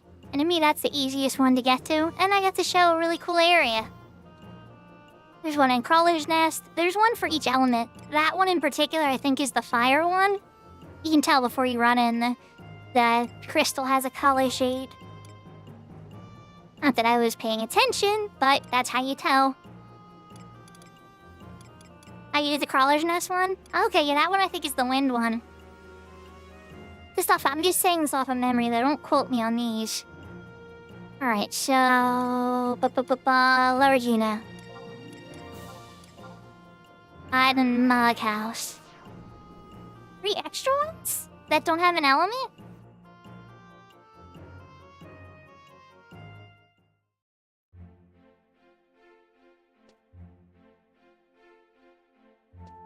Actually, you know, the strange apparatuses are in Horizon. Oh, I need to use the strange apparatuses to make money on my Horizon character.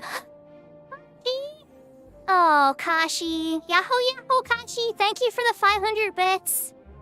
You're the bitch queen. I think you've given me more bits than anybody.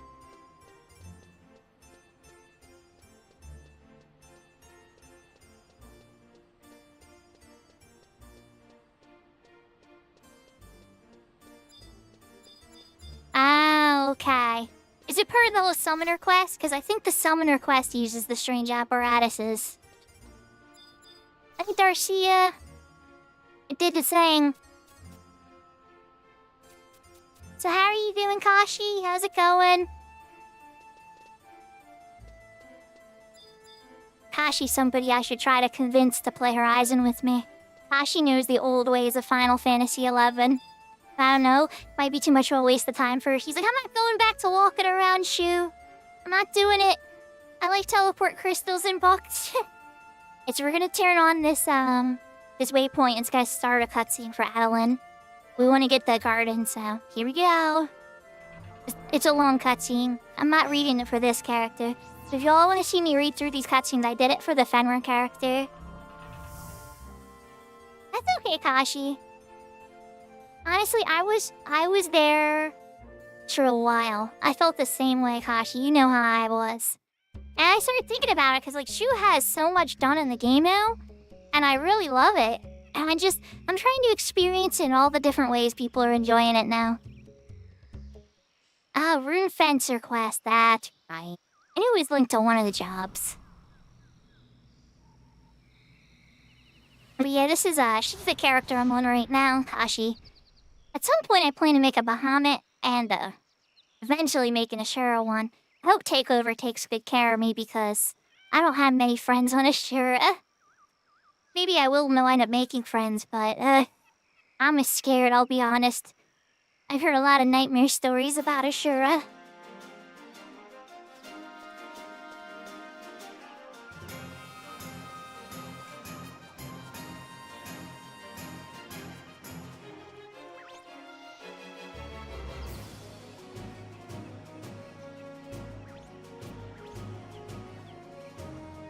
Yeah, but I already have all the stuff on my main Dodgy. So those types of pressures of being lazy and murking everything, I'm pretty much immune to those. I'm in it for the experiences and the friends. And helping people grow in battles, and a lot of people need a competent healer. So that's kind of been the focus, like this character's focused on being a healer, so when Dodgy's doing something, needs a little help, like, hey, can I drip pull your healer? And like, yeah, I'm free, give me like 20 minutes, and I'll hop on and do that kind of thing. And then the Fenrir character's kind of the same thing with Velner. Not just Velner, Shermie ever starts streaming again. Livy's really cool too. I like to see how Livy plays.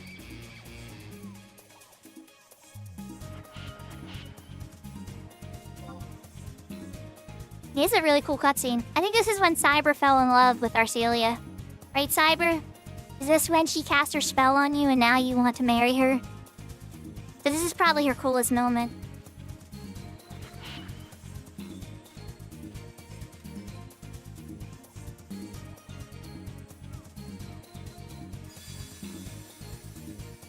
Oh, Daiji, that's almost how my main is now. It feels like, because there's so little to do. I think that's what got me wanting to kind of branch out a bit more. You just still want to stay fresh, you know? But when you have everything, unless you're helping somebody, like, all I could do at this point is pretty much story on my main. I guess I could Omen and beat Kay a bunch of times till he eventually gives the Shamash robe and finish my casting shield too. That's pretty much all that's left on my list for my main. If we can master level, there's that for sure. But the list is very low. There really isn't a lot left. So helping friends is one of the best parts of the game for me now. I guess would be the best way to say it. Honestly, it's been probably the most interesting thing even when I didn't have everything. Like where I was playing with Kashi and Acid and Weasel and Thickerax, ex-Thickerax, and Itzy's Ghost and on. They're some of my earliest friends in the game in the modern times. And we would go on adventures, and we get killed. So that whole thing, I'd keep people alive a lot too, but sometimes we'd bite off more than we could chew, and we'd eat the floor. Good times. And we suffered through everything together and learned this whole modern game because nobody was really talking much about it. A lot of people had their own trade secrets. And we almost had to write our own. Maybe occasionally see a good YouTube video or a post on a forum talking about it or something. Sometimes we wouldn't understand what they were talking about though too. So you just gotta have to keep practicing and learning and everything. And we grew together and learned different jobs. Like, I didn't have a tank when I first met them, but I learned Rune Fencer, and now I consider my Rune Fencer one of my best geared jobs. And I remember the first time I used it in Dynamis Divergence because we didn't have any tanks. And I had to trust others to heal, which is something I always struggle with.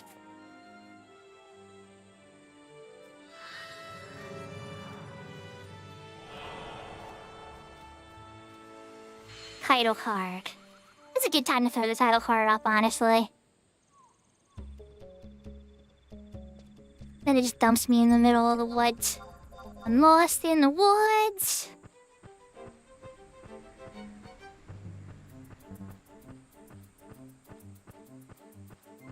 Don't worry, your boo didn't go anywhere. She's just in her princess room in the castle.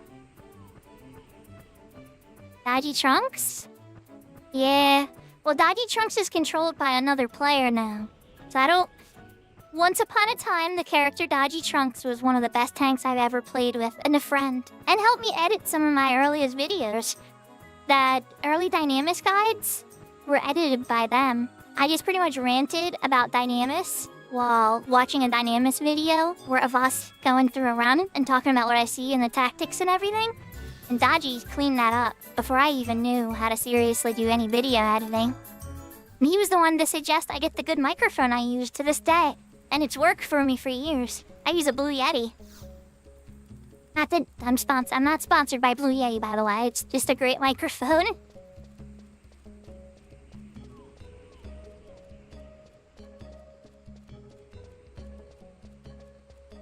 You're in a room with a bunch of treasure chests. Okay, Cyber. So don't open the gold one. You want to open the outside ones, but one of them might have a mimic that's going to kill you, right? You're looking for thuds and loud thuds. If you get a loud thud, that's a jackpot item. Not always, sometimes it's still trash, but that means it has the chance of being an awesome item, and you want to exit right away. But if you don't get any use, it's all just noises the whole time. By the time you open up 8 of them, one of the 2 remaining regular chests will transform into a gold chest, or more than likely a rainbow chest, and become a guaranteed rare item. And then to exit, you open the center chest. But there's a good chance you'll get eaten by a mimic too.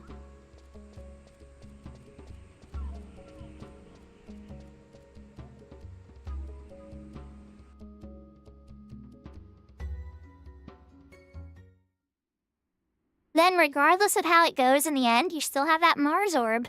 So you go and trade it over to Grayson, and he might give you a free refill. But he also might just give you an orange juice and tell you to piss off.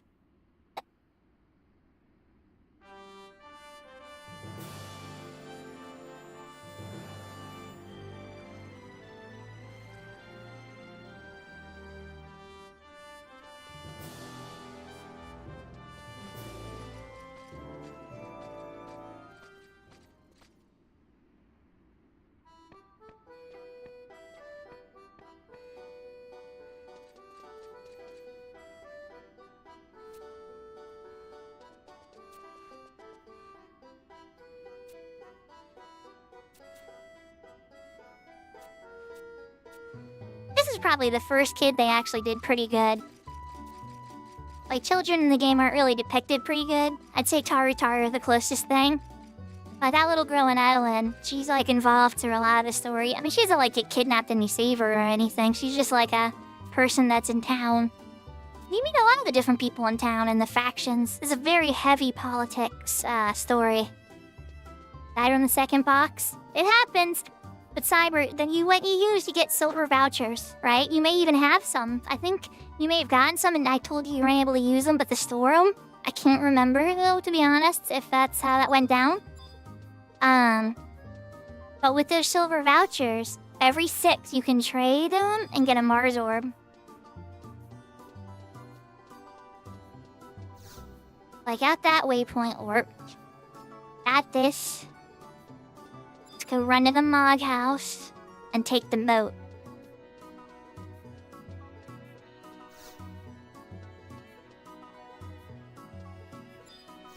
Yeah, copper vouchers can become a ton of different points. Like on this character, I just turned copper vouchers into, I think it was like 8,000 8,000 conquest points and 1,000 valor points.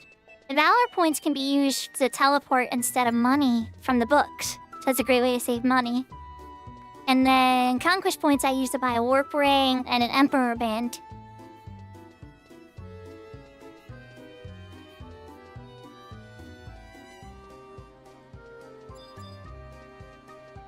And pick up this mummers one while close to it. So that's good. Do you already... I hope you have a warp ring already. If not, I would buy that first. And then an emperor band. You can even make money with it. I think the best one is rank 3's axe. And then you sell it to a vendor. But you want to save a couple warp points for recharging your emperor band at once a week.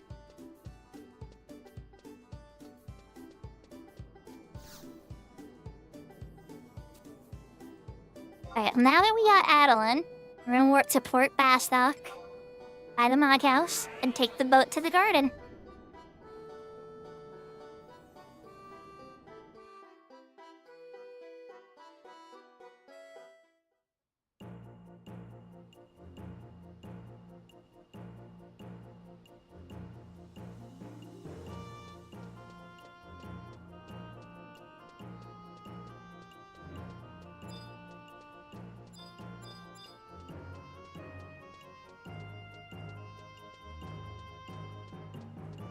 Oh yeah, what do you give you?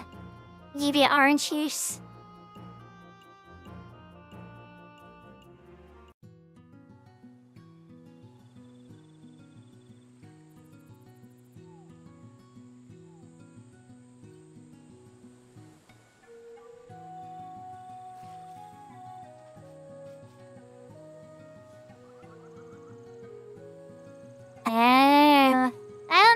You get to choose the chest. There's a mimic only in one. Kind of random.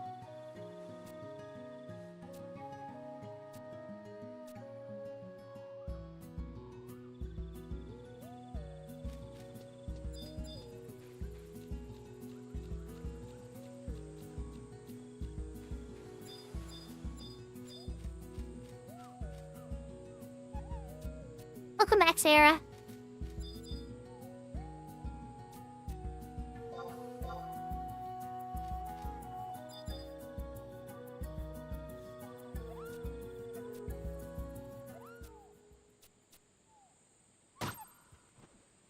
Yeah.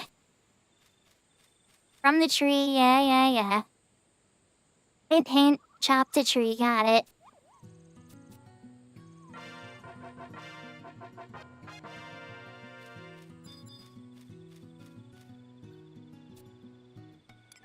Or take a whack at the wood.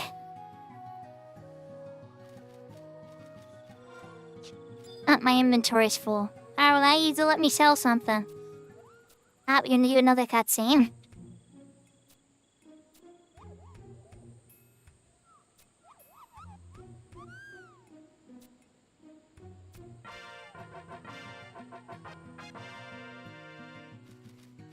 I don't know, you zoomed in over on the net over here.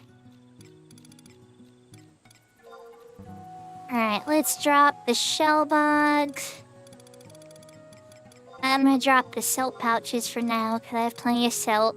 Bee patches are gonna stay.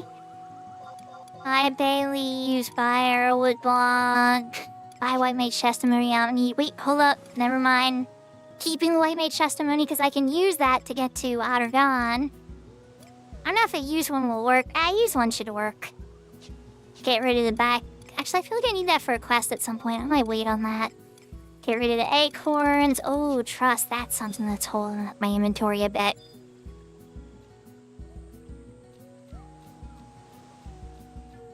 Okay. Is that not what you wanted me to interact with? I'm confused now. Is it the pond I'm supposed to hit? Oh, no, it's this. I already have to mine it once. Once should count. I don't have to mine the whole thing, right? I don't need my inventory with all this junk. Okay, good. Not junk all the time, but right now it is. Till I clean my inventory. Alright, got it. Pond.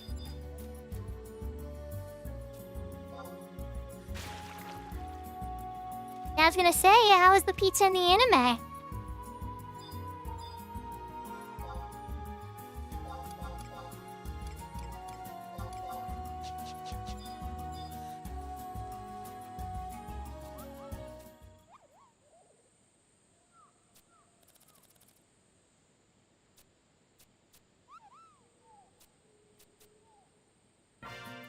And now this is the check the water one.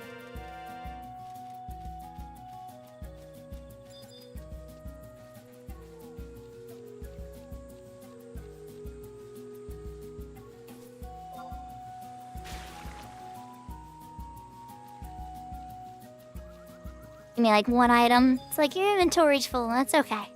I'll be just okay.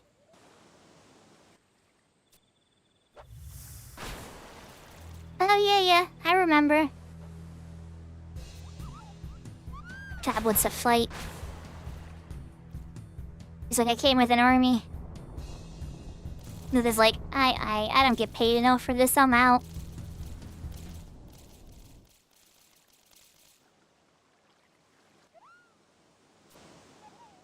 I'm glad it was a good one. I know sometimes the anime has those fluff episodes too that's just like, we're going to the beach. Okay, not that every beach anime episode's bad, but you know. I need a spot for him to give me those seeds, huh? Drop a wind crystal.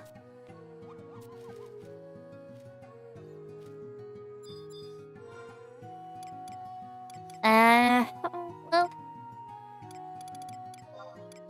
Got the herb seeds and the thinger. There we go, I planted the seeds. I'm a seed planter. Next cutscene.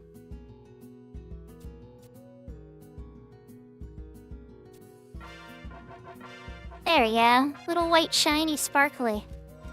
And since the mod guard varnish is up, I need to probably free up a slot. Oh, never mind. It's probably just a rare item.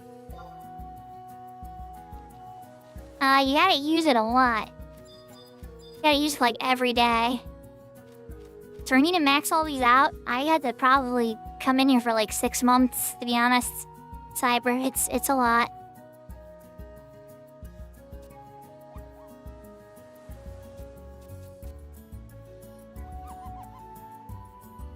No, it never ranks down. And each one has its own level. It's not like a general garden level. Oh, that's right. Dodgy's right. I forgot about that second stage. So the Moogle that you saw me... Here, I can actually do it now. Let me buy the soup first. Let me get the soup from the soup Nazi here. But the Moogle that was standing outside of the boat... He's the one that sells them. Let me sell some of this stuff.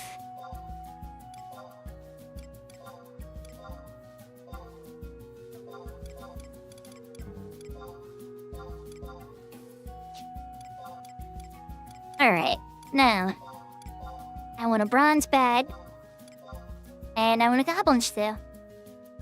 Perfect. Actually, you know... Let's look at the other two beds. I have the inventory slots for them. I do not, because he put more junk in my stuff. I don't want this stuff. I know it makes my stuff give more stuff, but I don't need it. It's inventory garbage right now.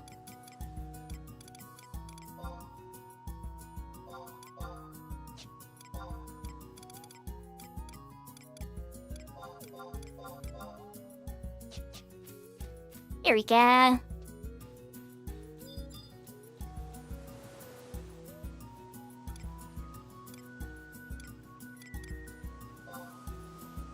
It's already whence I came. I was an NPC in West Adelan. Okay. I know of this one right here, in Bastok, but I think each nation has one too. The usual little dingy that takes you there initially, the Skipper Moogle. And then you'll see what mod garden books are available. And then she doesn't have any. But as you level it up, that's how you do it. Oh, sorry, I completely forgot about that step. It's been so many years since I leveled up my garden. Alright, we got the soup. We got the soup. It's time to go to Lower Juno. Before we do that, I should put that bronze bed down, though. And dump the other 2 beds I bought in the mod safe. So I can kind of rotate through that inventory improvement.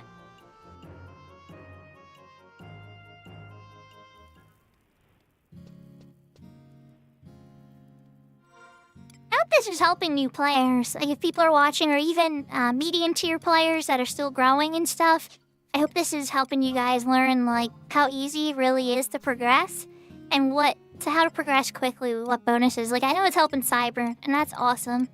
Or if there's anybody else that's helping, even if you're not talking in chat, I'm really happy that this can help.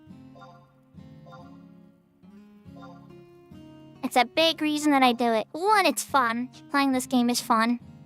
But it's also doing it publicly and stuff and answering questions and everything. A big reason that I do it is because I really enjoy people playing this game. And shoving out the mahogany. You want to put the bronze bed down first. Right over here works.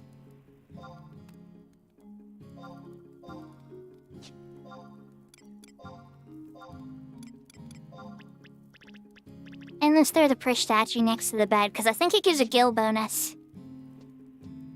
Log enhancement experience. It's not more experience, but less experience when you die. I think Cyber does have a Horizon character, but no, he's on Siren Kashi. He bought 11 and has been playing through it and everything. I've been really proud of his progress. Been giving him a lot of advice. Characters I've been giving advice either on other servers like TNFA and stuff, you know. I love helping people out. Sometimes I'm annoying, I think, though, too. You know how it gets, Kashi, like, when people get really good at the game, they're just like, I wish you would shut up.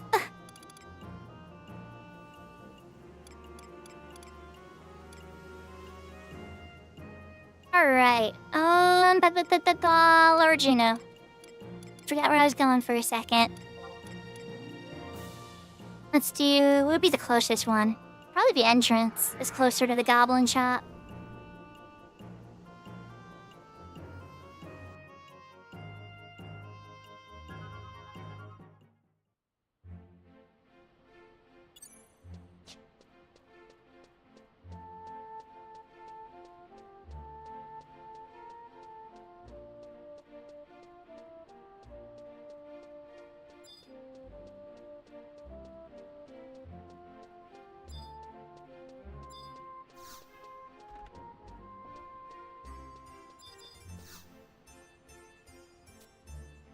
Hi, Bluffnix. I'll talk about the Cavernous Malls one first, so you gotta talk to him again. Yes, I want a bigger bag. I know you want that stuff that you said, but I have a soup. Yeah, Kashi, you've always been a summoner at heart. That's your anchor job. Yeah, well, let's talk to him again and get the next one started. Yes, I would love another bigger bag. I know who get you more soup. He needs the soup.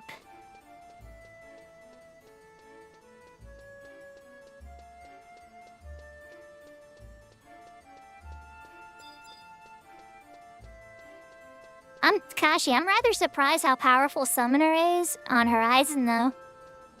I was in an XP party in Malcolm Dunes, and that Gerudo was, like, ripping a new butthole and everything.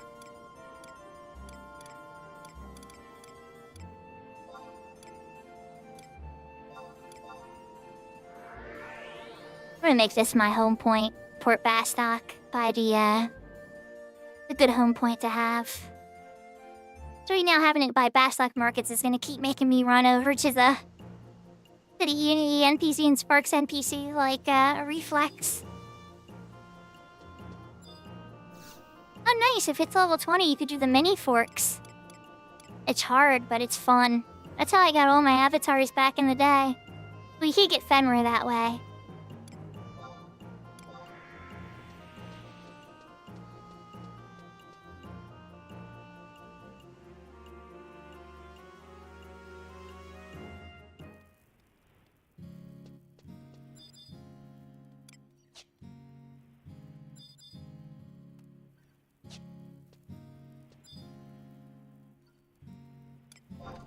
can't select my thing because I haven't done the quest here with the flower. I need to buy an amaryllis from Lower Juno. I'm so used to being able to go to my garden from my monk house, but I guess that's part of the little girl's flower quest. Diablos and Fenrir? Fenrir, he has to go fight all the originals again. And then, I gotta bring the items over? Or no, because those items are part of the Evoker's Ring quest. Oh, you gotta keep the key items, that's right. You don't trade them in for any item. You just keep the key item from winning. And then you can combine all the key items into the key item for fighting Fenrir. And then Diablos, you just have to get to a certain point in chains. Once you've done that, you're able to unlock the Get Diablos as an Avatar quest. And you also will have the high-tier battlefield of it, too, in the 99 content. Hello, Mr. Moogle, I need some more soup.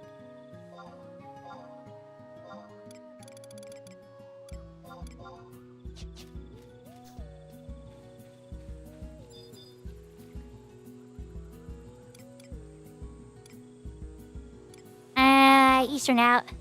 Yeah, Eastern Island, because you know what? I haven't walked out there yet. I'll take that home point crystal and thing. Save me a couple steps.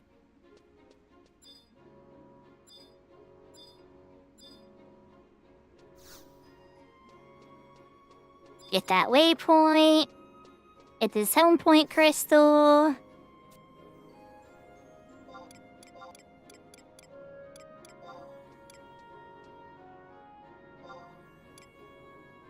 Another Juno. And time to trade more soup.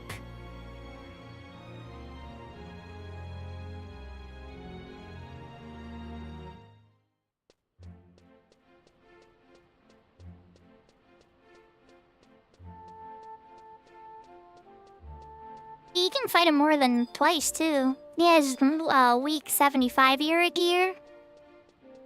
And then, the originals, they have a thing for the Evoker's Ring, which is still actually pretty good.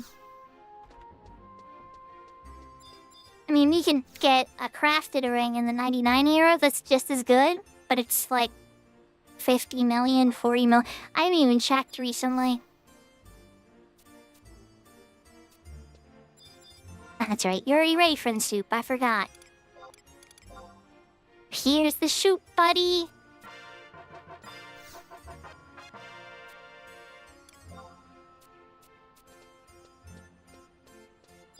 Or soup time.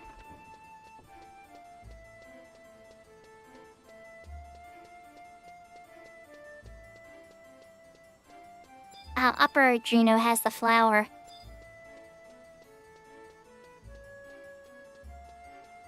The flower shop is in Upper Juno. I ran in here for Upper Juno, so I'm pretty sure I have it.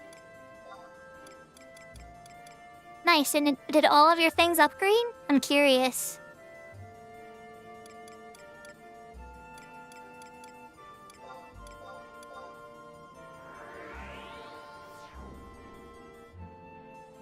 Thank you for the hydrate, Sarah.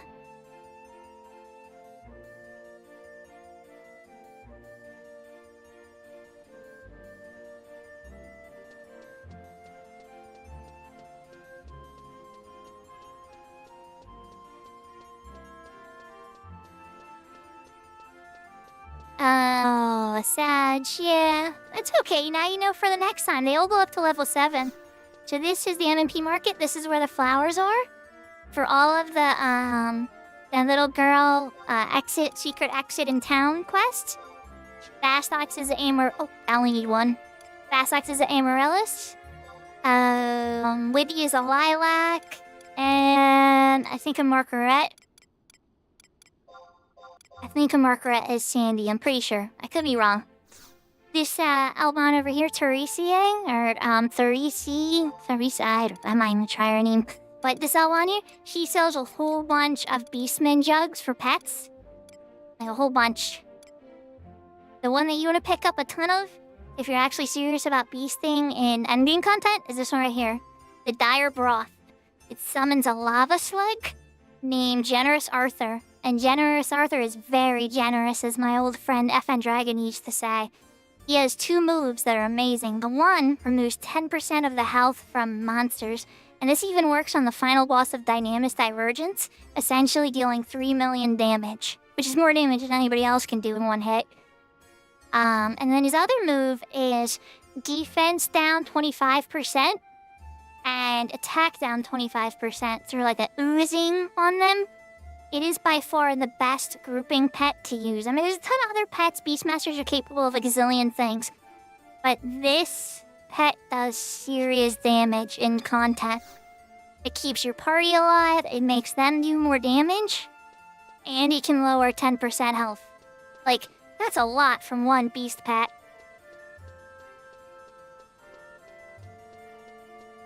It's one of the more common uses what I just described, Cyber. But honestly, not a lot of people play Beast because Warrior can do more damage. Like, damage per seconds, you know? But the people who could play Beast good, you'd always be happy to have a competent Beast around. Yeah, Underpants Man, Outwear. Outwear would always wear Sublagars and only Sublagars. But he is very good at Beast. Did a lot of amazing things. We also had Corsair and other jobs. It wasn't like he's like, I'm only Beast. But Beastmaster is very, in the right hands, is just as deadly as a Dancer, can solo just as well as a Dancer, probably better. They have access to every single thing you could possibly need in battle, from all elements of magic depending upon the pets, to tank pets, to DPS pets of all different damage types, from piercing to blunt to slashing. Charming, being able to charm things on the map. Now, there's a lot of things you can't charm, like Apex monsters and Locust monsters, but a lot of Beastmasters don't know this. You can charm Odyssey monsters. And his Odyssey monsters are really strong. So Beast can do some really disgusting things in Odyssey too, especially when your gear isn't that great yet. So, there's a lot to keep in mind. They're powerful. Alright, we're going back to Port Bastock, and we are going to trade that flower to the little Myther girl.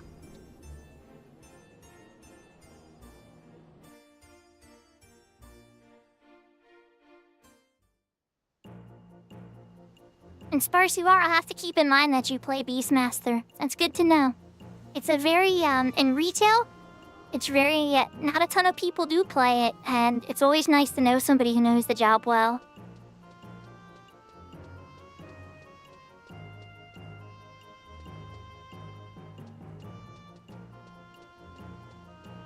I thought she was over here. I guess not. Oh, there she is. I walked right past her.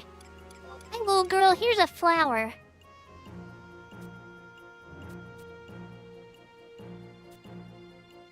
When I see this vision, I should go buy my daughter flowers for tomorrow when I come home from work since it's Valentine's Day. Who doesn't like flowers, right? Oh, Beast was your first 75? That's amazing. And Blue Mage, yeah, that makes sense. Also a very independent job.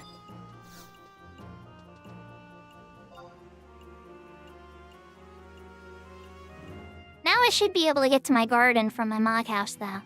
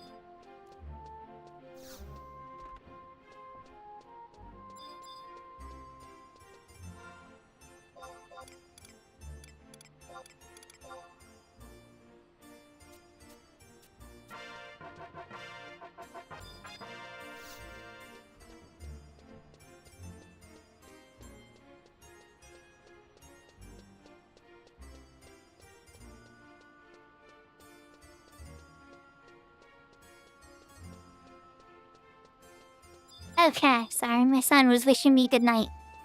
I love him so. Hugs, and he was telling me about his adventures in Tears of the Kingdom. But I didn't know that Thief was your first 75, Kashi. I always assumed Summoner was. And Shadow of Sleep, what are you talking about? Jerks and bullies? They definitely exist in 11, it's true. But not everybody's always in that state. Does something bad specifically happen? Or is it just somebody whining that they didn't get a drop they wanted, or party structure like normal endgame drama in this game sometimes?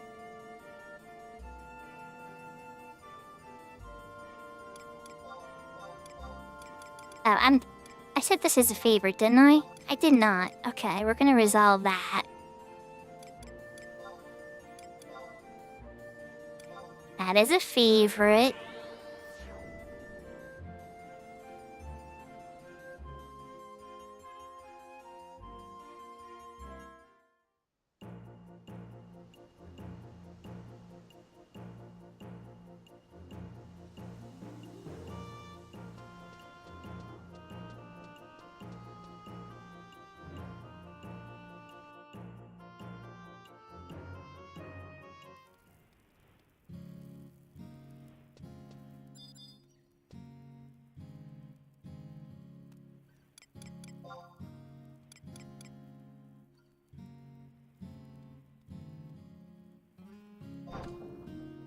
If you're talking about Reddit, then I've definitely had my own experiences on Reddit for sure. Though one mod was very kind to me to explain why things were the way they were, at least.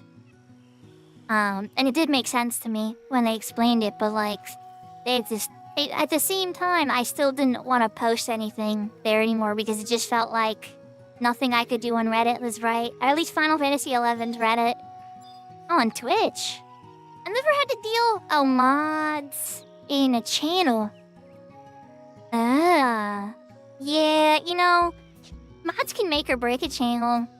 I found that I'm sometimes really like the streamer, but the mods are so intense. And we're not talking about you, by the way, Sarah. Just disclaimer, not you. But some mods are just, they almost steal the show. And that's okay to definitely be part of the show. But if you've got people in chat, like, kind of scared to talk and engage, then you've defeated your purpose as a mod. Yeah, exactly. Exactly. I think only one time did you ever suggest to turn on the safety mode, and you were right, that was a good time to suggest it, because we were getting a lot of, art that day, weren't we?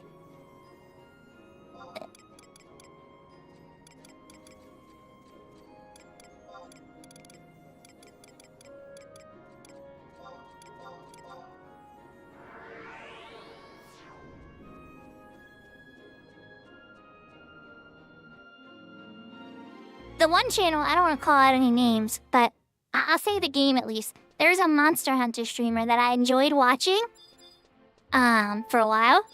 And then they tried another game, and it was a game I loved a lot, and I was talking about how much I loved it. And they thought that was backseating? Maybe it was. I didn't really think it was backseating. I was just talking about what I loved about the game. And then the mod was like, I'm gonna time you out if you say anything else like that. And I'm just like, okay. I'm just gonna leave, cause like, I'm good. Like, if that's the vibe here, that's not the vibe I'm going for. Take care. Good luck.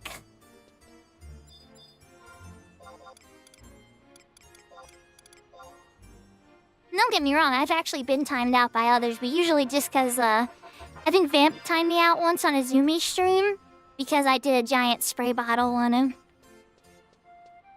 But then the joke was on him because it gave me my bets back for the giant emote. Because the guy got timed out. I'm like, oh, Vamp.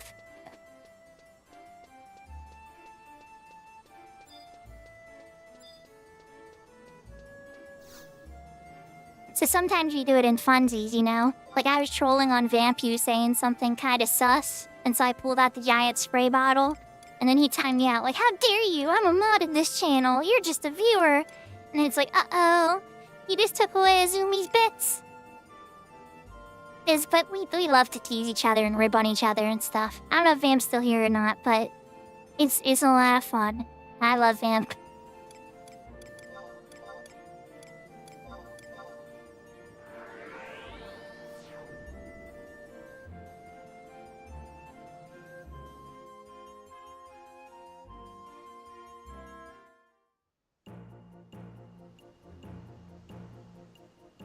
Yeah. Honestly, to me, I think the first person I modded was UE6, and UE6 is actually an Ashura player. But he's one of my first viewers. He was one of the first people that ever subbed to me. He was a pretty regular viewer. He never said or did anything to ever make me feel like I had a problem. And he seemed to now, have different mod commands. So I think he was the first person I ever gave mod to. And then once my brother started getting involved in the channel a little bit, I gave him mod. But I think Sarah's the only other mod. I'll have to look, but honestly, I don't think I've given anybody else mod. Oh wait, no, I gave Jolt mod. There was one day I was getting a bunch of bot messages and stuff. And Jolt's like, hey, you want me to take care of that? And I'm like, yeah, go ahead, /mod Jolt. Typing his name was a pain in the button now.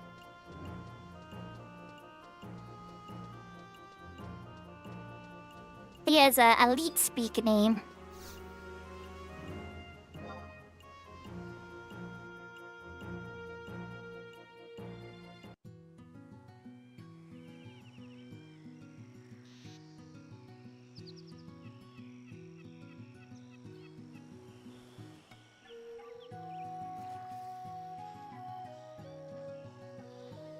Good night, Kashi. Thank you for coming out today, and thank you for the bits, too. If I give mod to some, but nobody's really questioning me. Anybody I've given mod to's been pretty chill. But I have seen some other channels sometimes where it's almost like the mod runs the show more than the streamer. I've even seen, and this is kind of a weird situation. I've only seen this happen once. But one time I saw a streamer, a mod, through a temper tantrum, was like, I don't like what you're doing. I don't like what game you're playing. I'm out. I'm leaving. Just straight up in the public chat. And there's like a mod chat too, so you'd actually keep it private if you wanted to. And then the streamer got so emotional over it, they ended the stream 5 minutes later. Just because their mod left. So sometimes there's a link between the mod and the streamer too that's... I don't know if I would call it... I don't know if toxic's the right word, 'cause it's not toxic, it's based on love. But, well, I don't know what the term would be. Unhealthily close or unhealthily bound to each other, maybe? That's probably not the right word, honestly. I know there's a word for it. Parasocial. Oh, there we go. It's a parasocial relationship at that point.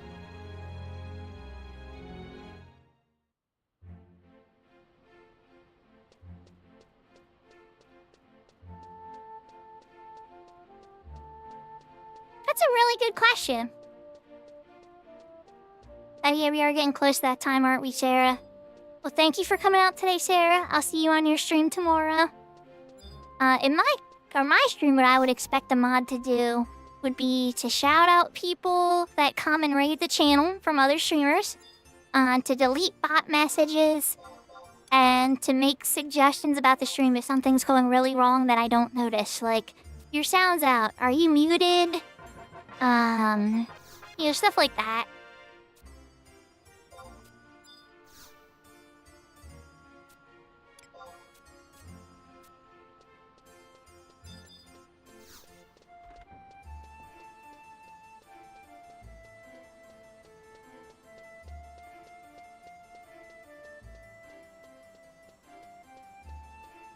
Yeah, like sometimes when, if I was talking to my kids or something, they came up, and I'll forget to unmute, and I'll be talking. There's been whole conversations I've had that y'all haven't heard because I forgot to unmute. Sometimes I'll repeat it after I'll unmute, and I'll repeat it, but I can't remember the exact wording I used. So I'll have to paraphrase on my own wording. Kind of embarrassing.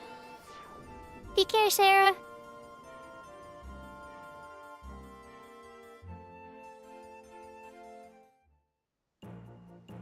Yeah, I think that's a fair way to look at things. I think that mods are an important part of the channel, but they shouldn't be controlling the channel. Not like that.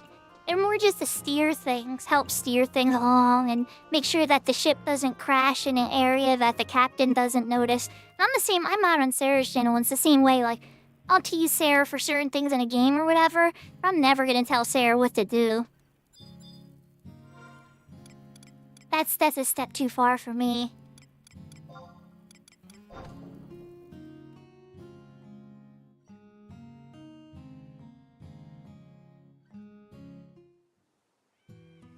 The person in chat, Serafina Nior. She's a streamer as well. She has over 1,000 followers. She streams every day. Almost every day. Maybe once or twice in the past year or two, she's taken a day off. She streams in the morning. I usually am on there watching her every morning when I go to work. And sometimes in the weekend I get to pop on, but I sleep in a lot, so I miss a good chunk of her weekend streams. This is the only day I can sleep in. When I'm at work, yeah, I pop her on. She starts at 9 a.m. EST and usually runs till lunchtime.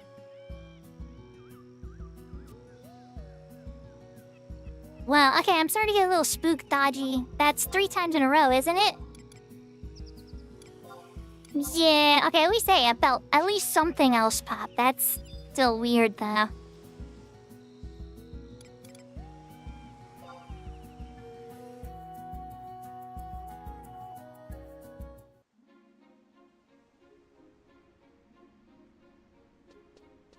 Yeah, no, mods don't work for Twitch. Like, I could essentially give a mod command on my channel right now to give any of you guys mod. I'm not gonna do that, I'm sorry. Takes me a long time to build that level of trust with somebody. But it's a thing you can do, you know? And yeah, there's never, like, Twitchy's never messaged me and been like, hey, we need you to accept this mod. He's gonna be keeping an eye on your... That'd be so spooky. It'd be really creepy, actually.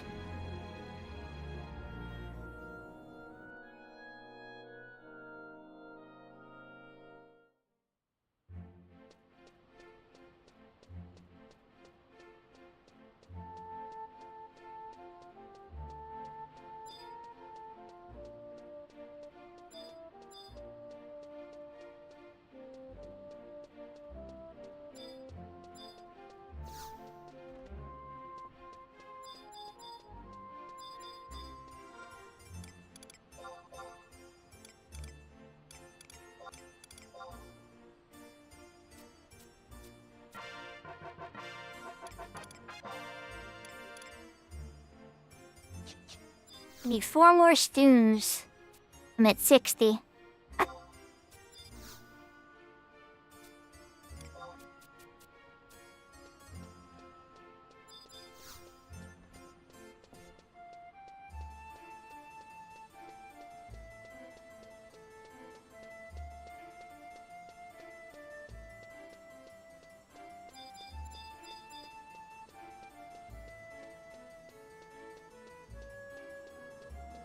More soups, I can do it.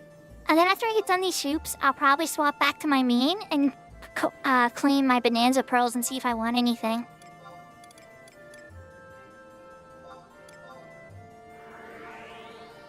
I wouldn't get you guys' hopes up though. More than likely I didn't win anything, but you never know.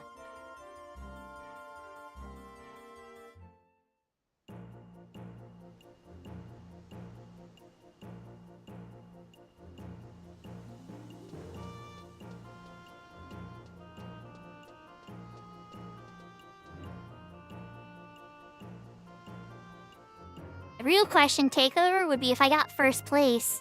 Would I go after the ninja katana so I can test what real tanking on a ninja in modern looks like? Or would I go after the sword with fast blade too so that my dancer can finally do good slashing damage? That would be the difficult choice for me.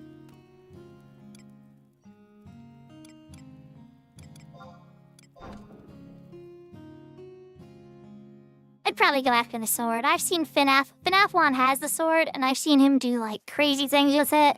But the katana, nothing does that. Nothing makes its Utasemi AoE. Nothing. If you want to play it in modern, it can actually tank again. Think about the multipliers on that hate. Every time you're casting Utasemi, you're getting, like, 2,000 or more volatile enmity if it hits the whole party of 6. That's crazy.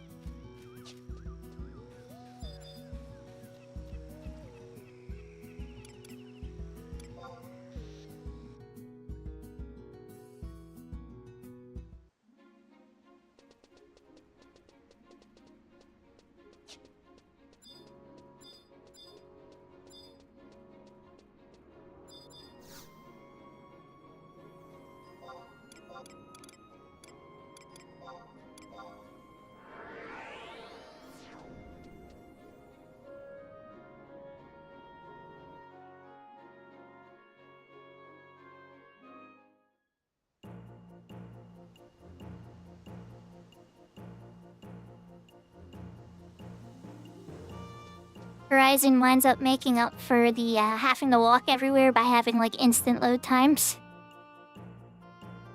I'm kidding. The walking still takes a very long time. But the instant load times are kind of nice. I still like the speed of the auction house. Like, Square Enix, can you hire these guys just so they can speed up the auction house and make it as fast as it is on Horizon, and so they can get rid of Play Online Viewer? Those are two things that Horizon has that I am so jealous of.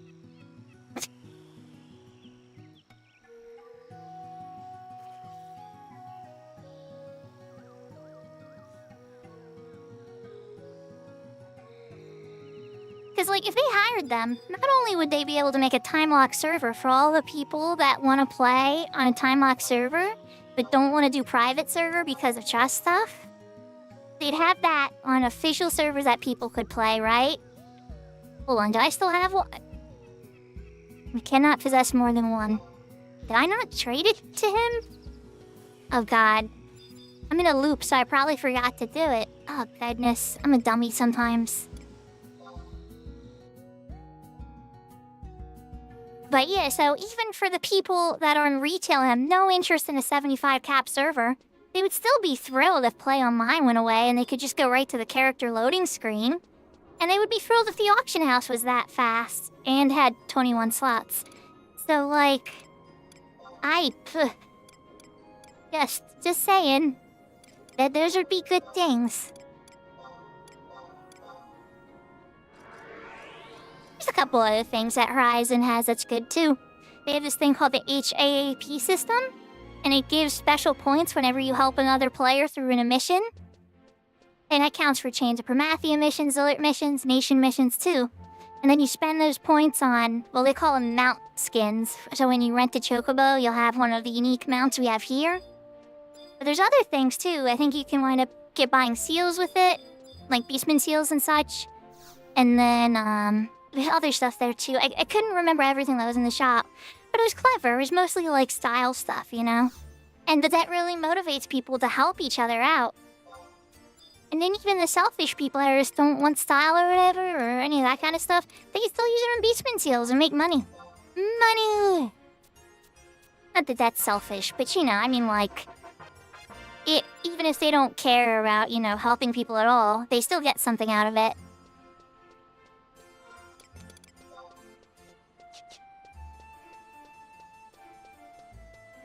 Yeah, I totally wound up going from Eastern Adeland back to Bastock.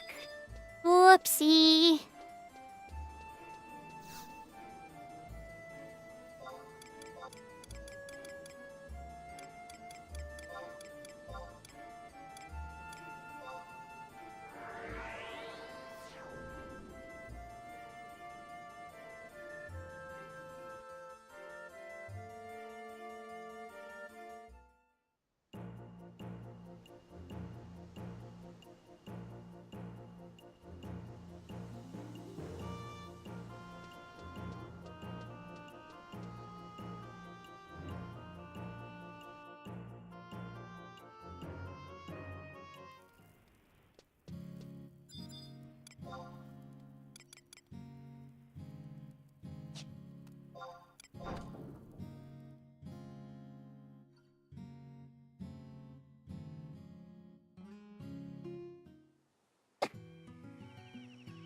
Now we're coming into the pumpkin hours.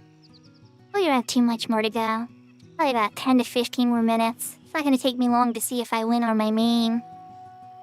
They banned you from the Pokemon server, the main one, for no reason. You mean like the trading server and stuff for Pokemon Scarlet and Violet and that kind of stuff? Or like your Pokemon bank account or something? Or the Pokemon oh, okay. For a second I thought we were talking about Reddit. That's strange. The only time I've ever heard of that happening when somebody doesn't know is if they got traded an illegal Pokemon from a friend or something that they didn't know was a hacked Pokemon. Oh, from the Discord.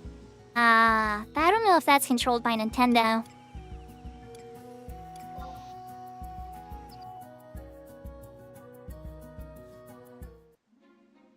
But then again, if it was, they They're pretty harsh on that kind of stuff with communication and stuff because a bunch of kids play Pokemon.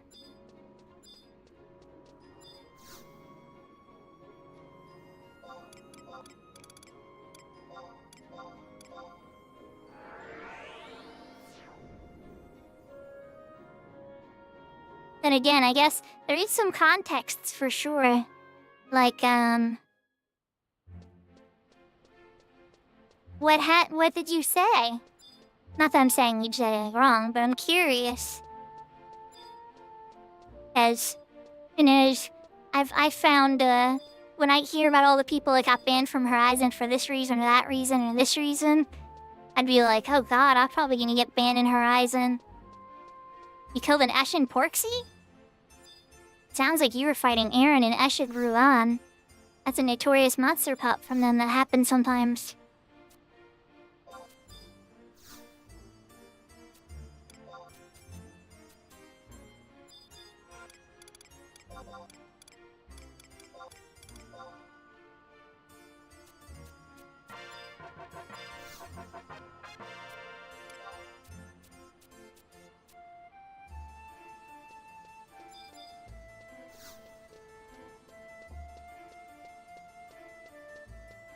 It's crazy, the items he wants at this point. You stayed around to kill some of the monsters, you killed an Aaron, and a pig flew. Yep, that happens. So every monster there, except for the amoebas, have a notorious monster linked to them that can appear.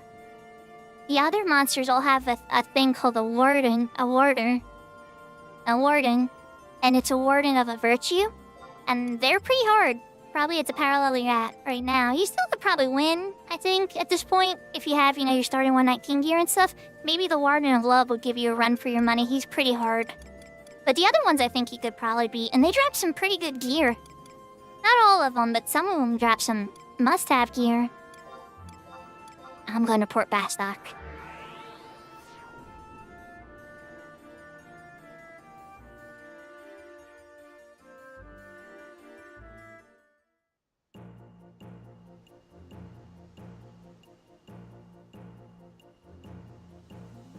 That's excessive. Really? It seems pretty nitpicky to me.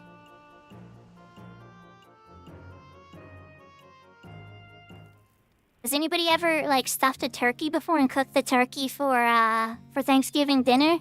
It's not exactly a rated G activity, I guess you could say, in that world.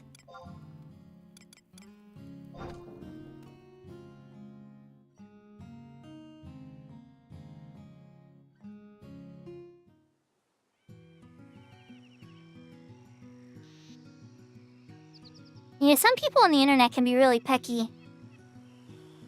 I think that's probably part of the reason I do my own thing now. It's like, alright, I'm gonna stream. I'm gonna start my own link show. I'm gonna do this, and I'm gonna find people that are more like me and just not so easily offended. There's a lot of people that get so offended. I get offended over every dumb thing somebody said to me, I just be angry all the time. It's not worth it. Most people, the rule I try to follow, at least in my life, is if the person has malice. Like, if what they're saying and what they're doing is genuinely just to hurt me or make me suffer, then I'm gonna question what they're up to. But most of the time, people aren't malicious. They're more curious than anything, and they just may accidentally say something dumb. And that's like 90% of the offense in the world. Or they're just trying to be funny. But that 10% of the time, you actually get more of a person that, I think as Alfred says in Batman, in the Batman movie, some people just want to see the world burn.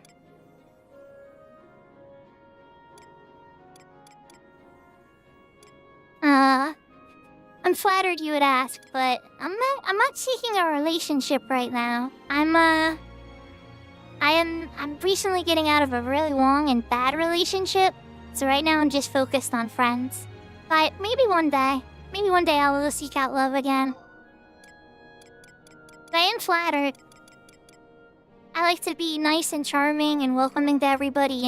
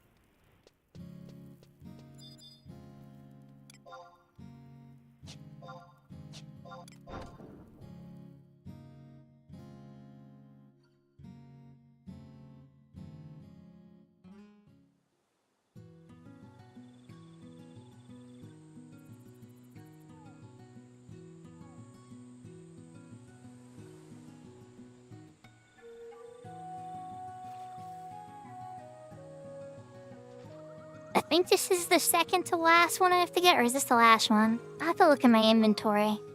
I just keep bringing soups. Okay, second to last one I need to buy.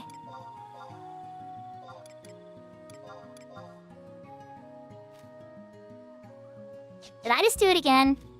I did it again, didn't I, chat? I'm a dummy sometimes. I just came back here again and just tried to buy another soup, but I didn't trade the last one in. Whoopsie.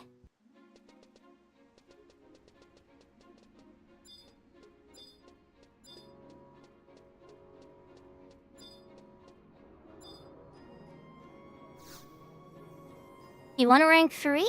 Congrats! Chose August. As a trust? Like, August was as a trust cipher was available as a rank 3 win prize? That's actually kind of interesting. It's not a bad tank. Yeah, Greg 209, welcome, welcome. I know it's your first time chatter. I hope you enjoy the vibes here.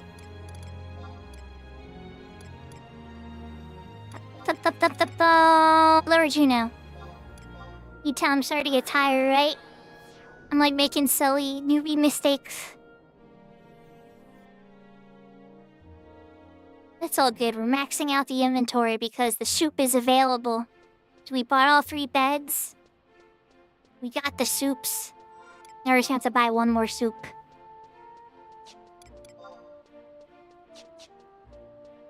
And then talk to Artisan Noodle and max out that bag. How you doing, levels on Galoo?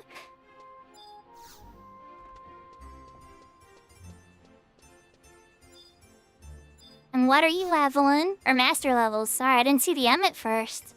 What are you master leveling?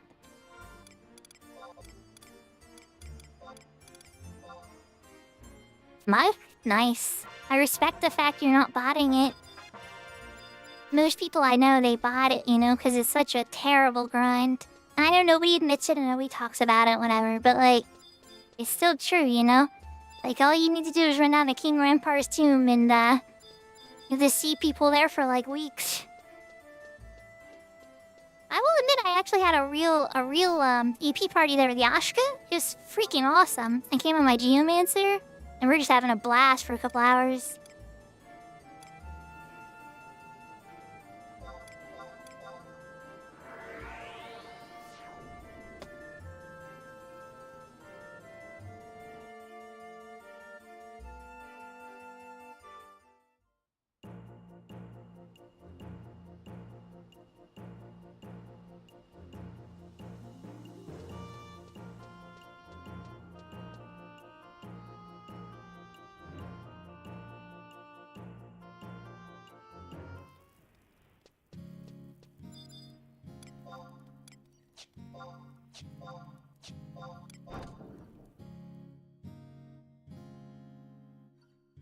This character I'm playing on right now is on the Shiva server.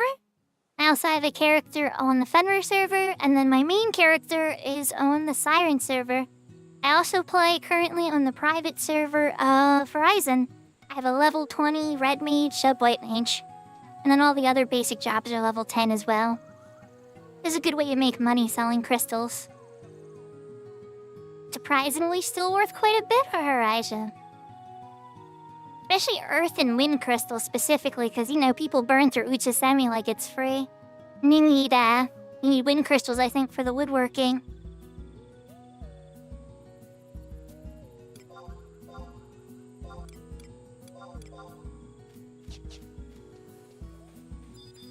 Yeah, this particular character, been speedrunning through. It's level 70. We just beat, Matt and stuff. I had to do a couple missions with it. Doogie over here, has been helping really speed it up. I do intend to make a character on Ashura one day, and Bahamut. But I'm gonna be working on my Fenrir and Shiva characters a bit first before I take that move. And I still will be occasionally playing on Horizon too. I think I'm gonna save that for the weekends, because the streamer I like to watch who does that is Telly. And he lives in Germany, so he plays a little bit earlier in the day. So I think that would be interesting, probably, to get to play with him someday. And for me to be interested in 11 stuff right now, I have to have a friend there. So, I'm starting to realize there could be a couple friends on Ashura. That would be interesting. Not everybody's a merc, I guess. Oh, did I buy the soup? Okay, I got the soup.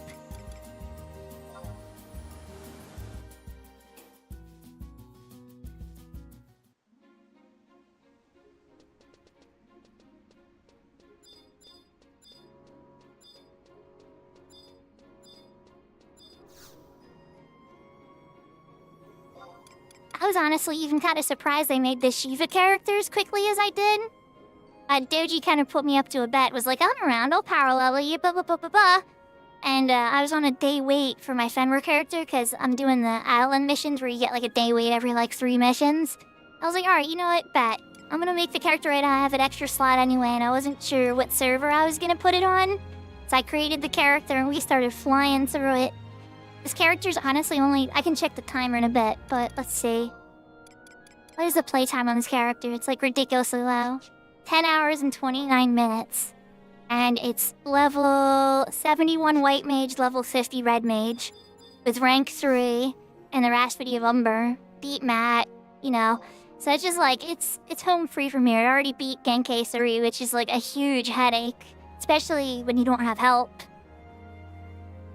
Yeah, Odin just... I had a bunch of friends transfer over there like kiting and stuff, and a whole link show.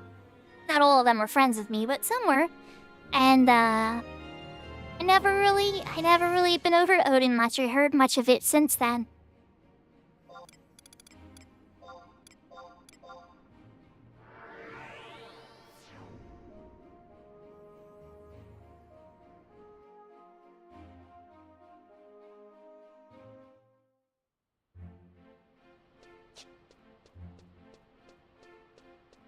But Chitin I'll never forget. Chitin was a really powerful monk, would help new players, was always brave.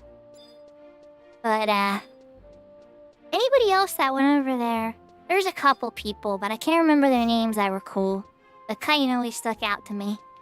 He was a leader.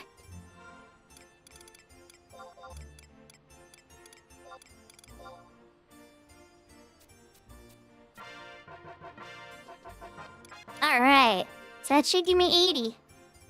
After going back and forth like a crazy person. Yep, 80. Excellent. Alright, so we are going to talk to the artisan Noogle. We are going to trade in those 3 ciphers because, in particular, Lion and Semi is really, really good. Halver's like, whatever, who cares? But... yeah, definitely want to have them on the trust list. And then from there, it's getting pretty late, so I'm probably going to try to do go on my main on Siren and see if I want anything from the Mod Bonanza. Bashhawk Markets. Do I have the auction house one? I don't. You know what, we're going to pick up the auction house crystal.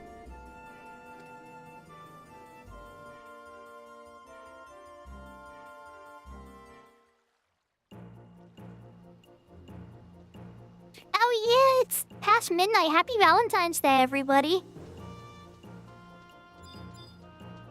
I know, for me, this is gonna be one of the lonelier Valentine's Days I've ever had. But I have all of you guys to keep me company, so that's good. Oh, arson removal's over. I'm thinking of the repair removal. And we want to stop and get that crystal over by the auction house, too. Take care, Grow. Happy Valentine's Day, Cyber Immersion.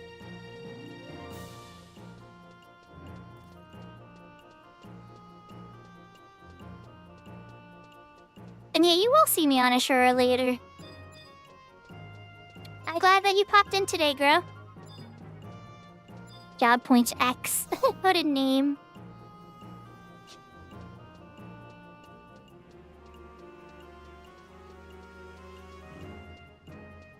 I should have bought some sprinter shoes while I was in Adeline for the first time. Well, they cost bailed. This character doesn't have a lot of bailed yet. But they have like 15 charges of running faster for an hour. Super nice.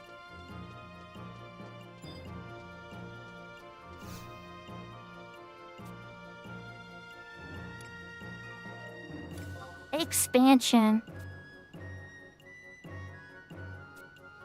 Hold an incredible 80 items. Yes, please. In and out.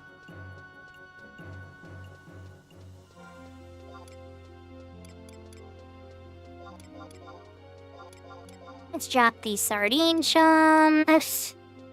We need the white mage testimony. No, I wonder if I should stay up a teeny bit later just to get that done. Well, I should at least start it. 100%. Because he makes you wait a day anyway, before you get the boat pass. I'm talking about getting access to the Undergone area.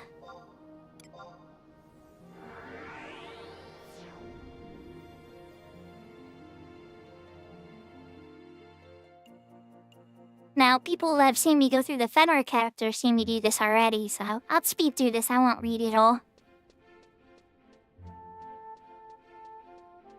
I've been enjoying doing the reading of the story, though, even though some of the names are absolutely ridiculous. I come to upper. Whoops.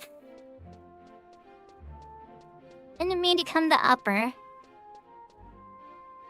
Okay. Compass areas all close together.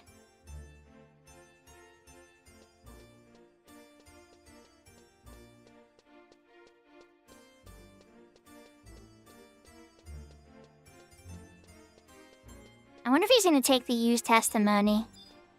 I don't think he can tell a difference. I don't think he checks if it's used like Matt does. I think he just sees it's a testimony.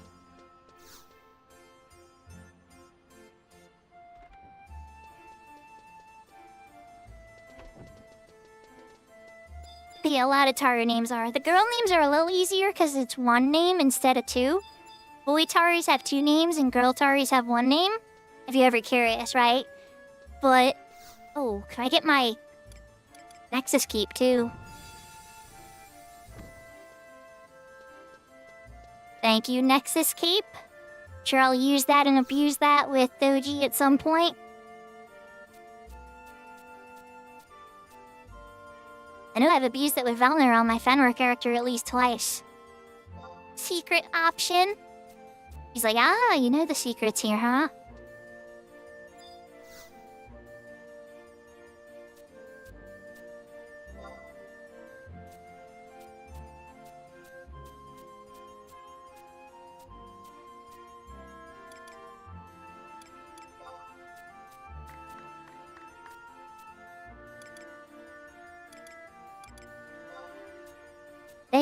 Let me think about it. Okay. Here, take my white mage testimony. I'll get double use out of it. Nice. Oh, I just missed a day change. Dang it. I was going a little too slow. That's okay, I can pick up the boat pass some other time. I didn't want to go to Outer God yet anyway. I was gonna run my main character and see the Bonanza results. And probably get two Moogle biscuits. Am I allowed to use your teleporter yet? Ah, boo. I gotta get further in Rashides for that. There's Doji. Hey, back to Port Bastock to trade these in.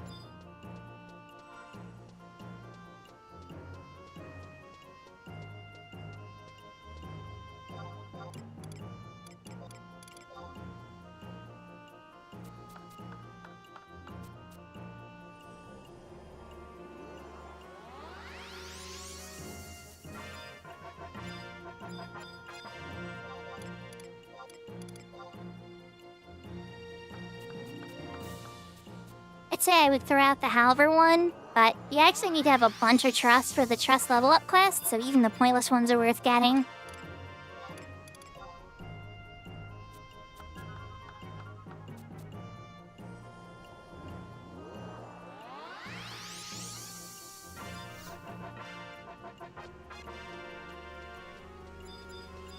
Alrighty, let's run back into the monk house and switch to my main.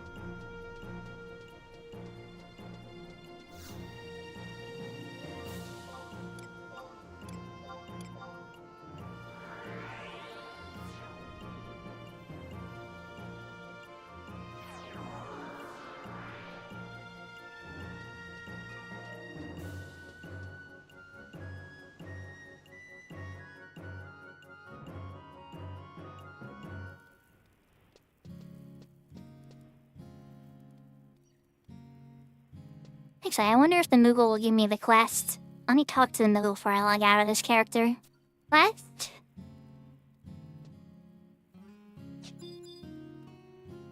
Look. There you go. No. Oh, God. This is the Moogle mini expansion. Okay, alright, good. Yes, there we go. Sure, Kupo. Alright, kid. So you started the first Moogle quest. I'll worry about that later. But yeah, that's good. So I just bring him that stuff and I'll go from 50 Mog Safe to 60. And then once I do the flower quest with the other two nations girls, I unlock Mog Safe 2. So, really expanding the inventory on this character for sure. Got a lot done considering, you know, being able to access Matt and being able to fight Matt and win. There's a couple we could actually power up your character so you can actually fight him normally. Or you can cheese him by doing a couple Rastrides missions. But that involved doing Nations missions. Rastrides is all linked to your other progress. If you haven't seen my characters, there's Neon Lynx, which was my daughter's original character. And she was playing so much on my Unijourn account. So then she became a mule. And her mule is Lynx. It looks very similar to Lynx Cat if you notice, because she just wanted to make it the same. Then, the original Unishuko on the Siren server is a Taritaru that I keep in Mindraiger outfits just to be cute. And then my main, actual Shuko on Siren, which we'll switch to in a sec. This is Fenrir Shuko, who is on Fenrir as a 99 red mage, sub-dancer at the moment, I believe. But she has a bunch of sub-options. I've leveled a bunch of the subs up. Doesn't have any other 99s yet, though. Could use a para level. And then we'll switch to my main.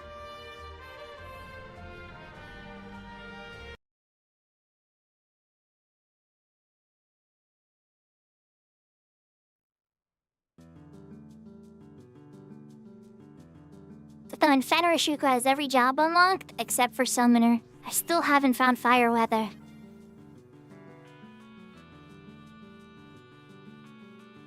So Cyber, are you still awake by chance? I know you were in chat a little bit before. I'm willing to stay up a tiny bit later if you're awake, but I want to trade in my Bonanza Pearls first. Do you have enough energy in you for like 10 more minutes or 15 more minutes of getting something done?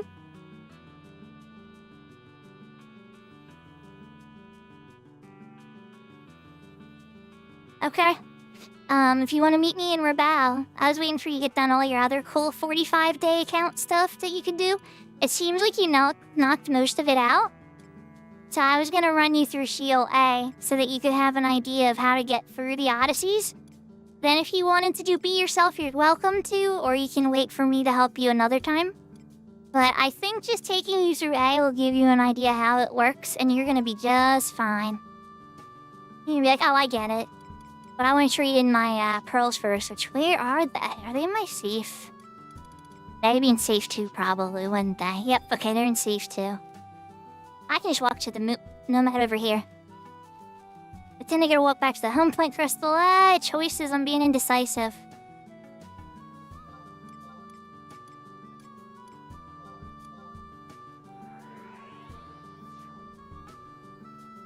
It's weird, I've been staying in my Dancer and Peering gear the whole time.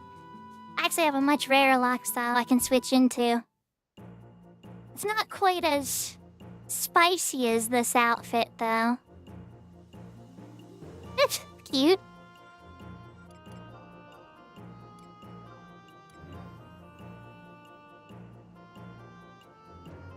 This is my usual outfit, right? And the reason I like it is because it has a crystal around the neck pendant that glows. And then my Nomad hat, which is incredibly rare. I got that when I went to the 2007 FanFest. And I got to beta test Dancer and Scholar, and it was awesome. We all didn't realize how powerful Scholar was back then, though, but everybody loved Dancer. And then the Dancer's popularity kind of went down when we couldn't find a role in 75 ending for them. Oh, jeez, I'm running to the home point crystal like I know what I'm doing. I gotta go grab my Bonanza pearls. He is my favorite lock style that I tend to rock a lot, but I have other lock styles too. Because come on now, this game's about style. And if I could free up more inventory space, I'd have even more style sets, but a lot of that style is on the Nomad Moogle, or not the Nomad, the Porter Moogle slips.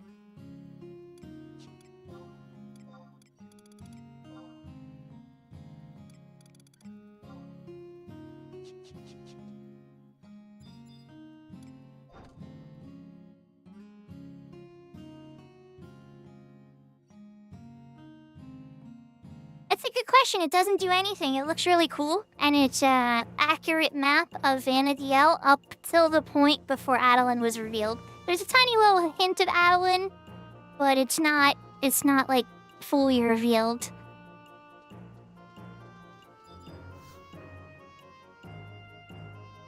Oh, hi, Gurren. I wonder if that's the player Gurren that was in chat. And Grow. Yeah, he said he was leveling Gurren, right? Coming back on chat. I mean, yeah, because she's using it. But yeah. Alright.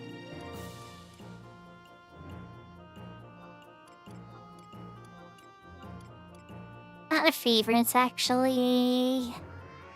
I don't go to the entrance very often, so it's not on my favorites list. Like I'm about to plan a war. I've already taken over the world.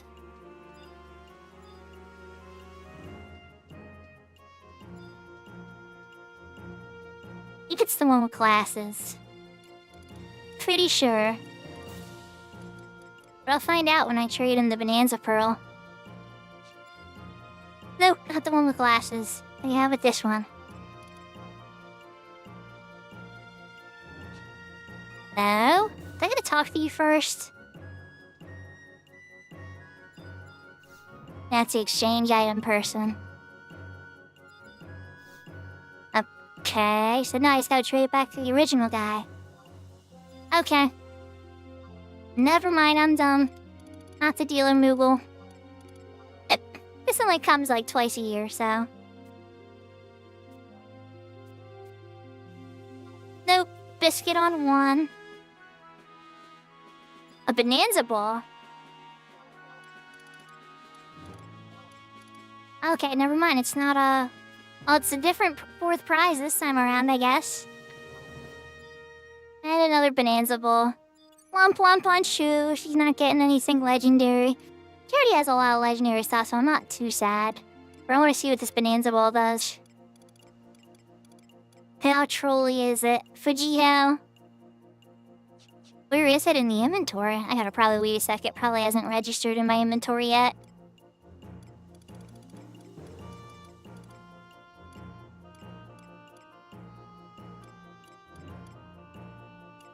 Am I like blind? Oh, there it is. A bouncing ball. Oh, it's a throwing item. Oh, okay. You have my attention. Why can't I equip it then? Oh, because it's gotta be in the ammo slot.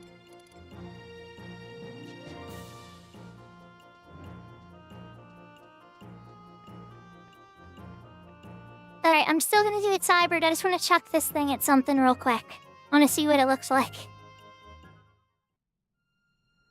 I don't throw things on my dancer much anymore.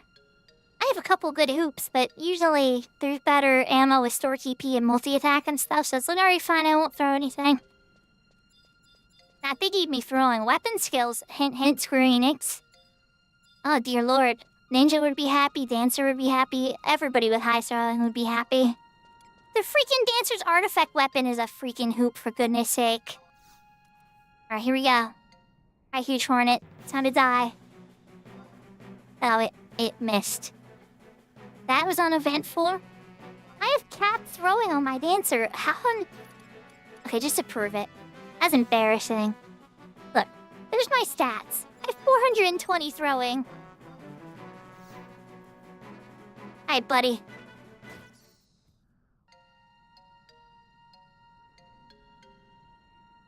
Okay. Is it like...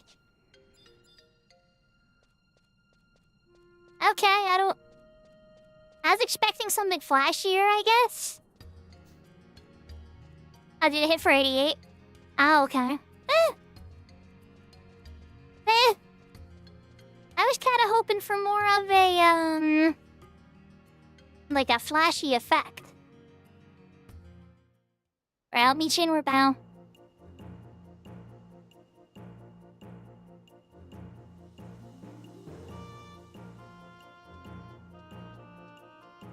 There we got lots of bonanza. I still have pearls on my mules, but I'll check them later. Because if I won first on them, I'd just be sad.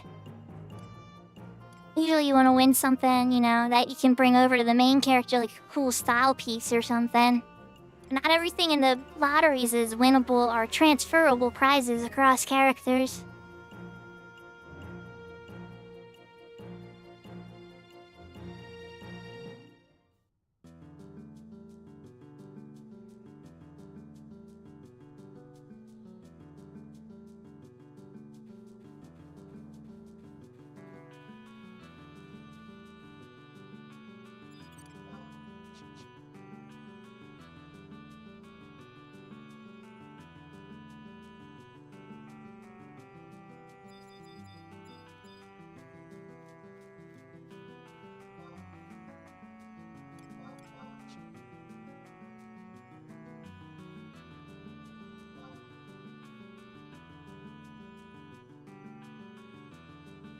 I love freaking people out with the jump command.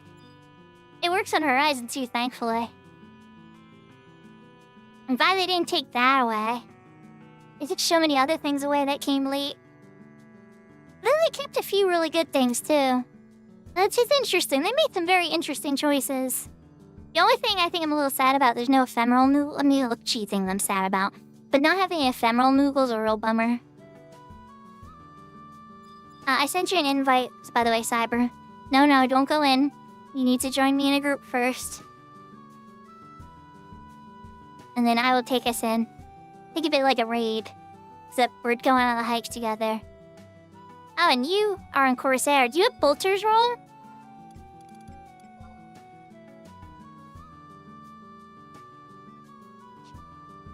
Or trade me too. I promise to give you the money for the Bonanza stuff. Okay, yeah, definitely trade me. I will wait a moment for this because it will literally save us that much time.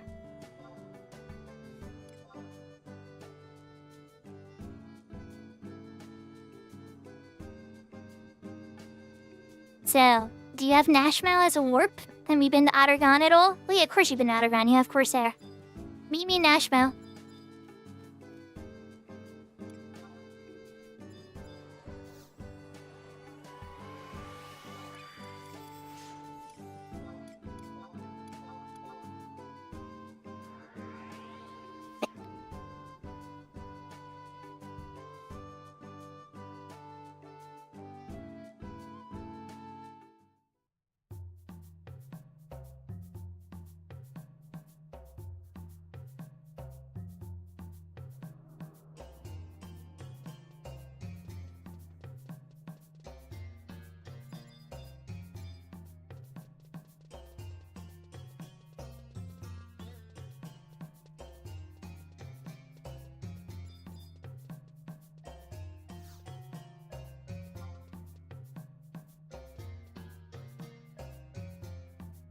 So this guy has Bolter's Rule, which is a movement speed rule. It's amazing. It's level 76, so Horizon will probably never get it, but it's really good. Caster's Die's good. Corsair's Roll makes you shoot faster for doing that. Blitzer's Roll is like a haste roll, but it's not actually haste. It increases your attack rate, but it also lowers your TP gain rate. Yeah. So our Tactician's roll gives you regain. So like if you're gonna AFK for a while but you want to start recapped experience, you could roll this, go to the bathroom, take care of your potty break, and then come back and you'll have, 3,000 TP, like that kind of thing. There's a bunch of stuff here that's really good, but I would highly encourage you to at least get Bolter's roll for now. Tactician's roll will be your next one to get. Miser's roll is really good. Ally's roll is occasionally used. A Naturalist roll is used sometimes when you're doing buffs because it makes them last longer. Brunious roll is really good because it raises magic evasion. Usually like defensive stuff. Chaos and Sam are really the most important ones. But yeah, anyways. So use the Bolter's roll one and watch. Watch how fast you'll run. You already have my jig on you, so you have a 20% boost. But then make sure that you have your potency. I can even check. Do you have your potency ring on?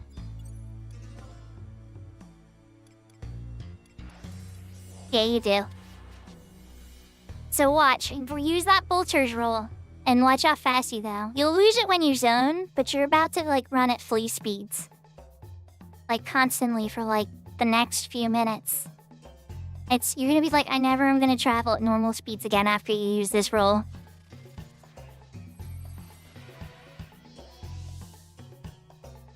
It's lucky is 3, so it's worth a double up. There you go. That's flea speeds. I'm at 60. Alright, let me take off my boots. Yeah, I'm stuck. Okay, 56. So without my boots, it's 56. Almost flea speed. I told you. It's gonna change your life. Alright, so we're gonna be using that on this run because we're just mostly hiking. I bet you're gonna have a lot of fun with it.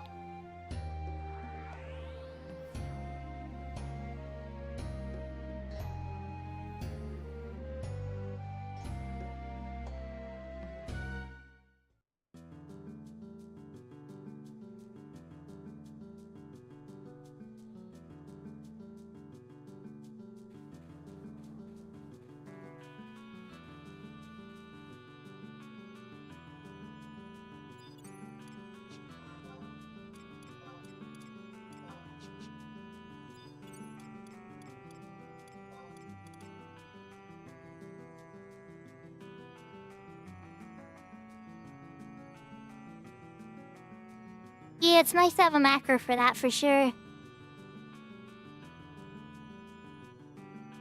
Let me know when you're ready. I'm just waiting on my re-raise rank to charge.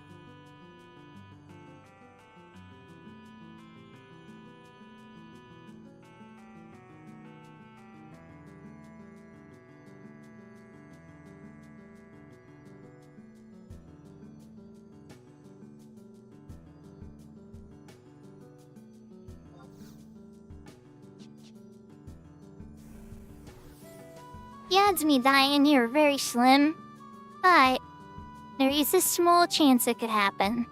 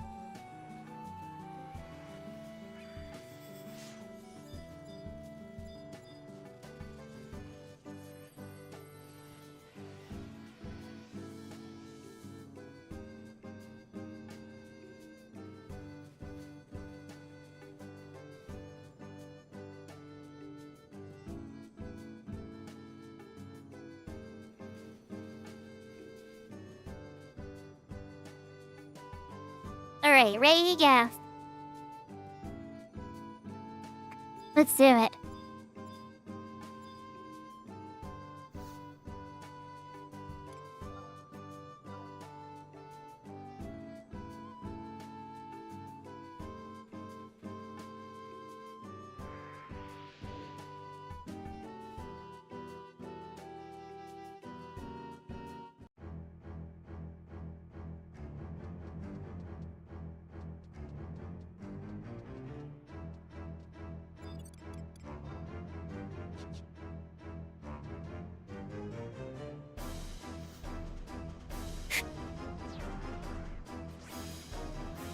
So this is a fast travel point here. You just want to touch it. It's not going to say it can do anything right now.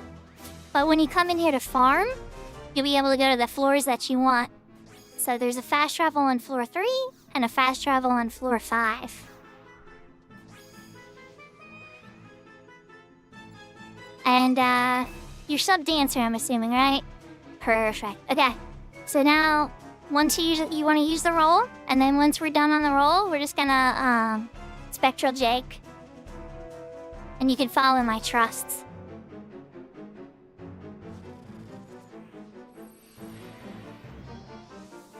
Okay, perfect. I think that's a lucky, so we're ready to go.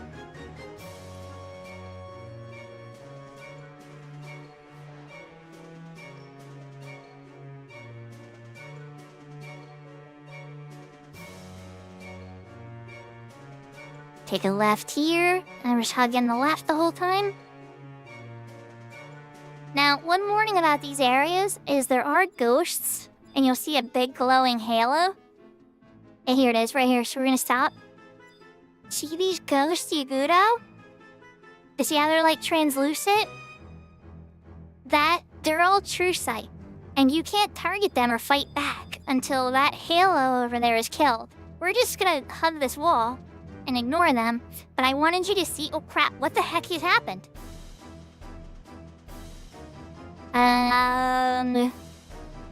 Chat, this has never happened to me before. I fell off.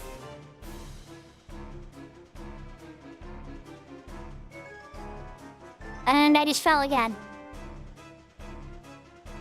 What on earth is going on? This has never happened to me before. What on earth is going on? Okay, Cyber, I'm gonna have to guide you, I think, visually. You got to see the ghosts. There's a purple crystal up ahead that'll take you to the next floor. Yeah, this is freaky deaky. By the time they get to me, it's gonna be the end of the night and everything, though. You know what I mean? They're not very fast about this kind of stuff. Well, I'm trying, I guess.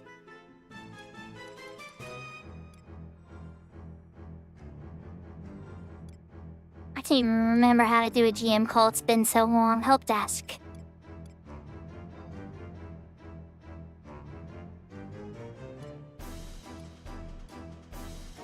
Like, see, it's a violation of the user agreement. Like, no, I don't want to report that. I can't move my character or log out of the game. My character, my character is stuck. I am stuck and need to get out. My movement is not being restricted by a GM. Somehow, I fell off a ledge and seal. This has never happened to me before. And I'm in a skybox area and can't escape. Was helping new player learn the zone. Let's see everybody. How quickly does a GM help in a situation? So we're running super fast right now. You had Bolter's roll, and I have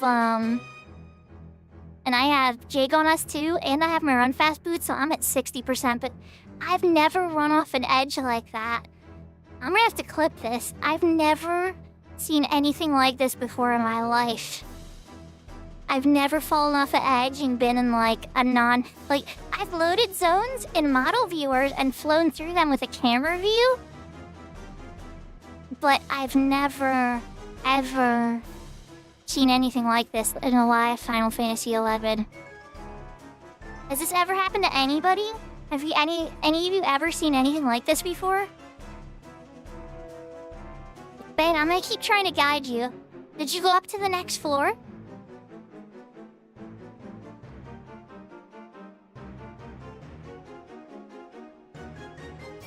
Okay.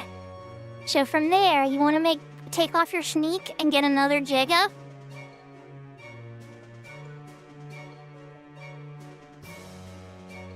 And then, let me pull up the map just to make sure I'm giving you the right instructions.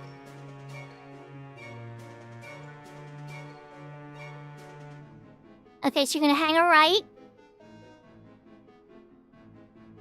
And you're gonna hug that wall all the way till it ends. And then you're gonna take a left. And keep going until you'll see one off to the right after like 2 sets of monsters to take you to floor 3.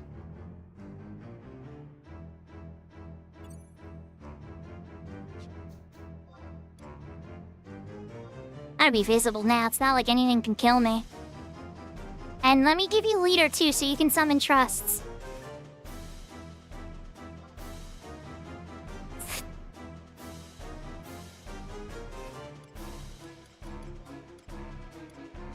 That way if you have to fight anything while we're waiting. This is wild. If he could just move me back onto the floor again, that would be great. Or she, I don't judge. It can be a girl. It can be a girl GM or a boy GM. But like, what the heck? So, let me know when you find the 1 to 3. It's gonna be off for a little like they're not... That's okay, it's still a little bit of ways. Just keep going and looking to your right and checking every nook and cranny on your right. Once you get to the one wall, you'll take the left, and then just keep checking every nook and cranny to your right and you'll find it. Yeah, they'll automatically do it. I can use the temp item and exit too. Or a warp ring.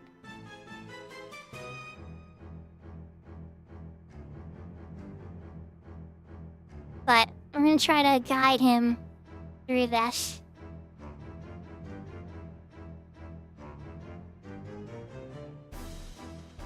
Do you know how to do a screen share on Discord? If you could do a screen share, I could watch you and give you more active advice.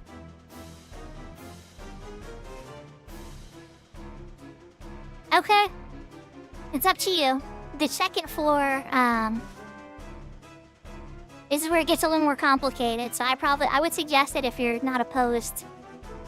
Would you mind if I put a little window of it over by, actually, I don't think Discord would share it. I'll have to ask chat if they could see it. But I could put a little window over so that we could all watch together as you try.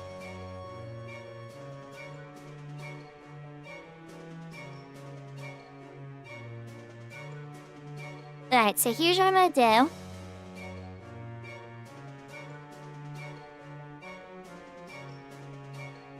Oh wow, let's set to my... There we go. Thank God.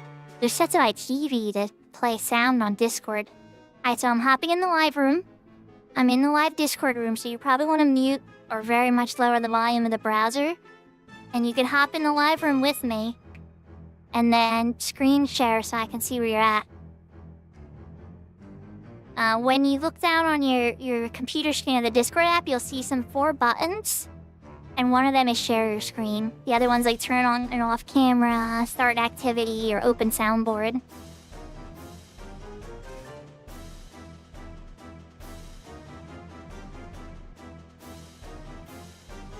I'm gonna run around a little bit. This is kind of a first time experience. Yeah, this is in my streamer Discord. Oh, gee, everything just disappeared. This is so wild. It's like it's struggling to load the assets or it doesn't know when to draw them because I'm in such a weird location. Well, I guess there's no fall damage in Final Fantasy XI. Oh,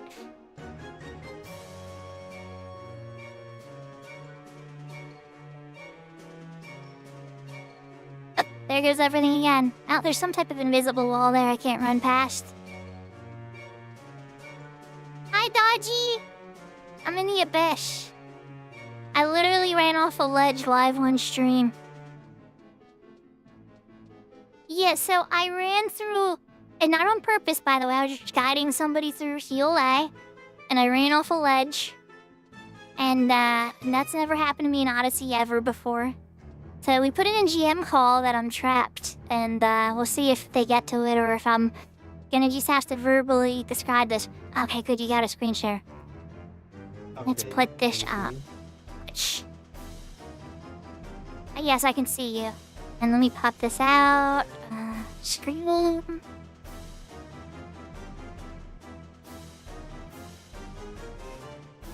I need to shrink this a little bit.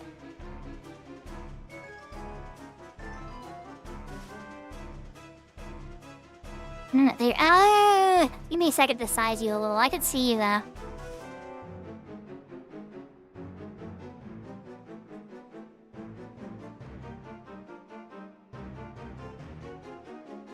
There we go. Okay. So, from here, run straight but hug to the left. And then, yeah, make sure you have your sneaking invis. There's a fast travel here.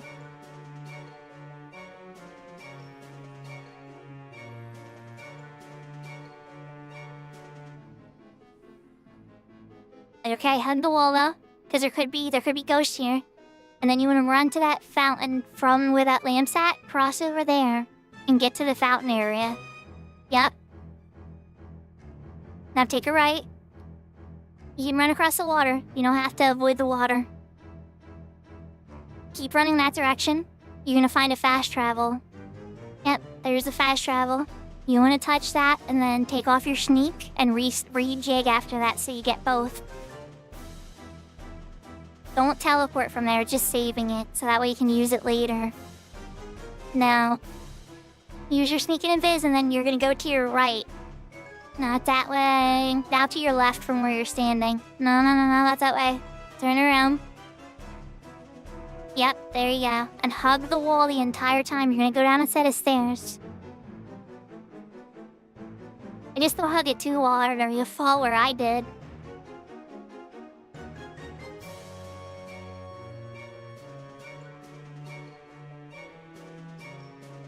And then you're gonna take a left.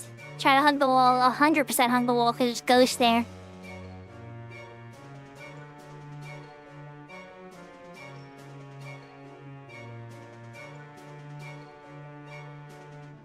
And then upsy daisy, yep, you got that deal there.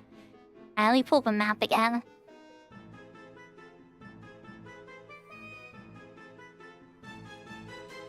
So from here, you're just gonna re-sneak in invis and take a right. And you're gonna just go down a bunch of ramps and all types of stuff. That is pretty much at the bottom to your left of this whole mess.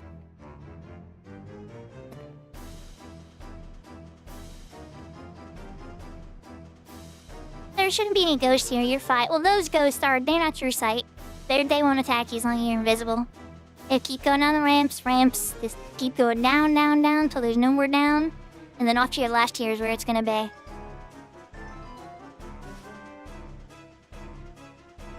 To your left. Yep, right across the Ignite. There it is.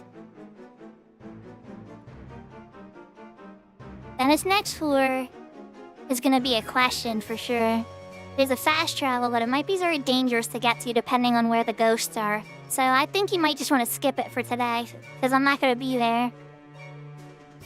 But if you wanted to go to the next floor, it's directly ahead of you. By those stairs you see right across from me there, all the way over. But the fast travel is actually to your right, across from... You might be able to actually get the fast travel. Run into the hounds. They won't go right into the hounds, because you don't need to get close to this quite off. And then you're gonna just go across to the castle, past the gate, and just keep going. The fast travel's past there. And then you can come back. Just make sure you don't run into those quid-offs, because you're toast otherwise. You don't have re-raise.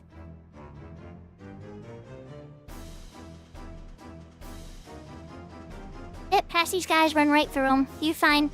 The only thing that's true sight here are Tauruses and those ghosts.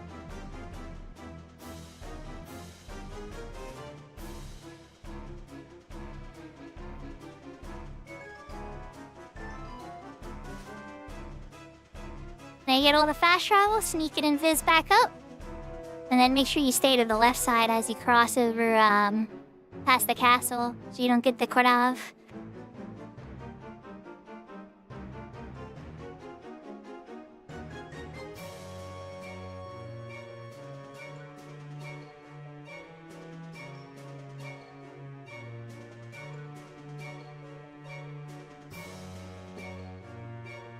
those ones are true sound, because Kodav don't aggro by sight, they aggro by sound. You just hug the wall to the left now as hard as you can.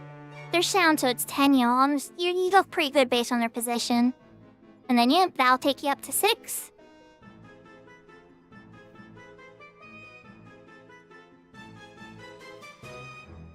And this floor is super easy.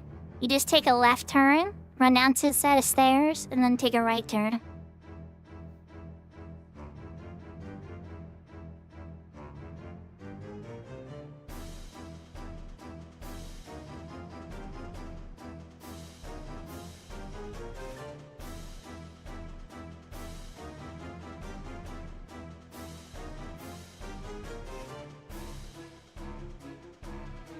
Okay, and that's gonna take you to the final floor. And on this, in Shield A, I think you're right, Dodgy. But in Shield B, Tauruses exist, and they are true sight. So from here, you want to sneak in a biz, run straight for the fountain. Like straight into the water ahead of you. And we want to see where the tail is at. Hopefully it's... Okay, it's off to the left, so go to the right. And you're gonna keep running straight. No, yeah, don't run towards those guys, yeah. You run for the stairs, straight ahead. And you can run into all these monsters, they're not gonna aggro you. Because you're sneaked in and bist. And down the stairs. Now, off to your left after you're down the stairs is the exit. But before you touch it, you want to make sure you go to your Records of Eminence, Content, Odyssey, and set Shield A, B, and C. And then touch that, because that'll give you finishing Shield A. But don't touch it before you set that Records of Eminence.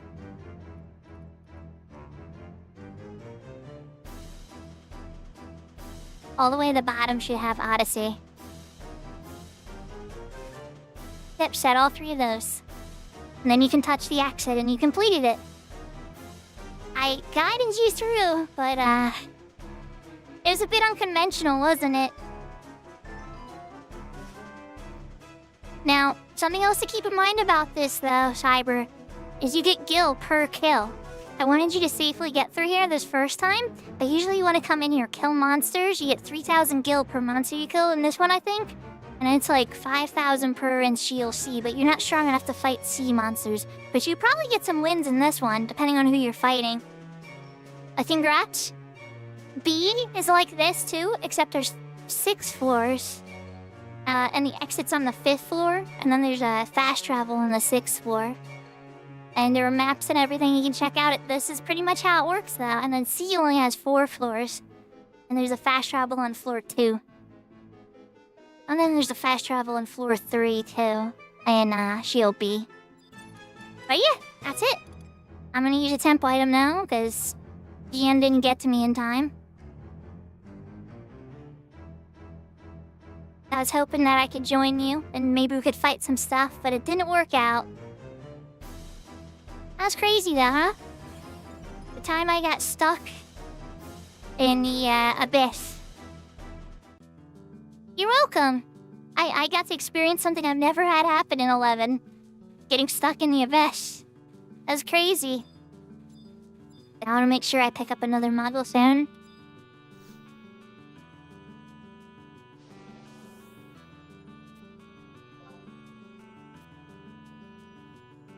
Yeah. Right? I don't know if it's... It's probably just one guy there. He might be taking a nap at his chair. Sorry, you want to talk to this light? And then you're gonna get a message talking about how you unlock Shield B. But you also want to keep talking to it so you pick up your other model phone again, okay? Yahoo, yahoo, Josh! Thank you for the sub. 13 months. You got it? And then if you want to go and pee yourself forever, that's all good. But I'm gonna call it a night. It is way late. I'm up way past my bedtime. So Josh, I fell into the abyss in Odyssey. I was at the bottom of the map. I had to guide Cyber through with instructions. And then eventually we did a screen share.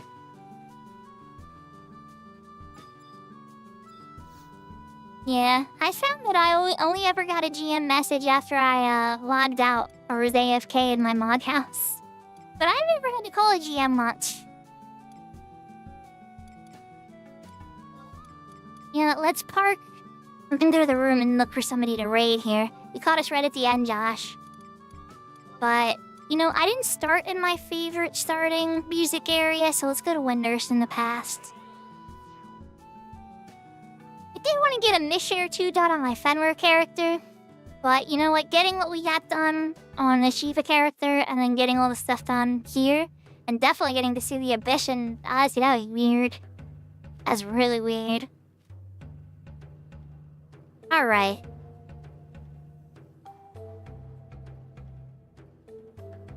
I hope everybody had a really good time. I know I did. That was wild. We got a lot accomplished. You got me stuck in the Abyss. It's the first time something like that ever happened to me, Cyber. I promise. I've never... Now I have it recorded. What's even crazier is I have recorded... Aw, thank you for the follow, Edito. I hope I said that right. Yeah.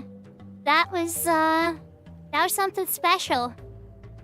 You vote we raid Valner? Is Valner on? I haven't even looked at who to raid. Okay. Yeah, I don't see... I mean, Okapa's on, and I love Okapa. But, Valner's on too. So we'll definitely raid Valner. But everybody, thank you for joining me. I had a lot of fun, as usual. And I got to experience something in 11 I've never seen in my life. So that was really, really cool. I'm really glad you all joined. And we're gonna go say hi to Mr. Velner.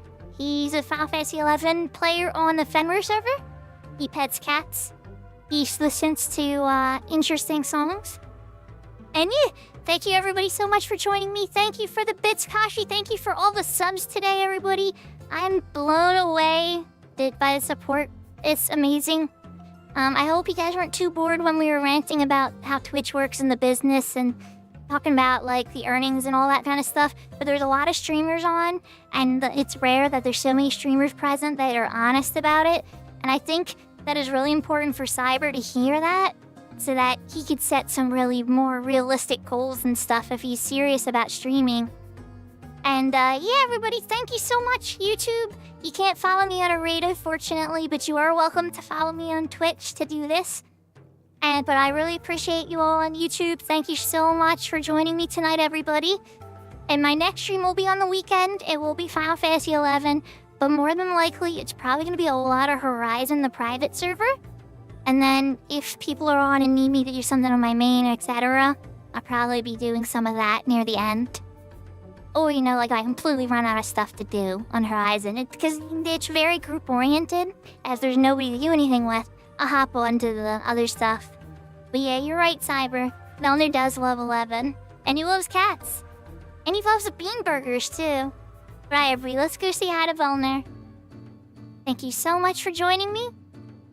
And I hope to see you sometime on the weekend for more Final Fantasy 11, but a different flavor. Where my character has blue hair instead. Take care, everybody.